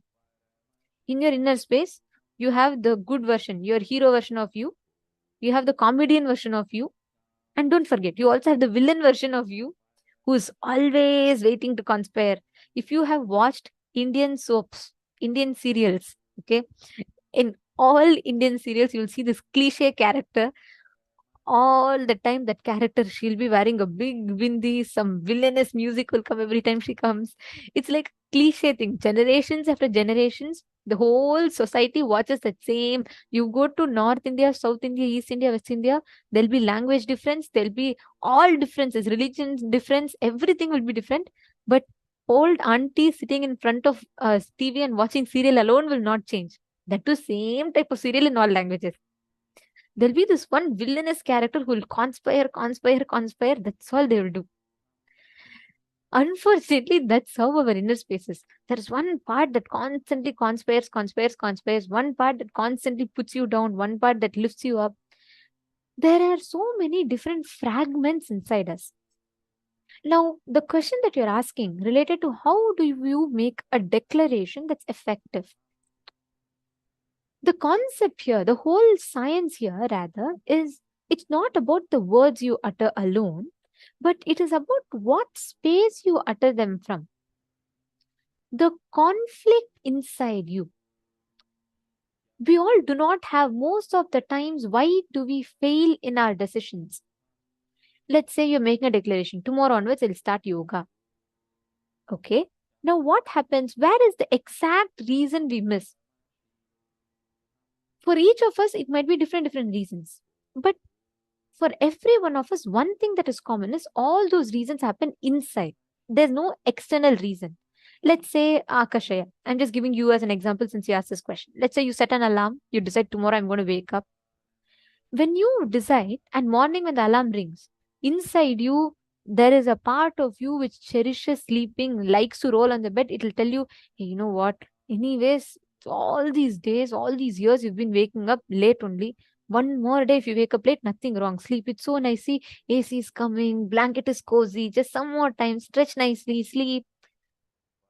That conflict, that thought current in you, conversation in you that distracts you from manifesting that reality is precisely the blind spot that stops you from making a declaration effective. You're understanding? So every time we make a declaration, let's say you want to declare, I want to manifest Sarvignya Pita. The process here is, Swamiji tells, to address all the inner conflicts. Your self-doubt will come, self-hatred will come, self-denial will come. Each one will come and try to pull you down. The only thing you need to do is address all of those complete with it. So the moment your whole inner space tells yes for something, you will immediately manifest it. It's a science. Try this, okay? You will really see the moment you make a declaration, it will simply manifest as reality. Okay, there's one more question from Hugo Aya. Ma, I have a question. Are we allowed to eat eggs with a de facto spiritual name? Satyojata Shivam, Vamadeva Shivam, etc. No. If you have received Shiva Diksha, you should not eat egg. And de facto spiritual name, that's nice. That's not called de facto, it's the Diksha name. Spiritual name is what Swamiji gives, and this is the Diksha name. Okay, and eggs, you should see, Hugo, if it's Danielaya or Hugo, for both of you, this is for you. Since it's you who's asking the question, I'm giving this answer to you. Oh, I see Hugo. Nithyanandam, nice to see you, Hugo. Just so that all of you know, Hugo is one of the youngest participants of Paramashivoham who attends seasons after seasons. He's been here growing so well. Okay, so Hugo, I'm going to answer your question. Listen, you don't eat non-veg. It's good for you. Because the muscle memory of the animals that you eat will enter into your system. It will start creating conflicting thought currents in you. Okay, so when you kill a hen, when you kill a hen for you to eat, the hen is not going to say, "Oh, Hugo, be happy. Let all my nutrients come to you after you kill and eat me." No, it is going to suffer, right? It is going to be like afraid of life. All that stress, pain, trauma gets stored in its muscles. So when we eat it, our biomemory starts having these conflicts inside, stress and unknown reasons of worry, fear, everything. So don't have non-veg, Hugo. Even egg consists life energy. It's a potent life energy. So you should not have it, okay? So whether you have a de facto spiritual name or you don't have a de facto spiritual name, you should not eat eggs. This is for you. Okay? You manifest powers, you are attending e-Gurukul, you are growing like a Balasant of Swamijis. You are going to be joining Gurukul also soon. So you are not going to be eating eggs. Okay? All right. Yes. Any other questions anyone has? You all can post in the chat. But all of you understood this, right? Just declare again and again and again. You are Paramashiva. Whether you are manifesting, not manifesting, successful, failure, anything, you are Paramashiva. So you just stick to that declaration again and again and sit in that space. Automatically, all the manifestations will happen. Don't worry. You may not even be convinced.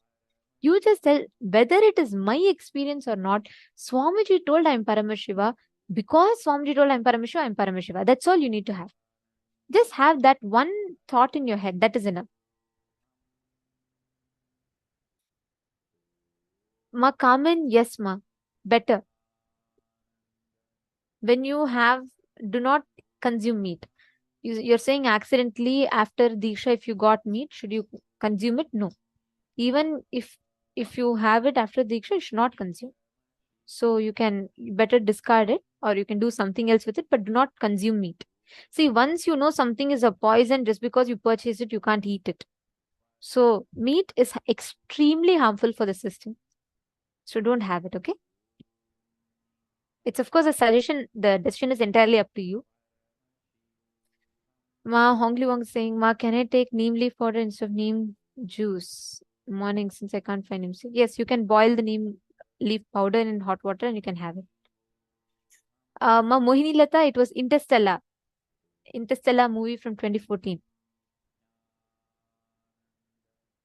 Xiangying Zhao, that's because you're asking why we can't eat eggs. Can't eat meat, I can understand, but why no eggs?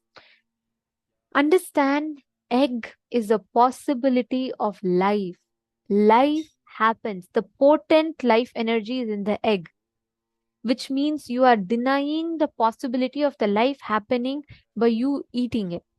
The karma of that is equivalent to a murder. Swamiji tells you destroying something before it is happening. You killing a hen is counted as a murder in the cosmos. You killing a egg is counted as the same degree in the cosmos, because both times you are destroying life's possibility.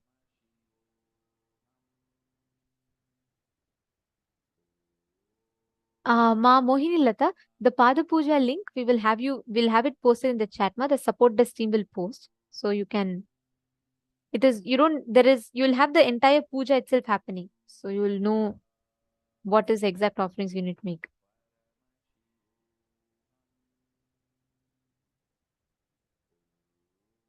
Okay, that answer was for Hugo. Now I see many of you are having questions relating to veg and non-veg. We will be having elaborate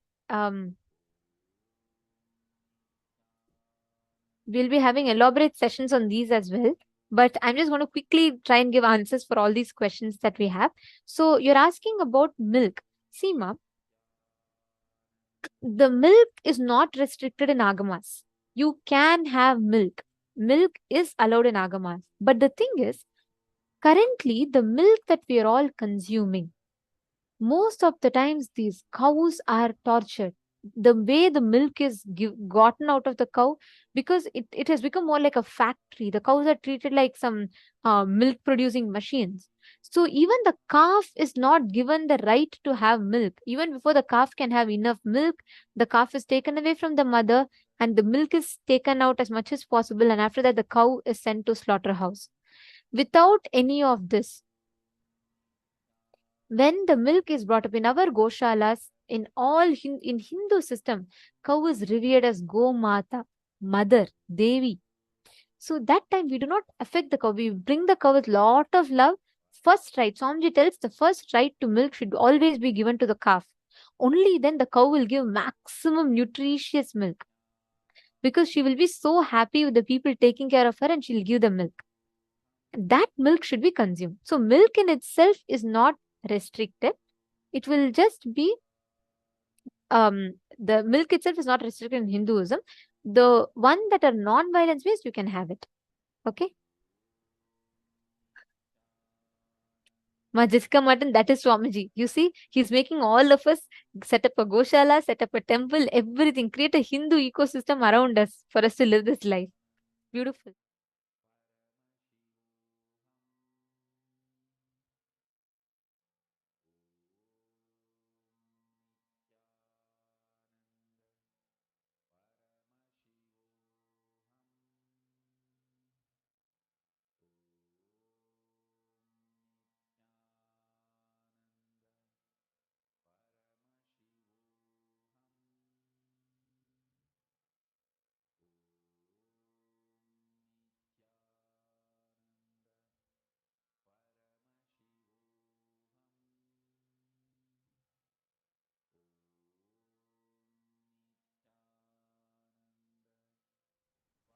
Yes, great. So hope all of you had answers for your questions. Now we're all going to be entering into the power manifestation session. And in our session, the power manifestation session today, we have along with us joining one of the Balasans from Nithyananda Gurukul, Ma Nitya Virajananda. She's also going to be here joining with us. And we are going to be having the power manifestation session where we're going to be doing a very, very special round in this session.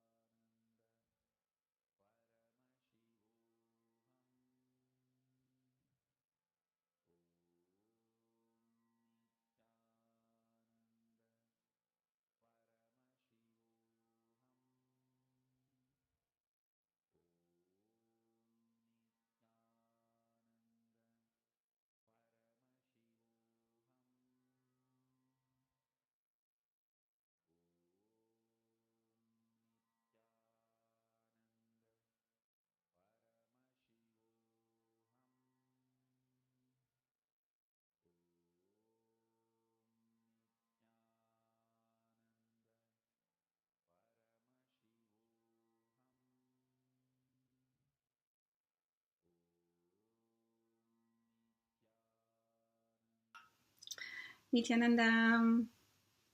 Hi, my name is Ma Claire. I am from Calgary, Alberta, Canada. I've been with Swamiji since 2011 as his disciple, and I am a corporate trainer and mindset facilitator. I have a YouTube channel called Causing Claire, where I post a lot about how to manifest money through Swamiji's techniques. And one of the ways we'll be talking about today is through Pratyaksha Puja. So if you don't know what this word means, or if this word is new to you, not to worry. I was once in the same spot. It's a devotional offering to the Guru. It's our gratitude that we offer. And if you don't know how to do it, not to worry as well. You can still offer it. You can do the best that you can, and there's also a lot of us available to help you if you need some instructions with that. So one of the stories that I wanted to share about when I offered Pratyaksha Puja to Swamiji, we actually, I had, as always, had some money available that I had to decide, okay, what do I want to do with this money, right? Do I put it towards like bills, groceries, other things, or do I make the investment in myself? So as always, I have to make the investment in myself, and I offered it to Swamiji because I know that he is me. So when I'm offering him something, I'm just basically handing the money to me and getting it back to me. That's what happens, okay? So in this particular case, again, it's not like I had a whole bunch of money sitting around, but I offered Pratyaksha Puja, and then it's usually for me within like 24 to 48 hours that something happens. And this time we actually had, back in the day, my husband and I, David, before we had our son Ashton, we had golf memberships. So again, think about all the things that you actually spend money on, right? Golf memberships, maybe you go to the spa, maybe you invest in your home in some way, even just buying groceries, paying bills, buying clothes, all those things are investments that you're spending your money on, right?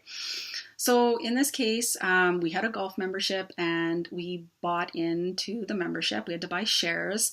And then it ended up that our life changed a bit and we no longer needed the membership. So that was like 10 years ago. And we were just on this very long list of people that they'll eventually pay out when they get to it for people that didn't want to be in the membership anymore. So, of course, we offer Pratyaksha Puja, and within a day, I had this email come from the golf course saying that it had been sold to a private company and they had to buy out everybody's shares. So I ended up getting like 300 times the amount that I actually offered for Pratyaksha Puja, okay? So it's just, it happens in the most auspicious way for you. So when you offer puja, it's not about, okay, I'm going to offer this and see what I get out of it. It's sincere gratitude for yourself, for life, and for Swamiji for being with us. So like I said, I'm just a regular person, just like everybody else. And the second I'm able to offer some money, I do, because I donate to a lot of charities. And if I think about the charity that means the most and that helps the most of humanity, it's this organization, it's KAILASA, that we've created into this international community of people that just want to live an enlightened life and share that with others. And there's no pressure and there's no, forcing. This isn't about anything other than you doing the internal work on you, right? And the investment that you're willing to make to have those big breakthroughs. And a lot of times, bliss happens on the other side of fear. So anything that you're afraid of, and a lot of people are afraid of money actually, and afraid of spending money. So on the other side of fear is bliss. So you'll often find that when you give, especially if you're afraid to give, right? Because you don't know what's going to happen. You don't know if you're going to be able to pay for something. The bliss on the other side of it, it can only be experienced. So I don't expect you to take my word for it. Why would you? You have to try it yourself and gather your own data, right? Proof is in the pudding, they like to say. So the only way to really see what this experience is like and how much offering to the universe gives back to your life can only be done through experientially doing it yourself. So blessings to all of you that want to offer Pratyaksha Puja, and you'll just see that the most auspicious things happen in your life, and whatever you give out, that's what life gives back. So blessings, Nithyananda. Until next time. Thanks.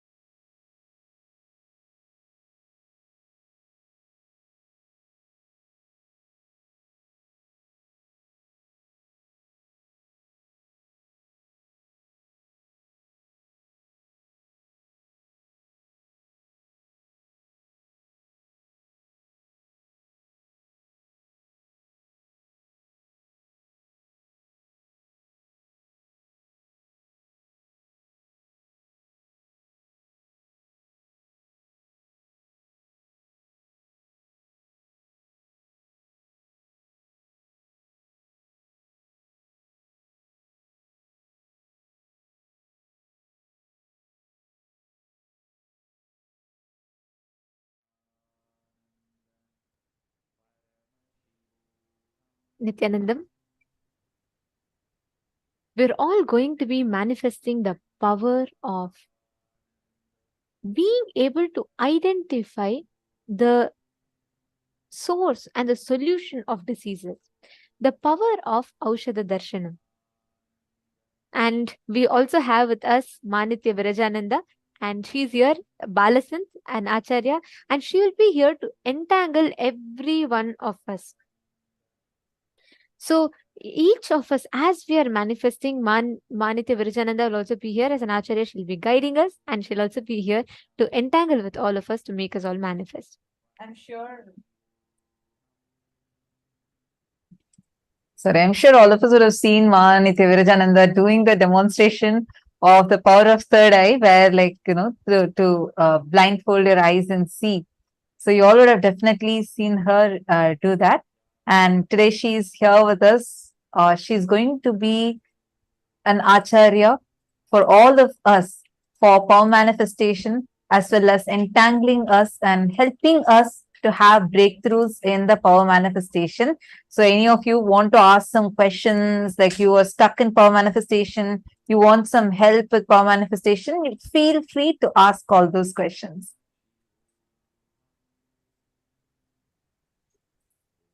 Yes. So, Nithyanandam, I am Manitya Virajananda, and I'm excited to see all of you over here attending this program. And yeah, and so today I also will be hosting with Nithyananda and Mata Prapriya on this power manifestation segment. Thank you.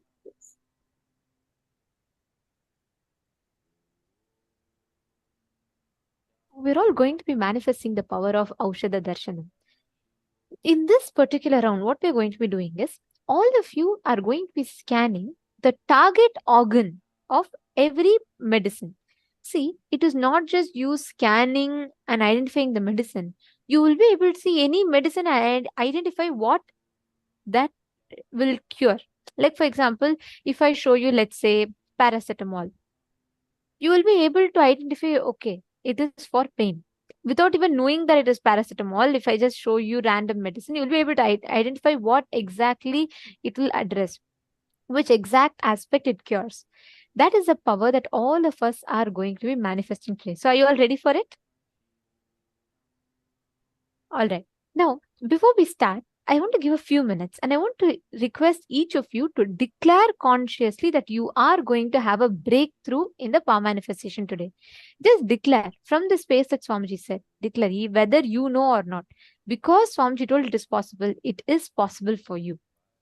With that space, declare that you are going to be manifesting. Can I request each of you to post that, type that out and post?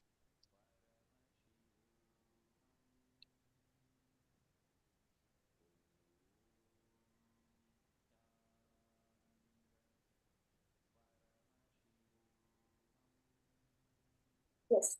So, as all of us have learned in the previous session, that when you're doing puja, it should be done in the space of oneness, Sohamasmi, that you and Paramashiva, you and Swamiji are one and the same.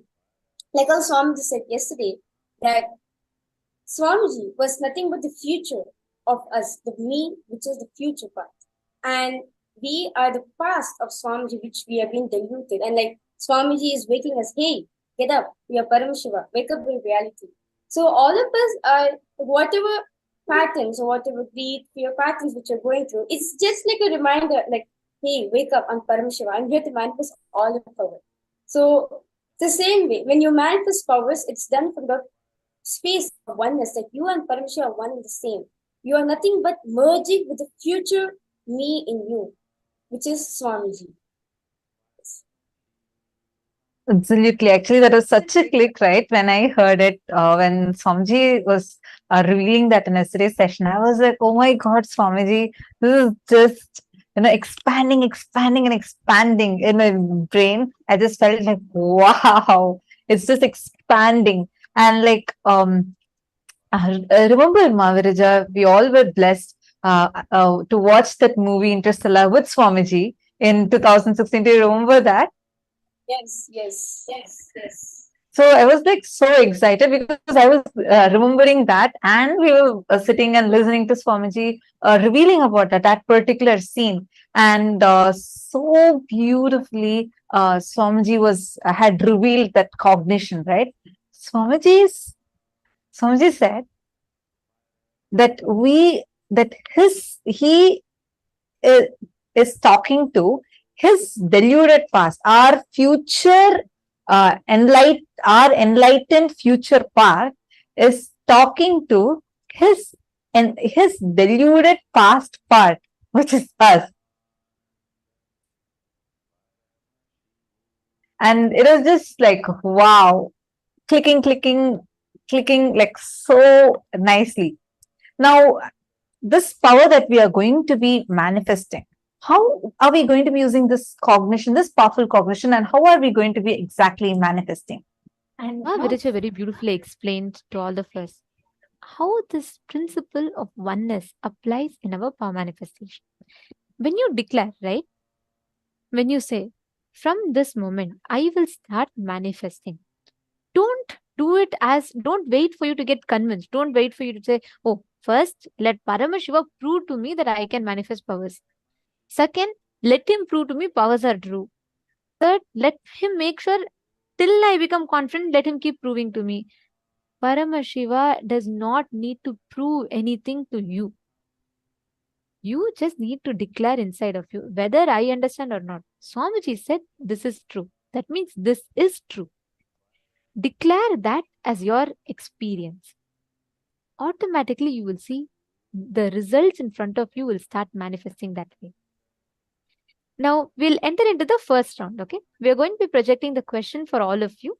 And what you're all going to be doing is, I'm going to be projecting a random medicine. It could be a medicinal plant. It could be anything. What you're going to be doing is, you're going to be identifying what is the target organ for that medicine. Which means, you're not going to be putting a huge list, but which precise part of the body does this mainly address? Because if you see in Ayurveda, typically all medicines are good for many diseases.